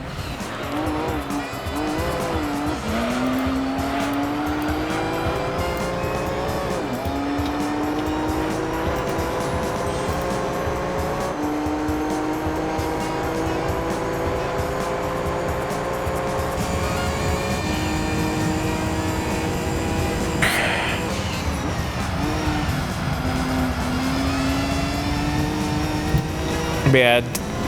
At some point, I'll probably play through Dirt so I can fix that.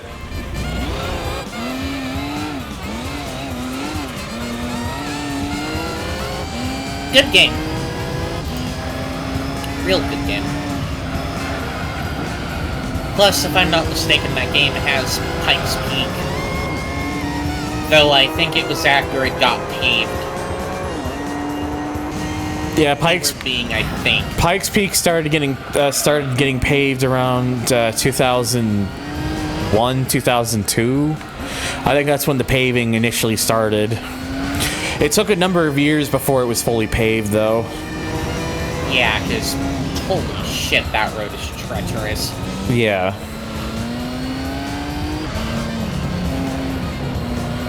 It's part of the reason they paved it, I think, was like safety reasons, and it wasn't decided on by the people who run the hill climb. It was decided on by like the people who run, you know, the town of Pikes Peak or the state of Colorado. The state of Colorado, yeah. Probably by the Department of Transportation, if I were to guess. Just because that is a public road that people run on. Yeah. It is a tourist spot, after all, up at the very top. Because, you know, you got your mountain views, you got your... Do they do skiing? Maybe not at Pikes Peak.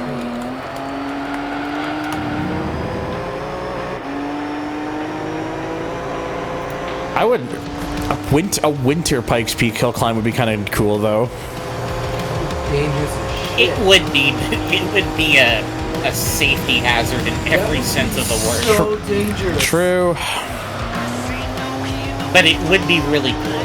That being said, it was a fucking danger when it was fully dirt. So. Yeah, you're not wrong about that. Yes, but you have more traction on dirt than you do ice. You know, little side note, but I just had a thought. The whole, like, area around Pikes Peak, right? You got your mountain, you got your drive up, you got your dams, you got your lakes. I can't help but wonder if... That skyline had some trouble. Somebody's having trouble. Nearly fucking slammed into the back of them. Anyway, I wonder if, the whole Crystal Lake complex from Burnout 2 was loosely inspired from that region of the United States. Because the road layouts check out, the treacherous snow conditions check out.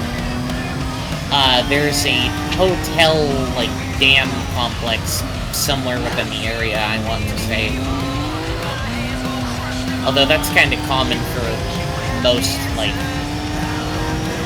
touristy rural areas in the Americas. I know because I live near one. Yeah, I think if I was to play the original Dirt, I probably would find a way to get it working on PC. Because might as well, right? If I can get that nice 60 FPS experience, I'm gonna do it.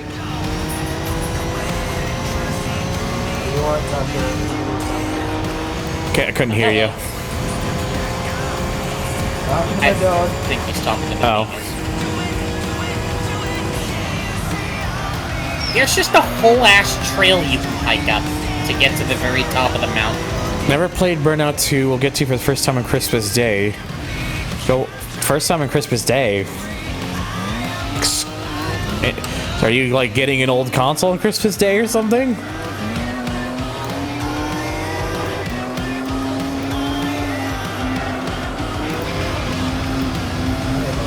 Oh, you're getting a PS2 on Christmas Day. Damn, this is the 2000s all over again. Take me back! Holy shit. Right, so... Last thing about this, I promise. Looking at the maps, right?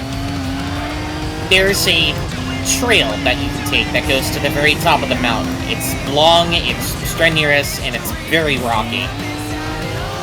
But there's a straight section that's called the Incline. Holy shit, this staircase is huge. And also very, very steep.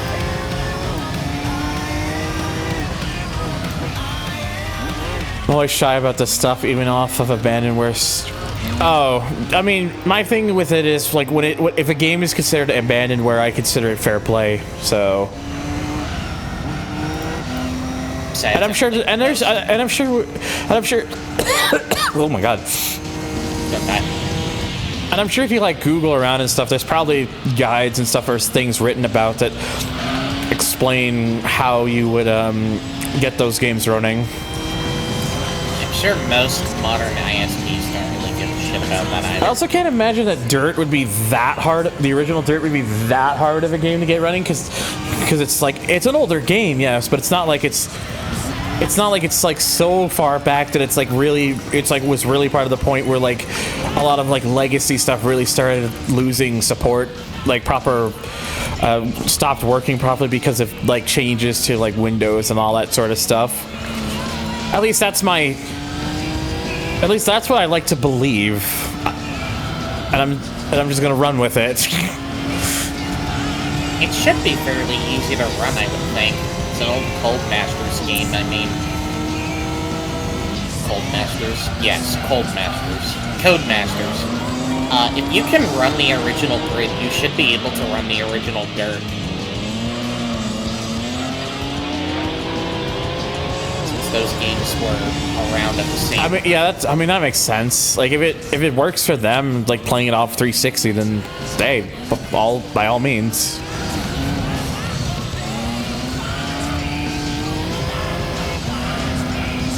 If I really had to, I could just run it off my PS3 if push comes to shove.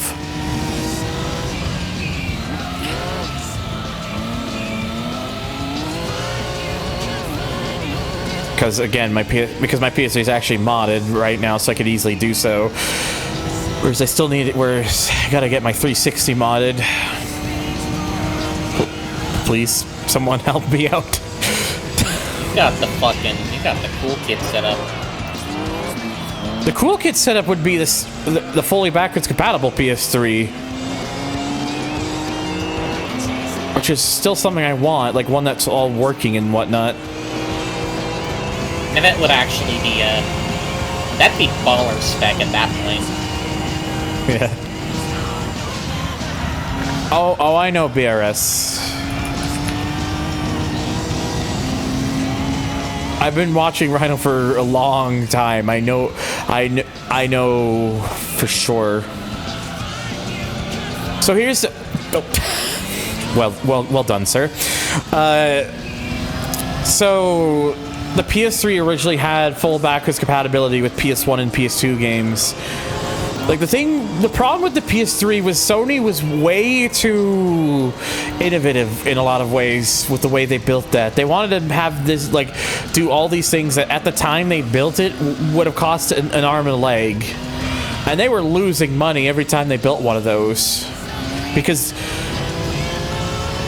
the console with the parts that it had theoretically should have probably, like, in order for them to make money, it would have had to sell in the 4 digits at the time, and there was no way they could have done that because that would have just been suicide for them to do that. They already got a lot of flack for the fact that the top spec launch PS3 was like $600 at launch. $599. Really is a Sony moment.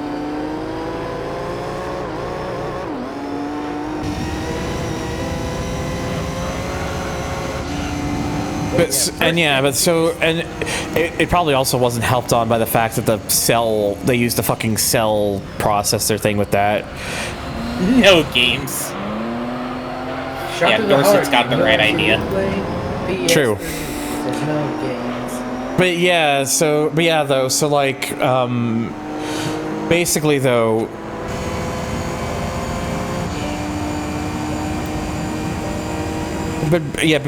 though, as a way they had, like, Sony had to cut costs in order to bring the price of that thing down, because they had to do it because otherwise people wouldn't buy the PS3 because it would have been too expensive. So over time with revisions, things slowly started getting cut out and removed and stuff just to cut on costs, and the PS2 was one of those casualties. Because the reason the PS2 backwards compatibility was what it was when the console initially launched is because it literally just had the brains of a PS2 in the PS3. It had like the chips and everything. And the PS3s eventually later got rid of that. And initially they were doing it off of like emulation based stuff, but then they just got rid of the support altogether with as the years went on. It was the necessary evil that they had to do in order to get the cost down. It's all they could do. It wasn't something that people were particularly fond of having to do, but it was necessary. What was the price of a new PS2 at launch? I think it was probably I'm pretty sure it was probably $300 or something. Yeah, back in the days when game console prices were reasonable. Again, I'm sure if you Googled it, like what was the PS2 price at launch, it'll probably tell you. Because I'm sure it's probably on the internet somewhere. But I'm pretty sure it was like $300. I know the PS1 at launch was $300. Which, considering it was $19.95, was actually a bit pricey, but... Speaking of the PS1, Sony's doing a thing for Jim Ryan. Which is? A PS5 that's made to look like a PS1. Man, I can't think of anything more undeserving. And like the little controller bits, the controller has a similar treatment, and it actually has the little bit at the end that looks like a PS1 I hope card. it says quality is Coke Zero Sugar, which is not the best Coke ever. I'm just like, guys, I would pay you if y'all made this. There's a company that does something very similar to it. It's called Colorware. Their stuff is really fucking pricey, but it's worth it. I have a controller that they painted, and I have a set of plates for a disc model PS5. So I can have part of that look. I don't know, I just still need a PS5 to begin with, so... But, like, the thing that really sucks is that Colorware stuff is really, really expensive. Just because of the manufacturing process being a major pain in the ass for these projects.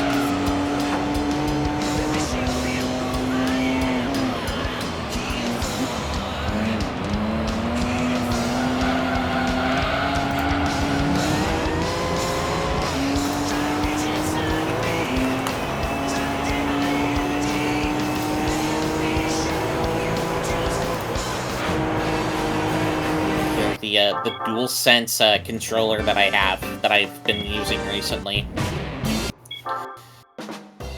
Oh, I cracked my wrist. So this controller was $169. The plates I purchased, I can find them here, were about $70. And then if you wanted to get the whole kit in caboodle from them, 730 bones. Oh my god. It's good quality work. Like I'm not knocking like it's their at work. least it's like at least for what you're paying, you're actually getting something that's good. I would sure fucking hope so, considering the cost of that thing. Here, I'm just gonna paste this in the response channel and you can give it a look at some point. But like this is delicious. I would absolutely. I would probably post it in chat, honestly. Oh, well, here. Do that. I mostly say that because I see that over Discord, like whenever I'm streaming, because I'm usually looking at my stream on my OBS window when I stream. So, oh yeah, I like that. That looks good. Yeah, this is absolutely delicious. And, like, the process that they go through to make it is pretty cool. But it's, you know, it's pricey. Like, maybe it's me, but I would totally want to get, like, one that's supposed to be, like, the older PS2s. Where it's got, like, the kind of, like, that fading blue gradient. I hope at some point they do a PS2-esque model. Yeah, that would be cool.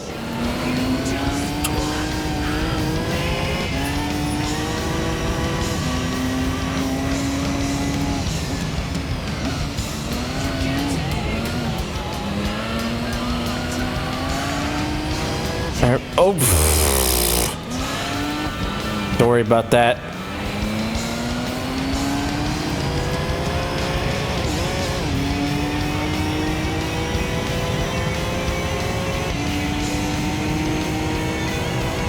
Can I just lol YOLO this? Sort of. It's close enough. You fucking raw chest track. New PS2. Okay, let me. Sorry, I'm trying to. I remember my mom bought a slim PS2 in 2009 to replace the fat PS2 we had that was dying on us. Oh yeah, by 2009, those things were like dirt cheap. We had a PS2 years ago that my brother got in 2006 that died after more than 10 years. New PS2 was kind of weird with the disk drive at games only when extremely clean.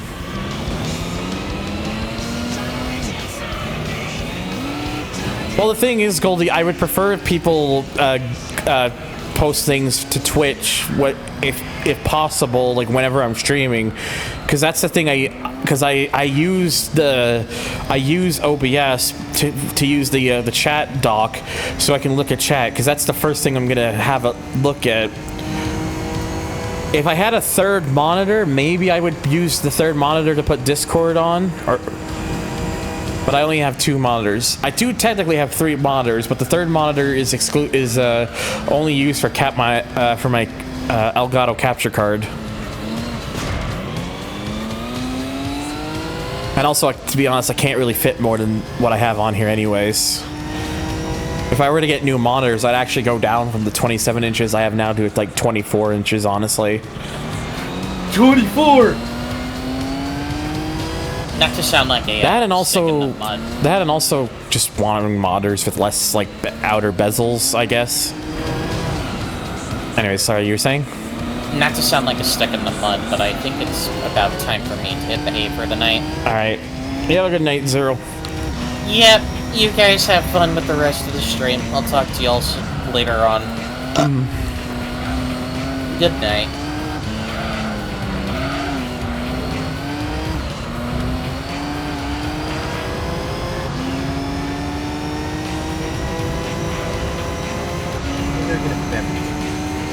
What? Shall return. Okay.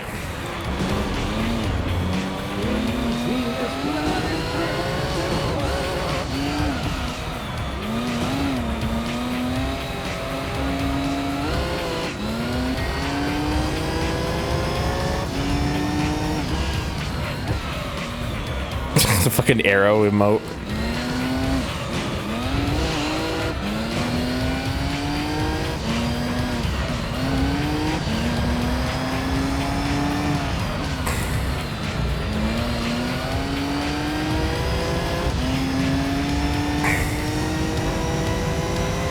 Wait, so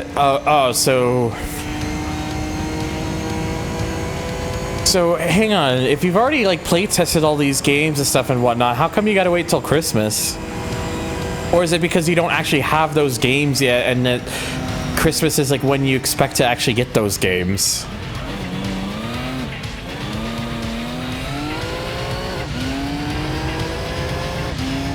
Good luck with the interviews, by the way, Gabe.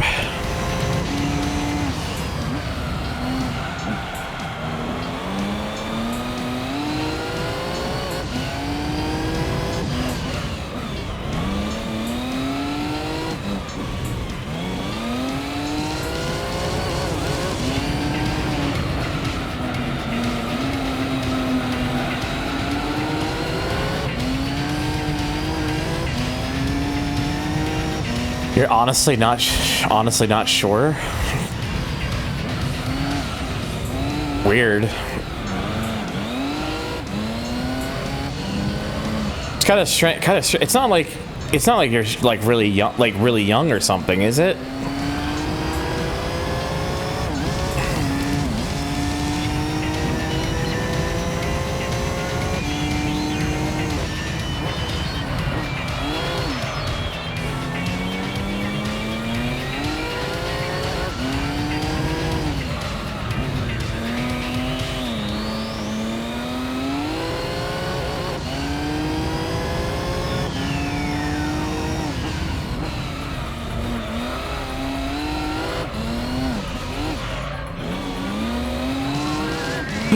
Well,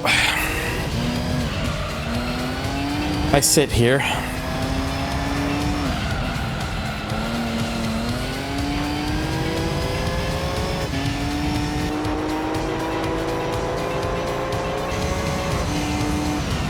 Rock. Y'all think we'll get a new... I'm gonna be totally honest, Chris. I'm not expecting one. If we do, then cool, I guess, but there's a part of me that thinks it won't happen. There's a part of me that almost thinks that Need for Speed is, like, on life support, almost. 15, but even... Yeah, it's... I mean, I don't know.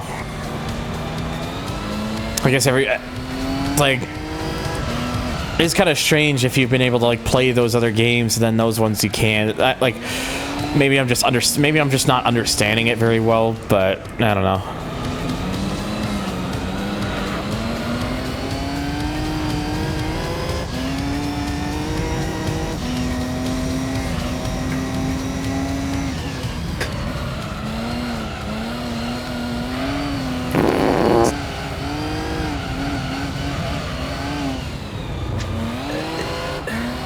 I'd hope for a remaster of something since that doesn't seem like I don't know, even that feels like wishful thinking, honestly, Goldie. I just, as nice as it would be to see them make something for the 30th anniversary, I just think that series is on life support right now. Yep.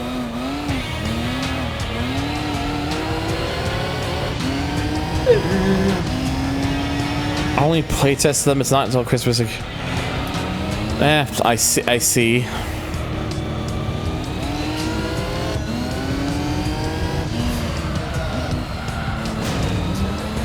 That's the wall.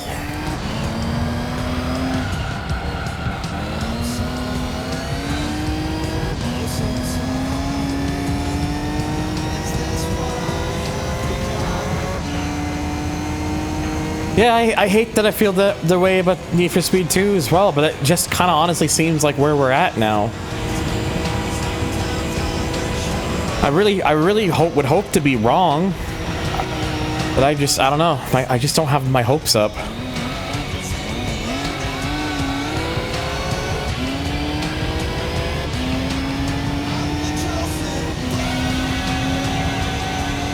But I guess we'll just have to see what happens.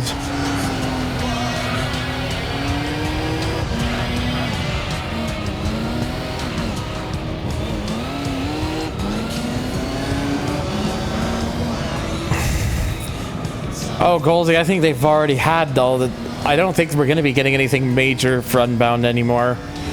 Not after the studio layoffs.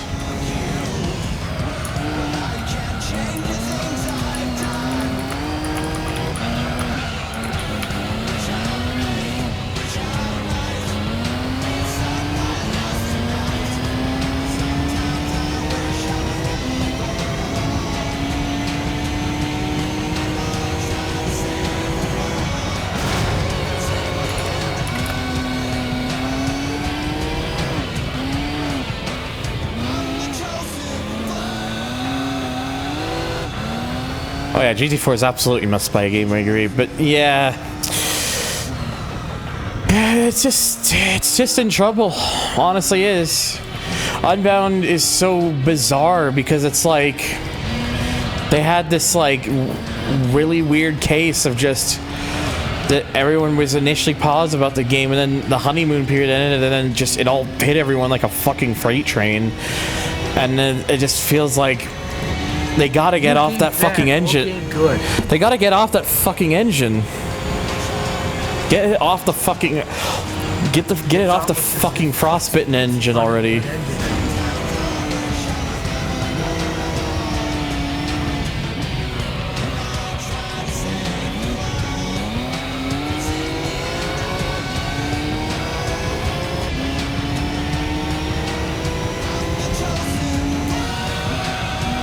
Yeah, just fucking do that, honestly.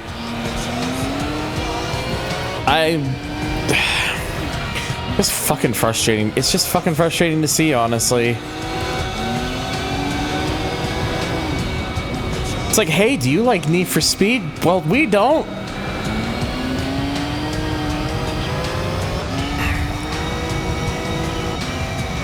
And I'm not one of these people who says they should just do what they did words are hard. They shouldn't just do what they shouldn't just do what they did during like the era of like 2003 to 2007, because I don't think that would work for because the problem is that's just setting themselves up for constant ridicule. Because they're not gonna. It wouldn't be exactly like this very particulate thing was, so therefore unplayable. Or not as good as this, not as good as that. It's like I just don't fucking just shut the fuck up. Ow! God damn it.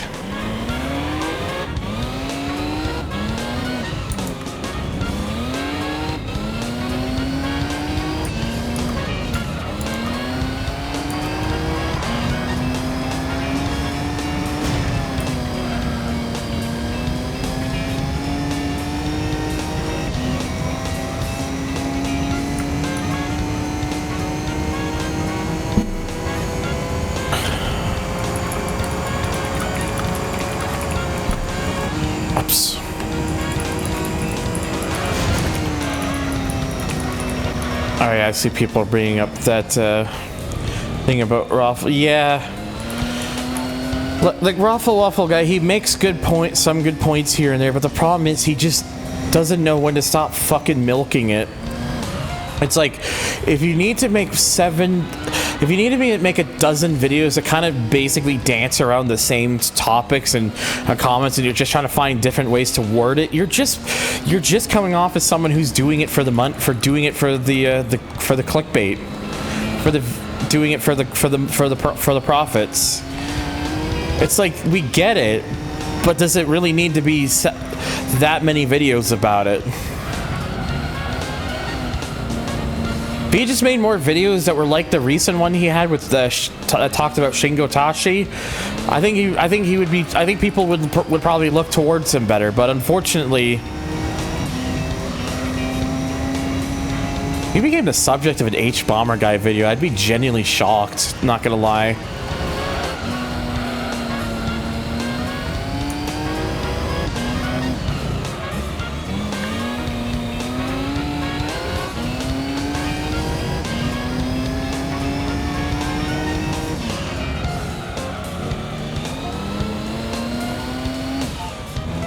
Yeah, like the videos about the Nomad Diablo, and the video that he recently posted of that talks about who Shingo Tashi was and why they were, why they were special and stuff. Like, those are the sort of videos that I think he should do more of, because I think that's like where the actual more interesting stuff is, rather than just him talking about why GT7 bad for the 80th time.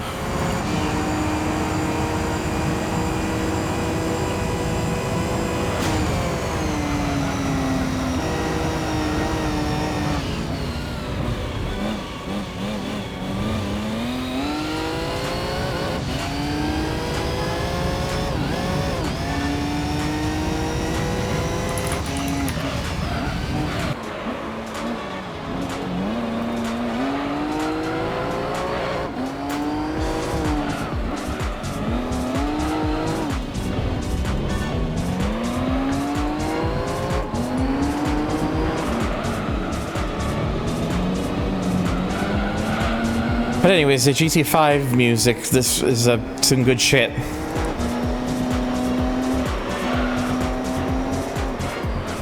The memories of me just playing online lobbies in GT5 all the time.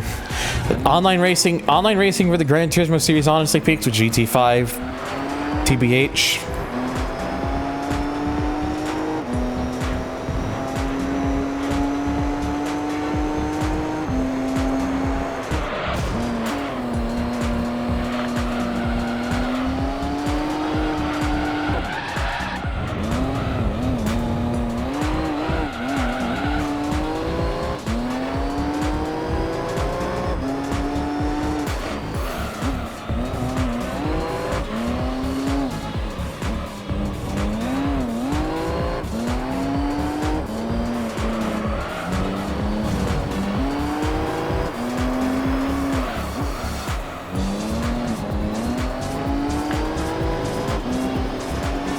Well, the good thing nowadays, kayfabe, is there are ways to actually play the game online in some capacity.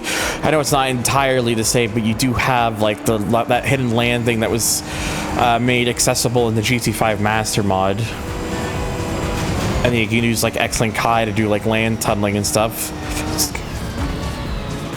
To be fair, that mode in particular is very, very close to how the actual online was in GT5. There's only like very small things, like for example, like you don't get any money from races like you could in original online lobbies. But considering that mod, it's not like you're gonna need to worry about money to begin with.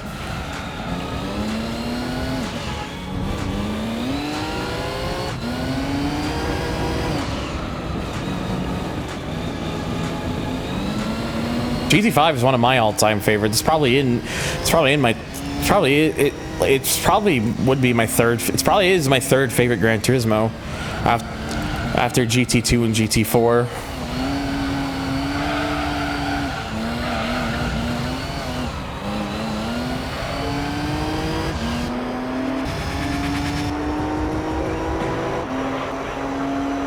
That's something I would totally do if I was able to find enough people to set that up with, doing like X-Link Kai racing and stuff on GT5 with others.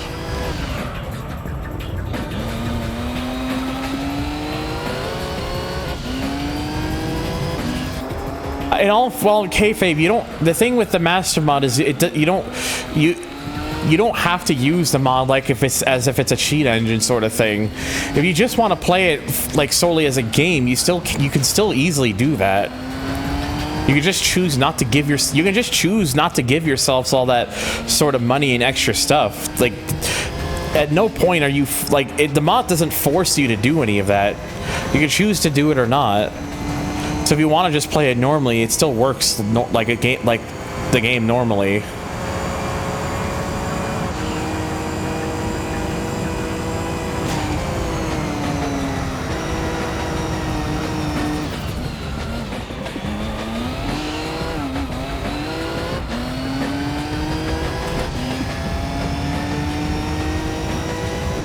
It will probably never the sad truth of it, Chris, is that it will probably never happen.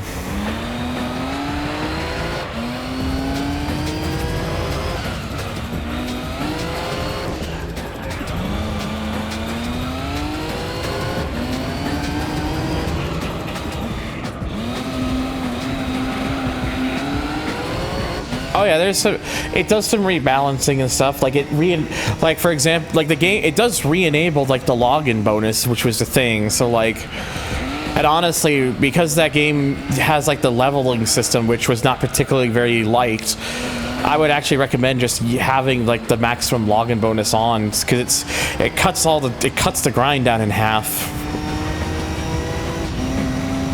And plus, like certain cars, like because there were certain events that you needed like a particular vehicle that would, like there would be like you'd have to wait for it to show up in like the used car dealership, and the problem is, because of how the used car dealership works in that game, sometimes you'd have to be trying days on end to get it to appear. Whereas with that mod, you can find it available new in you can get a new example at the new car dealership, so that it's always there. so that like whenever you come to like those soft lock moments, you can basically get yourself out of the soft locks.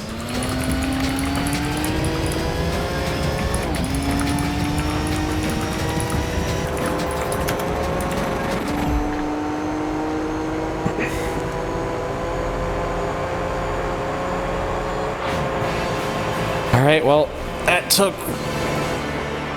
probably close to an hour just for these 3 races alone, but Race of Red Emblem is finally done. But what is the prize gonna be? It was worth it. We got the Calsonic Skyline. We got an race car. Very cool indeed.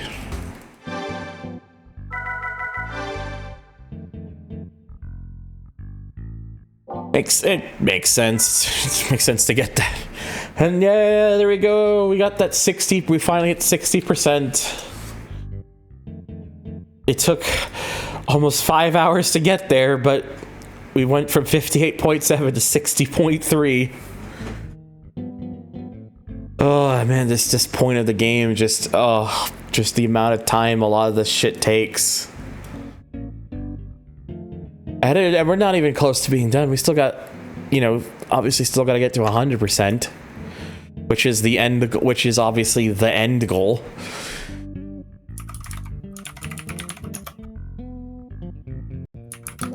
Okay, let me just give a save to this real quick. I just gotta think about what I want to do next. I'll probably do a couple more of these. Were you gonna do arcade stuff or Another stream? Oh.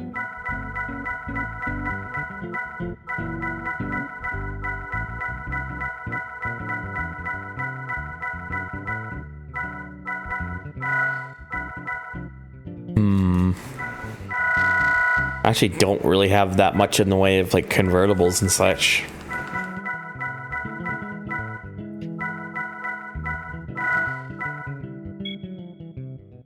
What did I end up getting for 100 laps of Tokyo?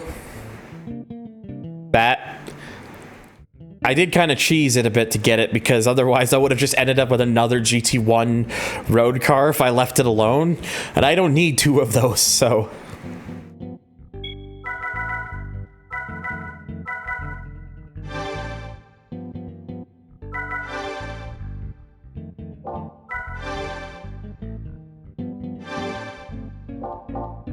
Actually, I'm curious about something real quick. Would I be allowed to use this for the Spider and Roadster? Probably not. No, it's actually limited by a specific roster of vehicles. Is it just me or does this thing need a wash? I think it did need a wash. Oh, God. Alright, what do I exactly have again then, real quick? Let me have a quick scroll through. I have like 3 fucking Miatas, but they're all gonna be on the lower rung. Especially by this point in the game. I do have an SLK, which I guess wouldn't be like a terrible choice, but not anything particularly too crazy. Oh, wait a second. Wait, no. I thought I had a roof. I do not.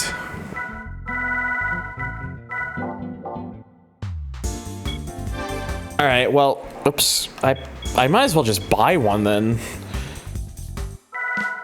I can either go with the 3400S or one of the, or like one of the TVRs or something. Because the roof would be expensive. Also, thank you, BRS, for the follow, bud. I appreciate it. So the roof would be expensive because that's like 76,000.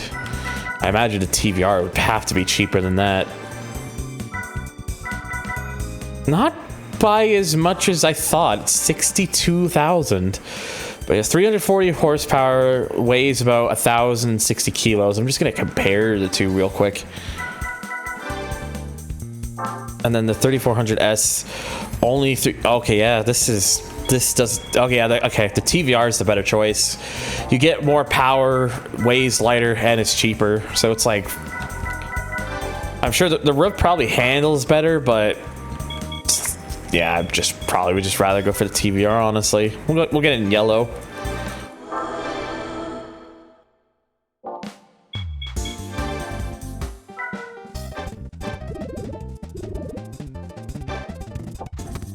I prefer to go to buy a YouTube name Bubba, but Twitch said it wasn't available. Oh, all right. Well, I'll try to remember to use Bubba then. Of course, because I show up, you get in yellow. What is that supposed to mean?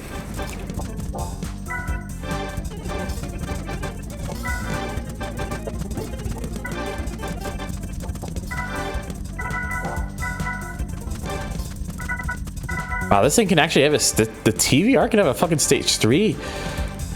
I'm gonna help someone with something, so I'll be back later.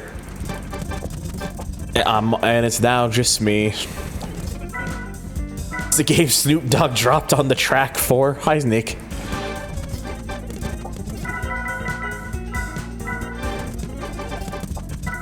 Well, I guess to be fair, a car this light, being 621 horsepower, is probably going to be a little nutty.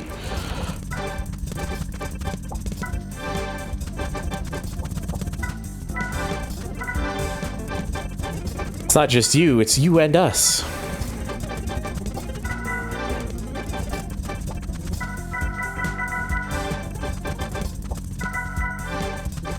Yellow is my cursed color ever since my previous GT3 run before the 100%. Unpunished kept poking fun of me because I always got yellow cars in the prize car roulette and never fails. It was always yellow. Hey, we heard you really like the color yellow. We heard it puts you in your element. You no longer watch porn by yourself. You're with the science team. Well, the thing is, I would have just kept saying BRS. I would have just said the first three there, and that would have been like, that's what my mind would have defaulted to.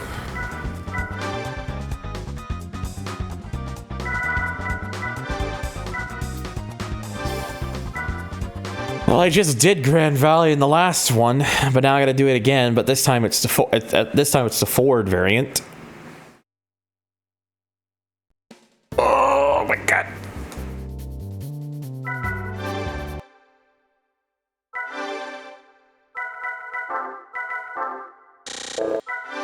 All right, take off all that. I know that sounds like a bad time considering I'm in a TVR, but shrug emoji. So I heard you like Grand Valley. It puts you right in your element.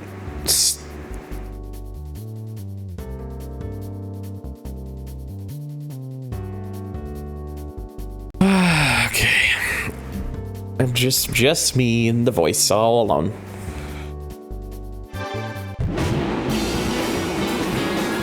She Grand on my Valley till I Speedway.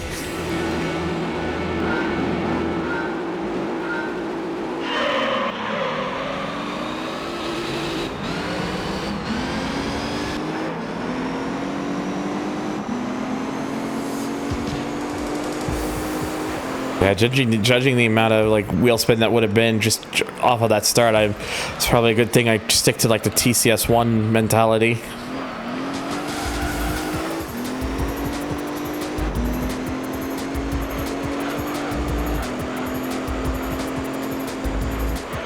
Oh, BRS, trust me, you have like no other, you won't have any other choice really with GT3. You'll just, that game really is poverty simulator early on, to be totally honest.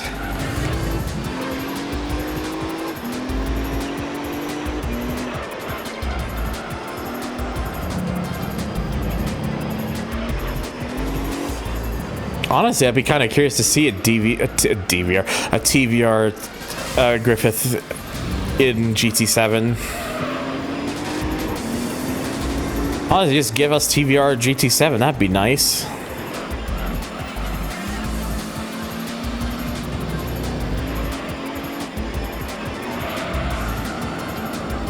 Well, Chris, that would just be cheesing it, which BR said they didn't want to do.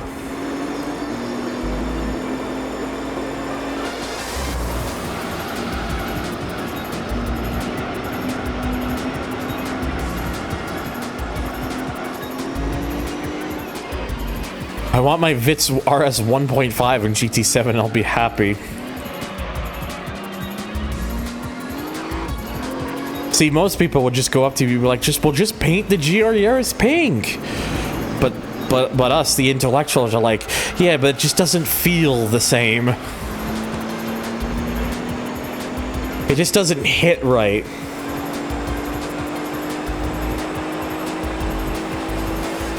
Yeah, there's no TVRs in GT7. It is depressing.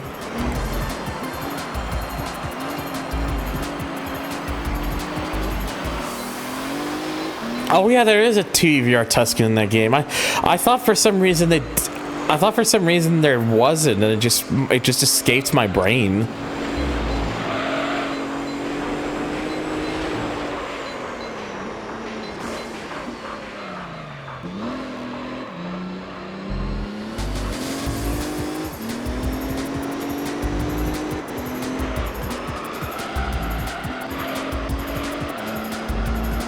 Honestly, we really should. That's my thinking with what they should have been doing with GT7 is like, after a certain amount of time.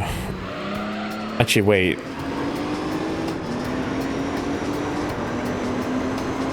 Sorry, never mind. I'm gonna just stop myself because I don't think I know what I'm talking about.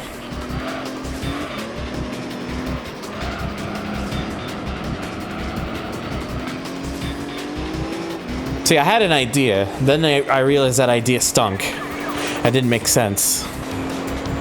She read my Rock Till I Valley. I don't think I have a buzzer assigned to a button by default, so just have this.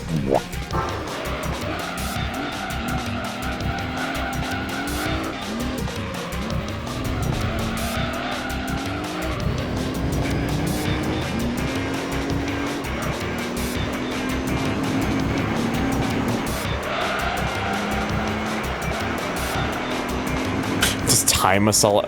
Admiral, I'm not gonna do that. I'm not gonna do that. That would require me stopping what I'm doing to have to do that, and I'm lazy.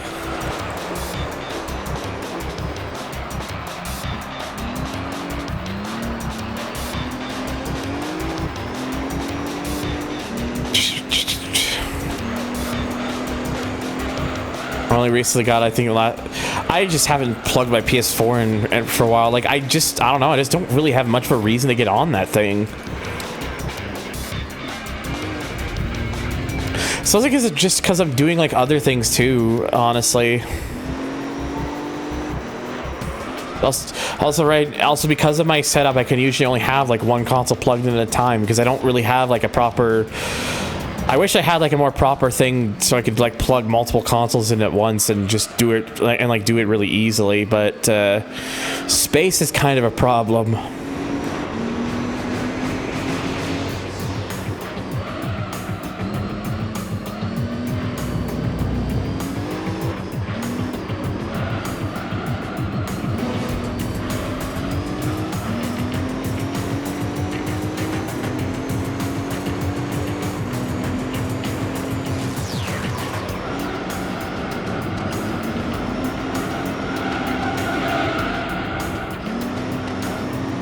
We'll have to see what happens, I guess, for GT7 if they do like a proper Christmas update or something.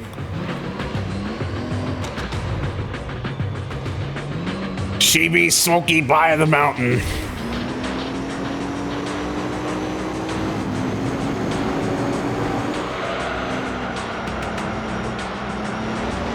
Also, I'm not sure if you did notice, Turbo, but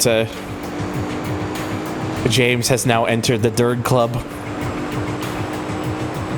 It just leaves like, you know, now is the odd one out.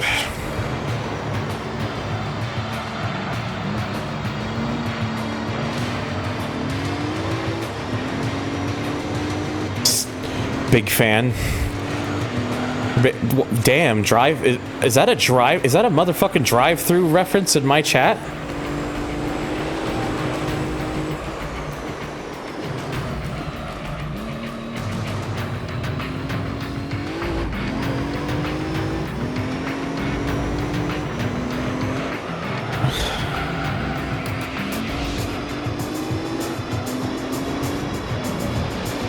But yeah, like,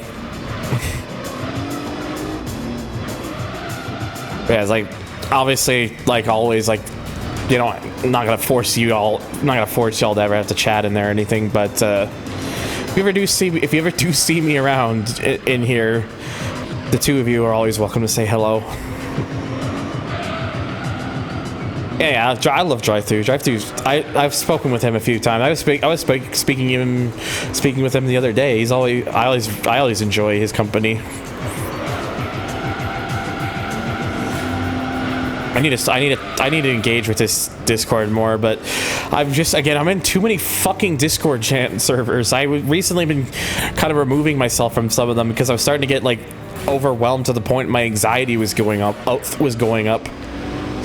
Because I can't fucking keep up with anything anymore. It's getting too difficult. And when I get overwhelmed, that's when my anxiety starts spiking.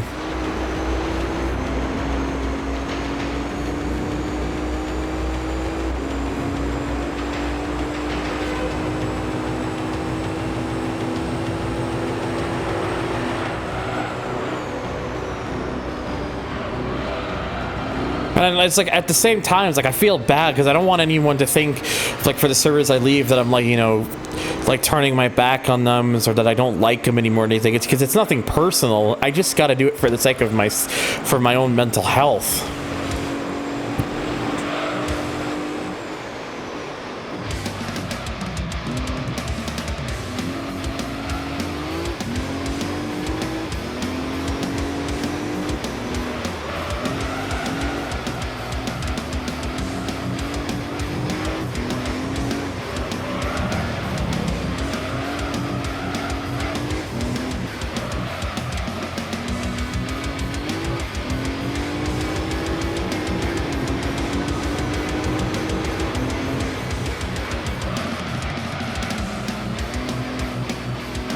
Fuck it, we going back to Skype troop chats? Oh god, anything but that.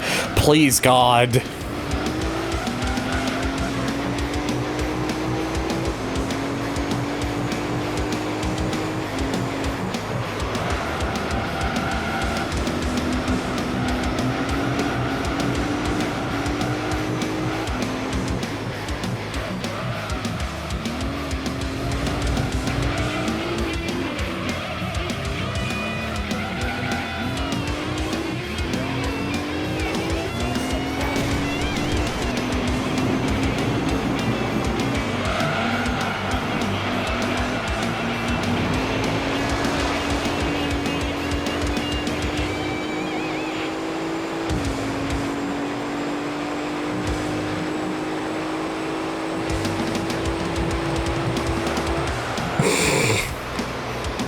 Wait, it's all GT, guys?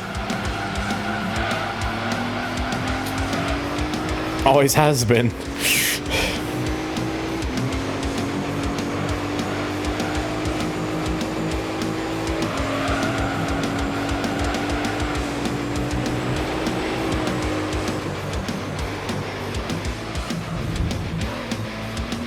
Always. I don't know where I was going with that. Excuse me.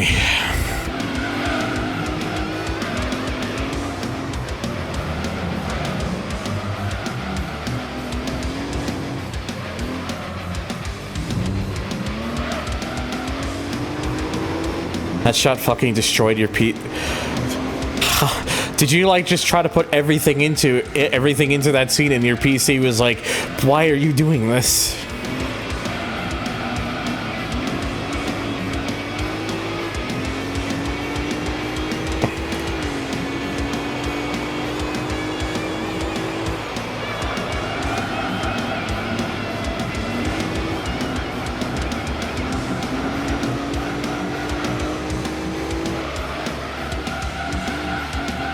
PC be like, what did I ever do to you?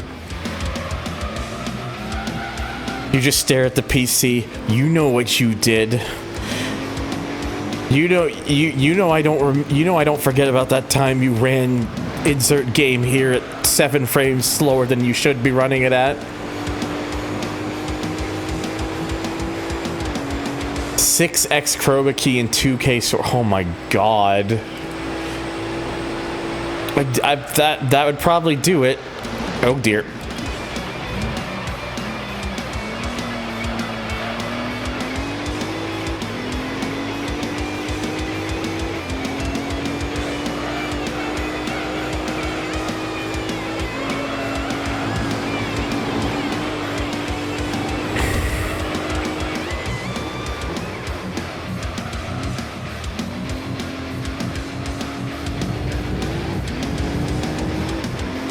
Honestly, kayfabe, his Rhino these days, as someone who's been watching him for like as stupidly long as I have, he's always had this sort of odd chill, like sort of chill vibes to him. But these days, it's a lot better than it used to be in terms of like how he presents himself and like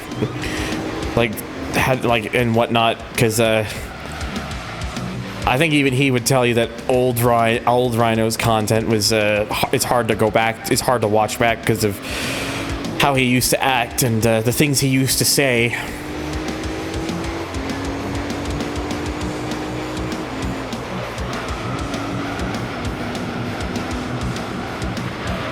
Probably why it rubbed off on some of me in my like earlier years. Like, I don't think I was ever like I'll admit, I don't think I was like ever like super bad, but I still had those moments where I'm just sitting there like, oh my god, what the fuck was I thinking? What the fuck was any of us thinking? No, I know he's not a fan of it.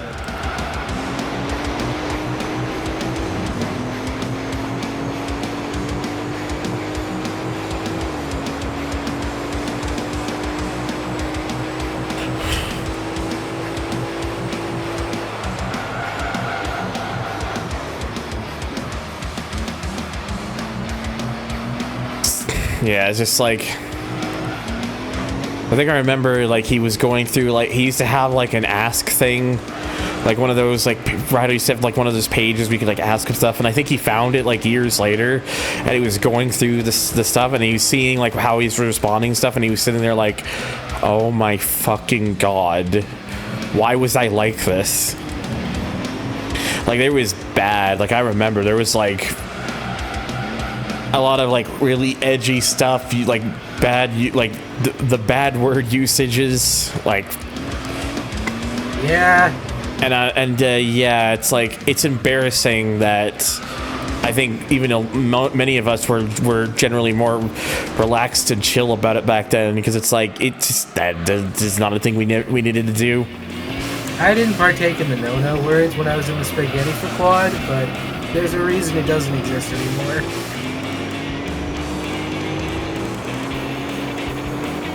Yep. It's just a lot of stuff from back then, and I just sit here like, oh god.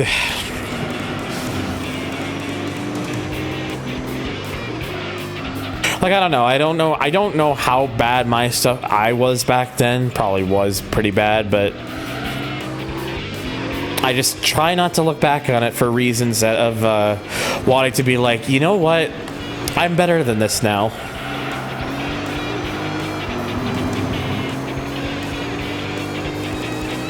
Also, too, for the fact that today's standard, yeah, that's also part of it. Of course, you get like the one side of the audience that's complaining that we've headed down this way, and I'm just sitting here like, you know, it costs $0.00 to just be a good person, right?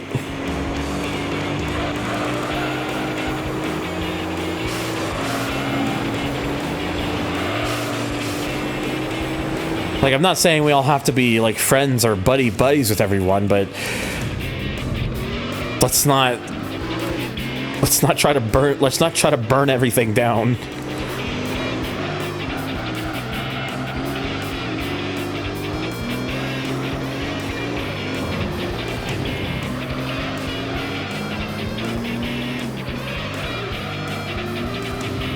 Oh, I think the cursing, especially for me and Rhino and some others, has kind of always just been there. We just like, just sometimes we just say things like fuck, fuckity fuck. Fuck, shit, fuck, damn. Damn, that's the real cold one. Just damn. Thank you, I'm Soundpad. sorry. I don't think I've heard that one. I've had that one for a long time. You always say that. I think that should be a quote for you, not in a meme manner, but a quote I want to remember. It costs $0.00 to be a good person. I can't even take that quote for myself. I'm pretty sure I got that from somebody else. I wouldn't be actually shit. Wasn't it you, Lotus, who initially came up with that, or no?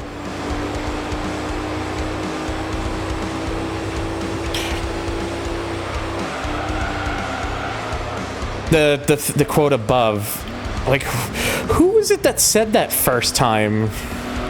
Or is that just a saying that's been around for a while and we kind of just all inherited it?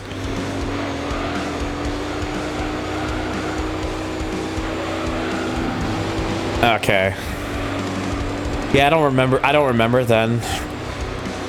Because I feel like I got it off of somebody, but I still stand by that. It costs $0.00 to be a fucking respectful fucking person. Like I say, you don't have to be we don't have to be friends with everyone or even get along, but you know, don't be a person who be like, haha, N-word funny.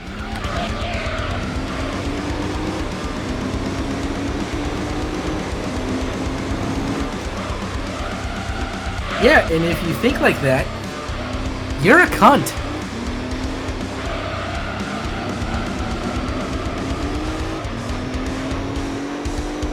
Granted, cunt is a word I throw around a lot, but in this case, I genuinely mean it.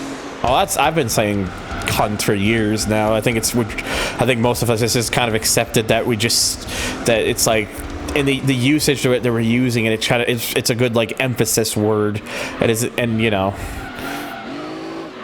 it isn't like what I just try to, you know.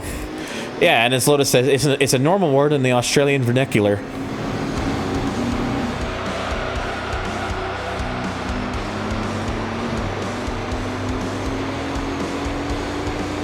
The original person to say the quote is lost to identification, making it lost meaning in that sense. That was a hydrate. Oh, I thought there was a sound. I'm stupid. No! Well, that's at least fitting for the fact that I finished there anyway, so.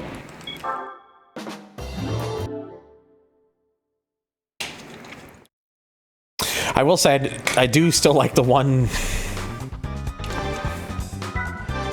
Lotus's take on the fucking that Uno quote is still really funny to me.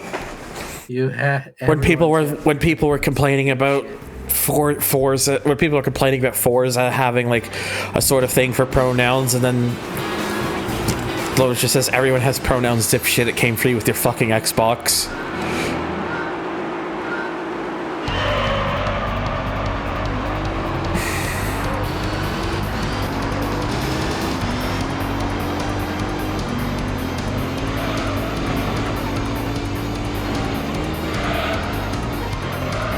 That video will never not be funny. The one thing I missed about old Rhino was when he did his GT1, 2, 3 LPs, he had like a chat at the beginning of his videos. Oh, right. I know what you're talking about. You had like those little graphics that showed where he was at the point, like what he'd gotten done so far, like the charts. I know exactly what you're talking about. I remember those.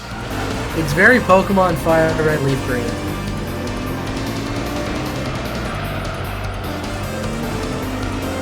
I would have been able to respond better, but I was knee deep in Fortnite. No, you're good.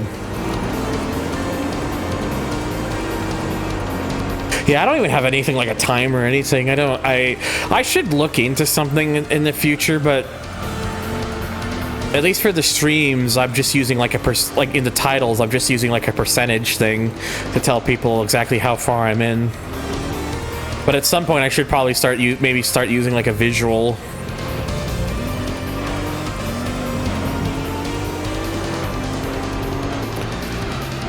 It's fucking crazy to think I've been watching Rhino for as long as I have. It's been over a decade.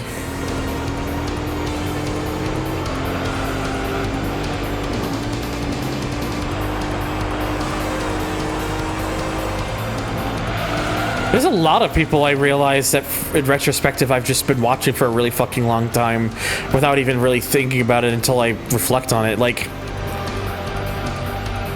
I have no shame in admitting that I've watched Ashen's honestly since near the very start of his videos. I'm not even kidding. Like, I saw the fucking Pop Station video when it was new. Like, I was really early on with him, and I still watch him all these years later.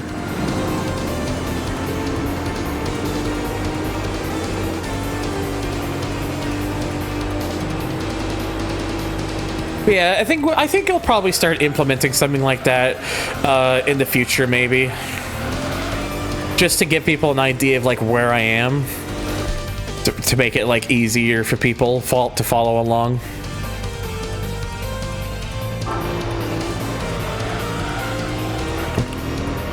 Like, I don't know if I'll go with the chart stuff, because I'd have to like add that. Actually, I could just do the chart stuff off screen, and then like whenever I start like the next part, like I could be like, here's where I am. For those of you tuning in now and have not seen my other parts, here's where I am so far.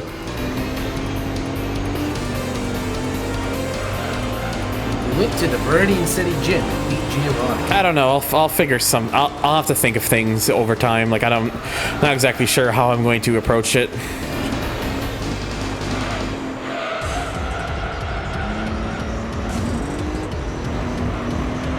Especially because I think for some games it is a bit difficult to kind of really jot down certain things, because like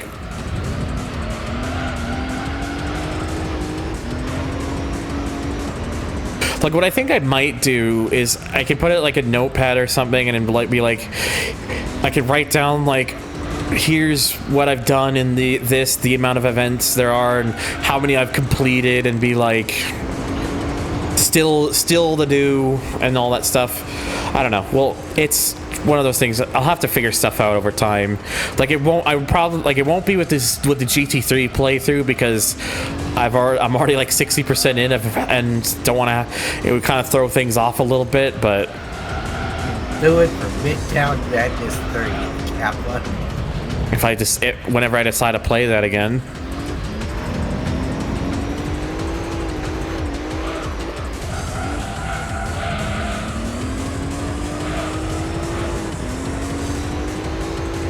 Yeah, I just don't do like the old format of like LP stuff anymore, because it just doesn't feel very rewarding anymore. It's not your cup of joe anymore. That's why I just go more for the streaming stuff, because the streaming stuff, like, yeah, it does mean that the videos that go up are longer in length, but at the time when I'm doing them, they feel more rewarding to do.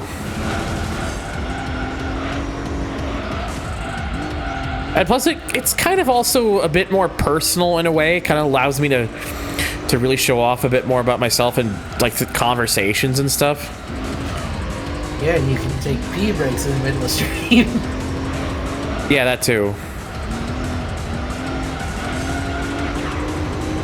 Like, I get why some prefer the segmented styles and stuff. Actually, if anything, one thing I've noticed is that people who upload like games as like full like one video playthroughs are long plays. Yeah, long plays. I think there seems to be a bit of a decent audience for those nowadays. Probably because it's just all one video, and then they can just easily go to it whenever, which makes sense. I could do that for GT3 if I wanted to, but the amount of time that would have to take to like render and put everything together, and it's like, I don't know if I really want to do that.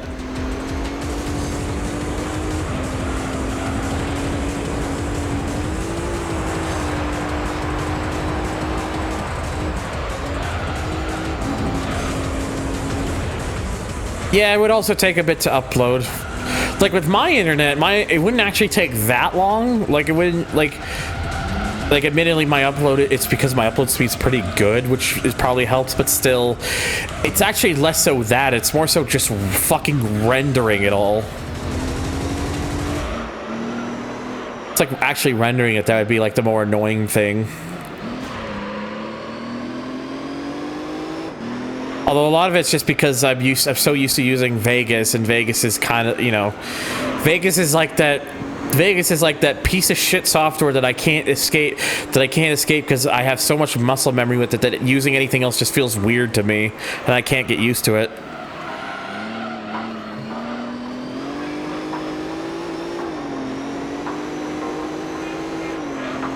Like, there's a lot of me that's like, oh, maybe I really should just try seeing what Premiere is like properly, or maybe I should, or, you know, maybe I should just try DaVinci Resolve or something. But it's like, when you have that muscle memory for so many years of using Vegas, it's hard to get out of that. Especially with how Vegas's timeline thing works, with like how convenient it is in comparison to like some of the others.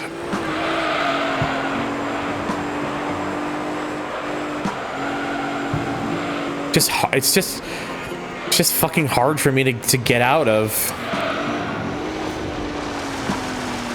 My main problem with Vegas is just the fact that it just, you know, it's unstable software. It requires a lot of tweaking and stuff to get at least moderately usable more often than not. Yes, I did it. I broke it. I didn't mean to play the bonk at first, just press the wrong button. No, the bonk made that better.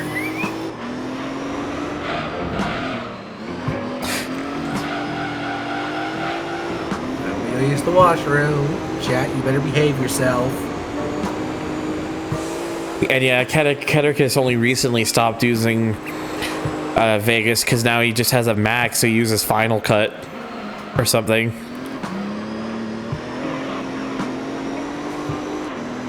Caden Live. I've never even heard of Caden Unbehaved Self. Ah, shit.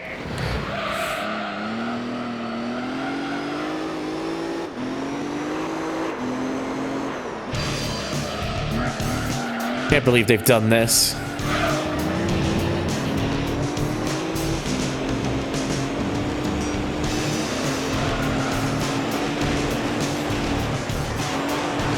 Still love the Eat chicane.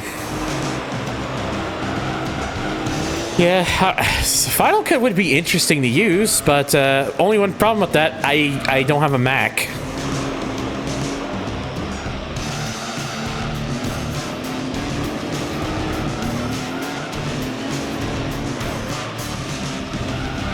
Oh dear.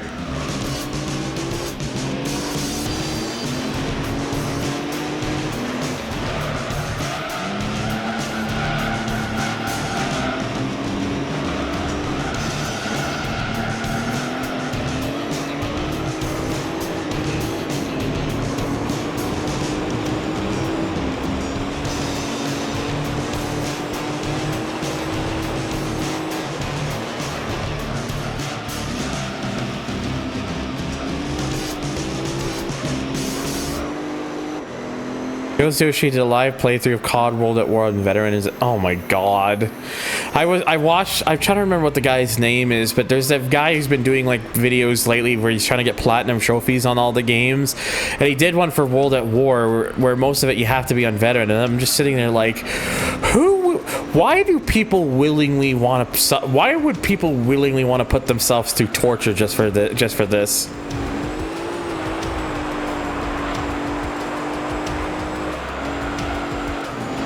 Fuck.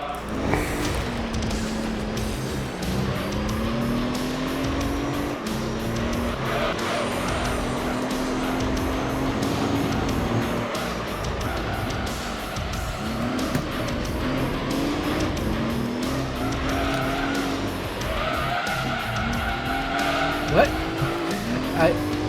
I don't understand this last chat message. He's talking about someone called Ghost Yoshi doing a playthrough of World at War on Veteran. Oh, okay, that makes more sense. And I was about to say, what the fuck are you on about? I mean, yeah, I guess that's probably the reason, but still, it's like... yeah, just fuck. That's not something that I wouldn't be able to mentally handle. I would just be like, no more! Oh my god, my voice.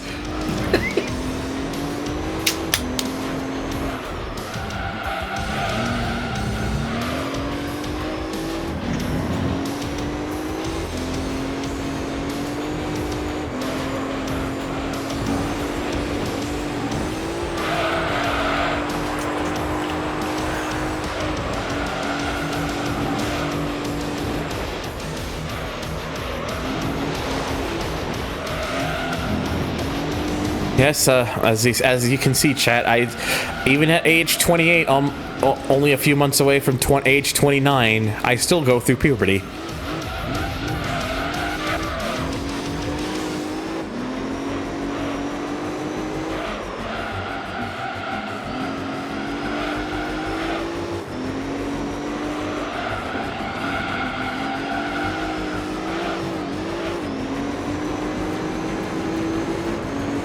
Man, I miss it. It sucks that I missed the end. The description has question marks for the. I'd have to look at that again because I don't remember entirely. I missed that HDMI adapter I used for that PGR2 playthrough. By the way, that chimeric adapter was really nice, but unfortunately I had to stop using it because the sound stopped working on it, and nothing I could do fixed it. Oh, that's no bueno. Yeah, and unfortunately, the guy behind those adapters, like, it's hard to get stock of them because there was such a demand for them, and you know, only so many people could work on them. And right now, you can't exactly buy one very easily because, tragically, the main guy responsible for making them got pretty badly injured. Ooh, that's not good. So yeah, so the shop's been closed, so because he's taken time off to recover from his injuries.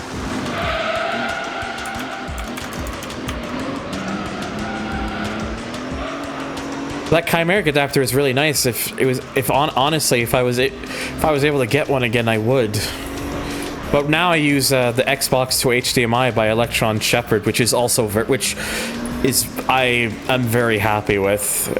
So it's like the closest HDMI adapter I've gotten to that, honestly. In fact, honestly, it's probably just about as good in most cases.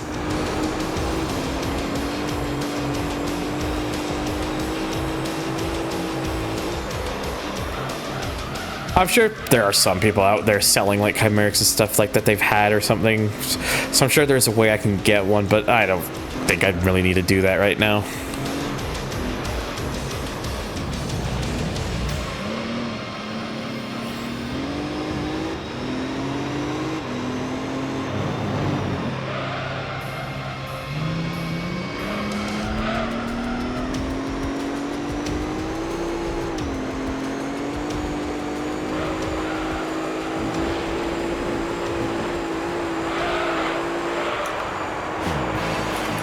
All right. There's that one. So one more for the Spider and Roadster.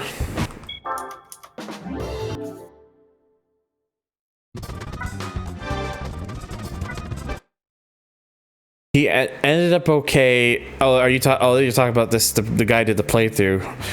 Ended up okay. Just needed a few minutes to calm down by putting on a Roxanne Wolf ASMR video. I can't make this shit up. Oops. Oh. Also, what is this game's infatuation with having Monaco last longer than most other races?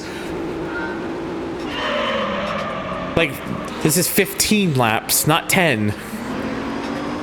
I don't know what Polyphony's infatuation with this track was at the time, but they really want it, like, they really try to force this one to be longer than the other ones for God knows what reason.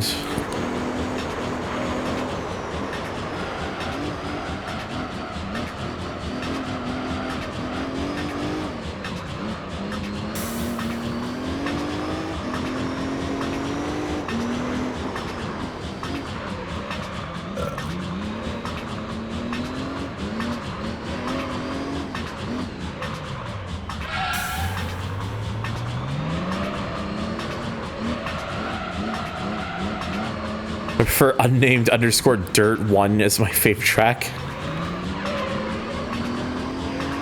Bring it back.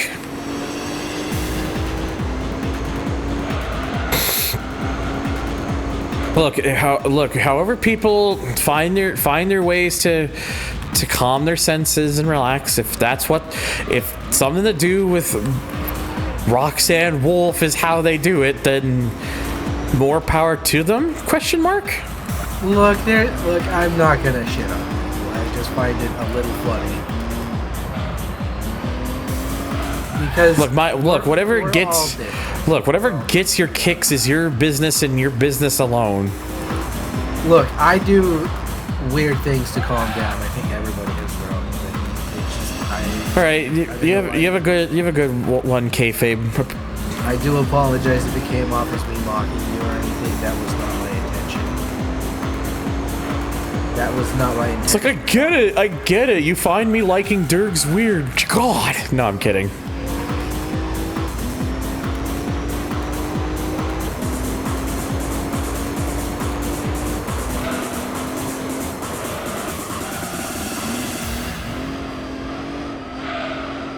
It's like, I don't know, it's just, at my age, it's like, doesn't really matter.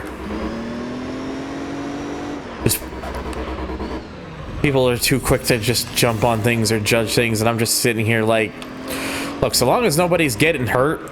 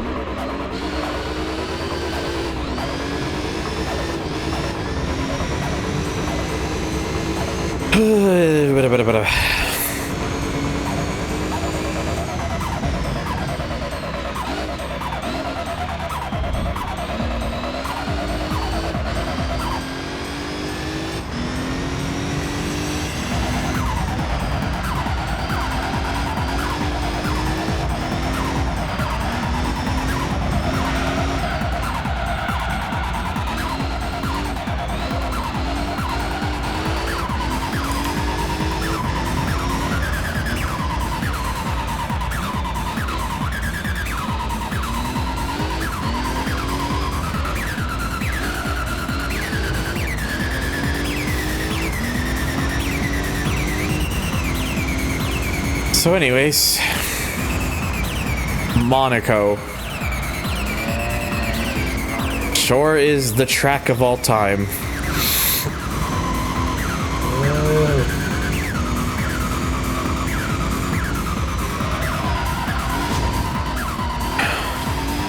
A little bit of Monaco. It's more like a lot of Monaco, a lot of bit. Diarrhea is all I need. I'm sorry. It's a lot of fucking Monaco. It's a game ground. It's just Monaco. God damn fuck. Thank you, very sharp hairpin.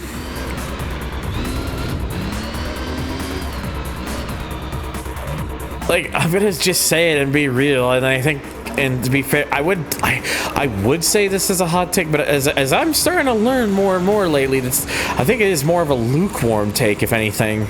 Monaco as a track just kind of sucks. That's because the course that it was designed for don't exist anymore. Flordia. That hairpin wall is absolutely stunning. Brave and stunning.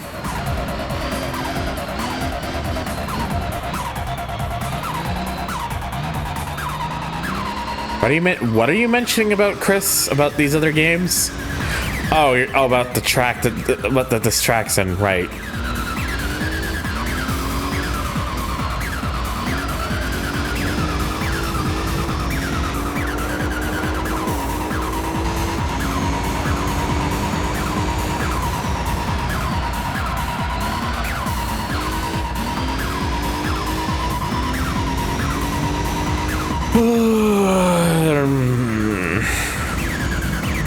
Don't remind me of your best challenge. Your best challenge is fucking dog water.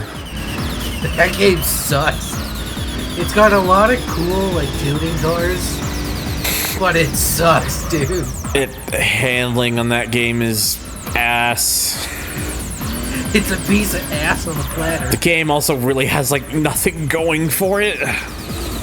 No, what it has going for it is the cars. They all drive like fucking dog turds in a microwave. Poop ass challenge. And yeah, I gotta play Supergirl Street Challenge at some point. I never really never really gave that game much of a fair shake, honestly. For a while, for some reason, there was this weird period of time with me, and I don't know why, but for some reason I thought I really did not like that game, and I don't remember why exactly I did. And now years later, I'm just kind of sitting here like, was I the baddie?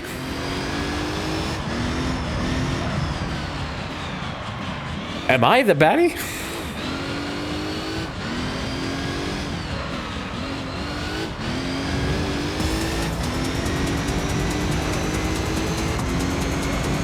Yeah, I was watching some bits of Rhino playing it, and that's kind of why I kind of want to look at it, because I'm sitting here thinking, it really does not look as bad as my bad memory wants to remember.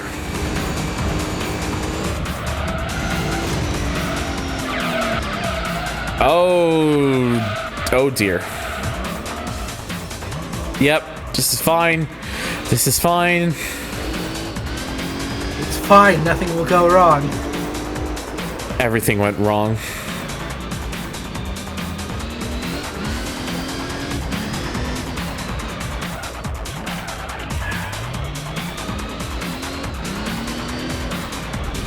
God, it's already 20 to 11 here. What the fuck?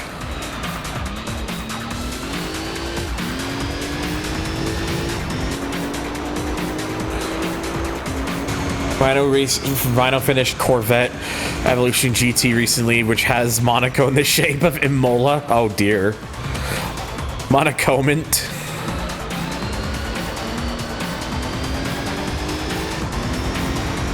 Ow, my foot. Yeah, well, in all fairness, Turbo, the Saleen S7's a pretty ballin' car, so... I think I remember Red had talked to me about, like, hey, if I was to put you in this thing, what would you want to drive? I think we eventually settled on the S7.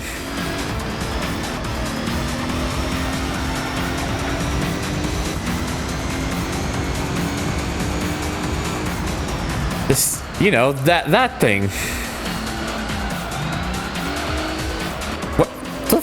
What was going on in my car? Like, it felt like it was fucking crab walking. Like, it was kind of stuck in, like, the ass side of the car felt like it was stuck to the thing for a second. I was like, what the fuck's going on? Giggity, giggity, gravity, giggity.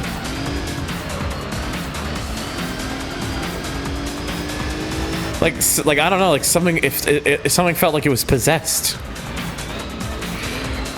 It's difficult to explain, I know.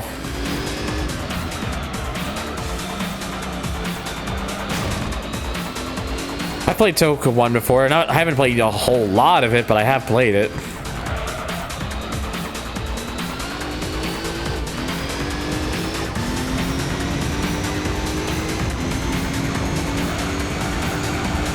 Do you mean Race Driver 1?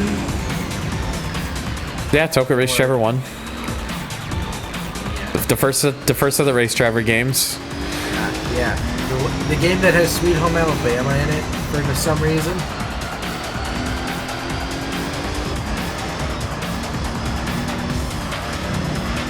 Oh yeah, I think I mentioned before, like I almost had like this idea of like, depending on what part of the world you're in, I was thinking like have myself in like a car for like each. I think that was I discussed that, but yeah. Because the problem is I don't really have a design sort of thing I could use. Other than, I guess, the background I use for my current like profile picture here on Twitch and YouTube.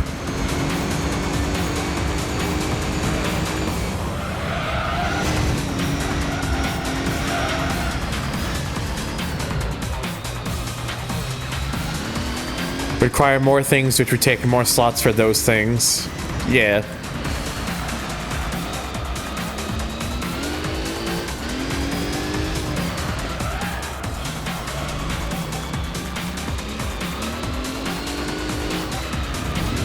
Hello, Quickie Mart.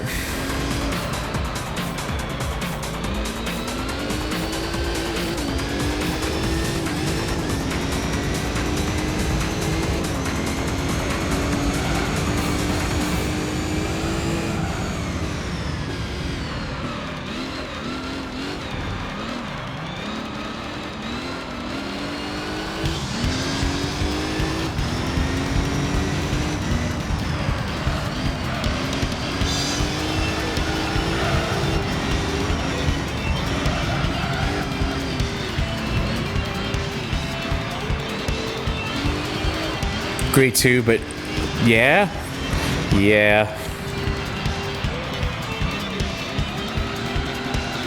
Yeah, it's just pro race driver over here, BRS.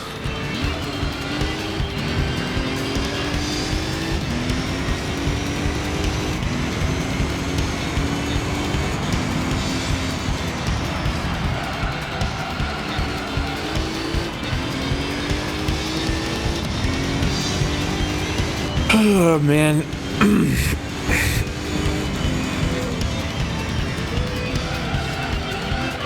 Debating on how much more I want to do after this. Do what you feel comfortable with. Okay, so I need a bit of an understanding because I've seen this comment mentioned all... excuse me. I've seen this comment mentioned all the time, and as someone who's unfamiliar with all those sorts of games, why does everyone say Formula 198 is like the worst Formula 1 game or something?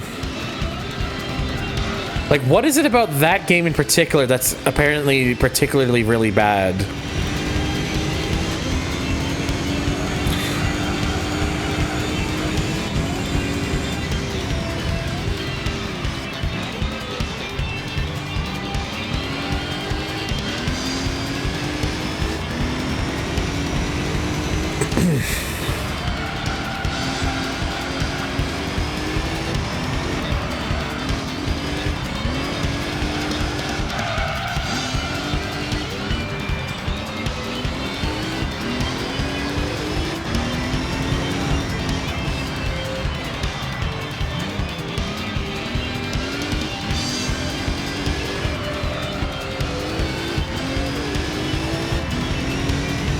Horrible controls, bad AI, and most importantly, it was a massive downgrade from its predecessor.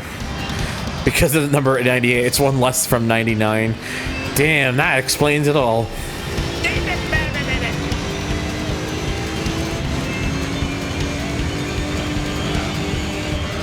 Yeah, it's like, I don't know, it's like I'm really unfamiliar with a lot of the Formula 1 games and stuff because, like, to be honest, my relationship with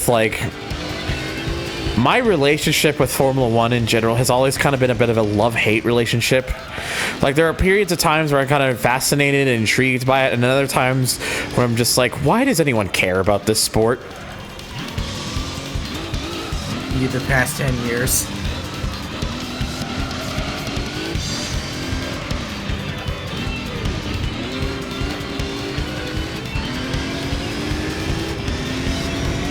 F1 99, just F1 but 99 cars on the grid.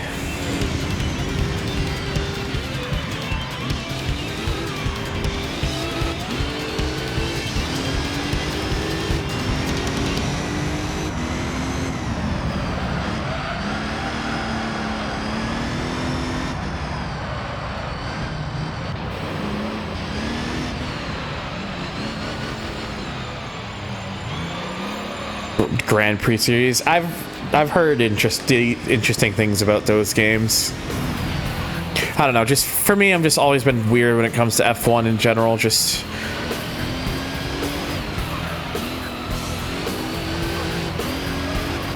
like, I get it, but on the other hand, I also don't get it.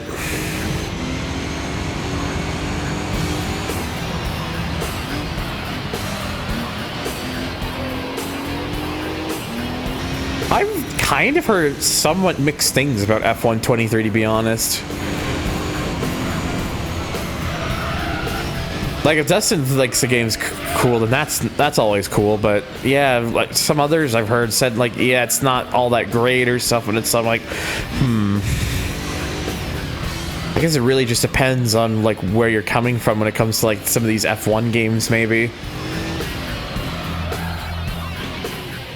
Like one day I'll probably start going through some of the F1 games and trying to get a bit of an understanding for them, and to hopefully see, like, to kind of open my eyes more on like a lot of it. So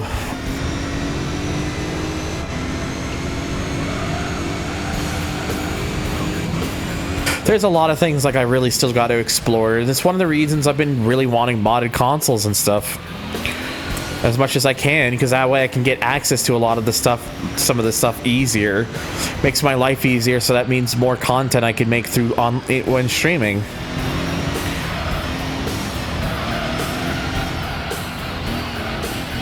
It's like it's why there's a lot of things on my wish list that are the way they like. For just as an example, there's a lot of reason why some of my stuff on Throne is like could be catered towards that for like whether it's storage purposes or just like PC upgrades, like wanting like a better CPU or something. Which again, if you want to take a look at that, it's exclamation mark Throne in the chat, or check out the Throne link down below. Or if you just want to throw the green at my face for whatever reason, exclamation mark donate, or check out the donate thing down below in the stream. Fucking thank you, Turbo. I think that was done on purpose.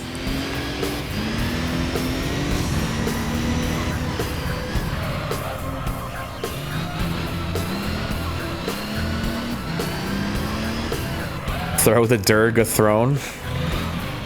I mean, anything that's really cozy, Oh, you just heard wrong. Yeah, sorry. It's throne as in like a throne, like a seat. The THRONE.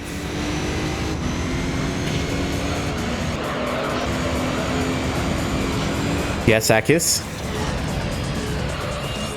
Is it Akis, by the way, or Akis? You did thing. First one.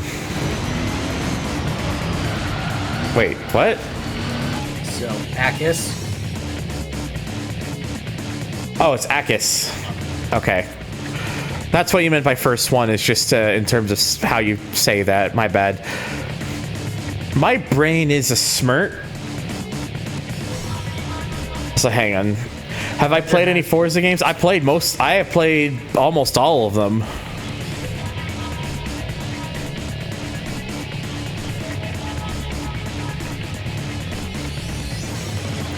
Anyways, what is the thing that you have done, Akis?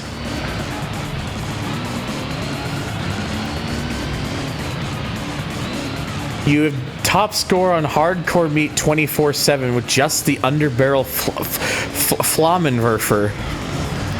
Is there something in hot dogs, horseshoes, and hand grenades? Yeah, I'm trying to sit here thinking, huh? Beg pardon?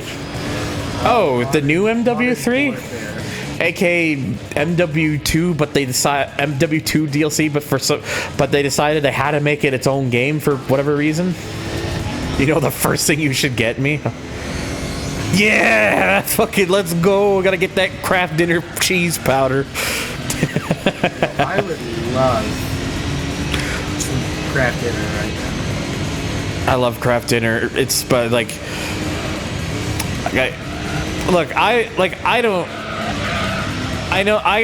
what I'll probably do at some point is I'll probably start filling it out with like more things over time that I can really think of, like what would be useful.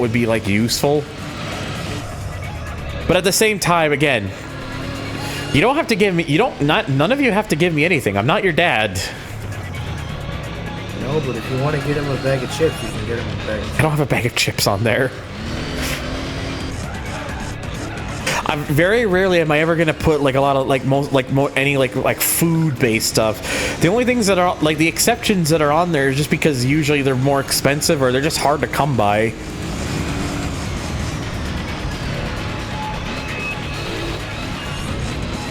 Yeah, you have a good night, Saturn. I might own Trials HD, but I don't think I've ever played it. Always Saturday night. I will give you a massive. My lawyer has advised me not to finish this joke. But no position to do that as much as I like to help with the Mac. Nah, I know. Like I said, I'm not going to force anyone to do that. It's just there for the people. I always just leave that as an option for the people who, for some reason, decide they want to do such a thing. Which it's what, like, it's always an optionary thing. It's never going to be mandatory.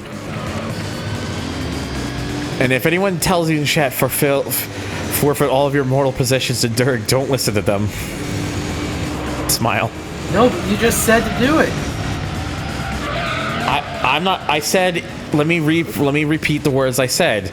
If anyone in chat says that, You must have missed that first part. Yeah, but it's called reverse psychology, Tucker. Look, I know exactly the words I said. You can't exactly use that on me. You know you were using reverse psychology. Oh, cock. I do via the arcade bundle with Explosion Man and Limbo. Huh? Trials HD. Oh, right.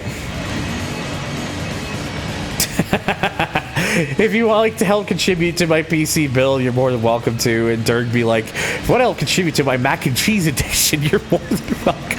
Look, I don't eat that much. I don't eat mac and cheese that much.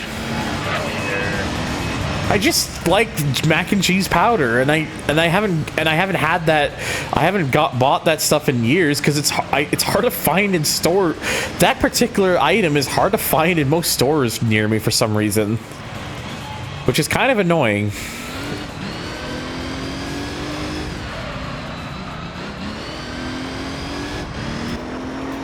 So here's the thing, Akiz. When people make the jokes about Canadians being addicted to like Kraft dinner or stuff, it's because out of all the countries where Kraft sells the mac and cheese, their mac and cheese, Canada is the highest distributor of it.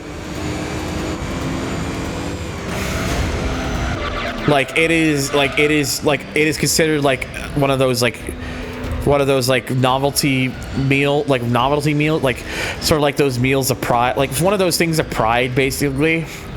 And yeah, our Kraft dinner is not like American Kraft mac and cheese.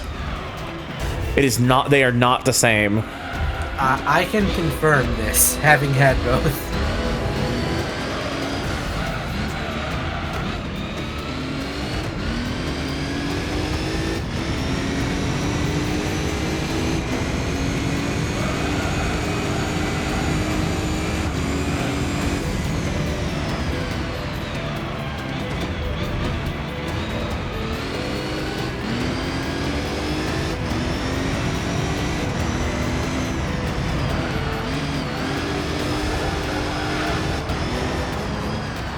What is it that I should do on stream one day?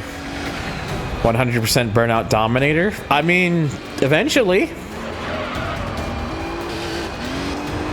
I mean, I'm not 100% sure how much I'd 100% it because that would require getting unlocking those fucking shortcuts by taking down cars into them, which my luck, it's probably gonna be more infuriating than anything.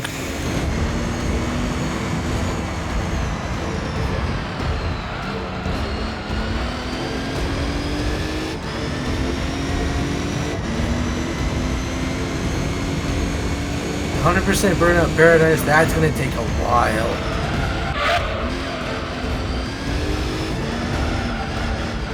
Yeah, honestly, as much as I love those Burnout games, trying to 100% them is annoying as fuck. Because of all the specific ones you gotta do and whatnot. Burnout 1 and 2 are fine to 100%. 3 onwards, not so much. And that's coming from somebody who loves the games. If you want a real challenge, 102% Burnout Paradise, do all 500 challenges. How much? Yeah, there's one problem with that. You think I'm going to be able to reliably find the up to 8 players at times?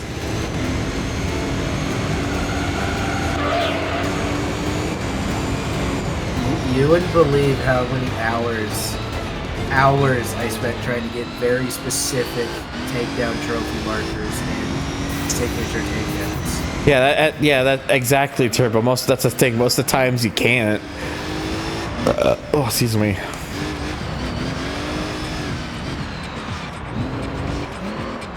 Yeah, you should go after Flat Out 3. One of the best games in the franchise.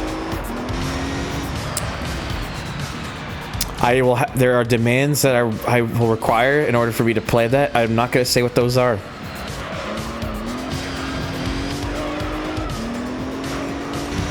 My lawyer has told me to declare that was a joke. That we know of. Ugh, my back.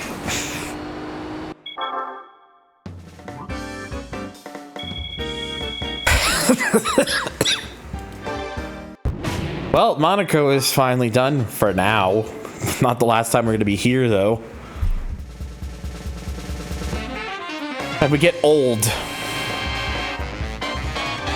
We get a Cobra. Sadly, it's not one of the two colors where... Sadly, it's not one of the two colors where this thing comes with stripes, which is unfortunate, but hey. Still a Cobra. Golf is better anyways. Alright, and where am I now again with the percentage? 60.8. So, in almost 6 hours, I have gained a total of about 2.1%. Oh, 2.1%. I thought it was like 1.6. I started at 58.7 if I remember correctly.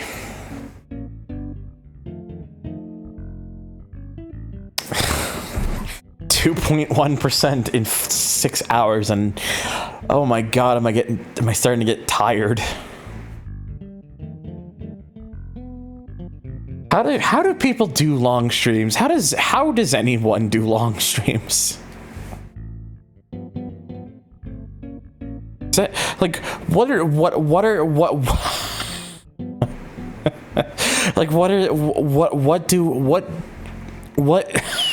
I can't even get the words out right now. Can you speak English? No. We've made this very clear.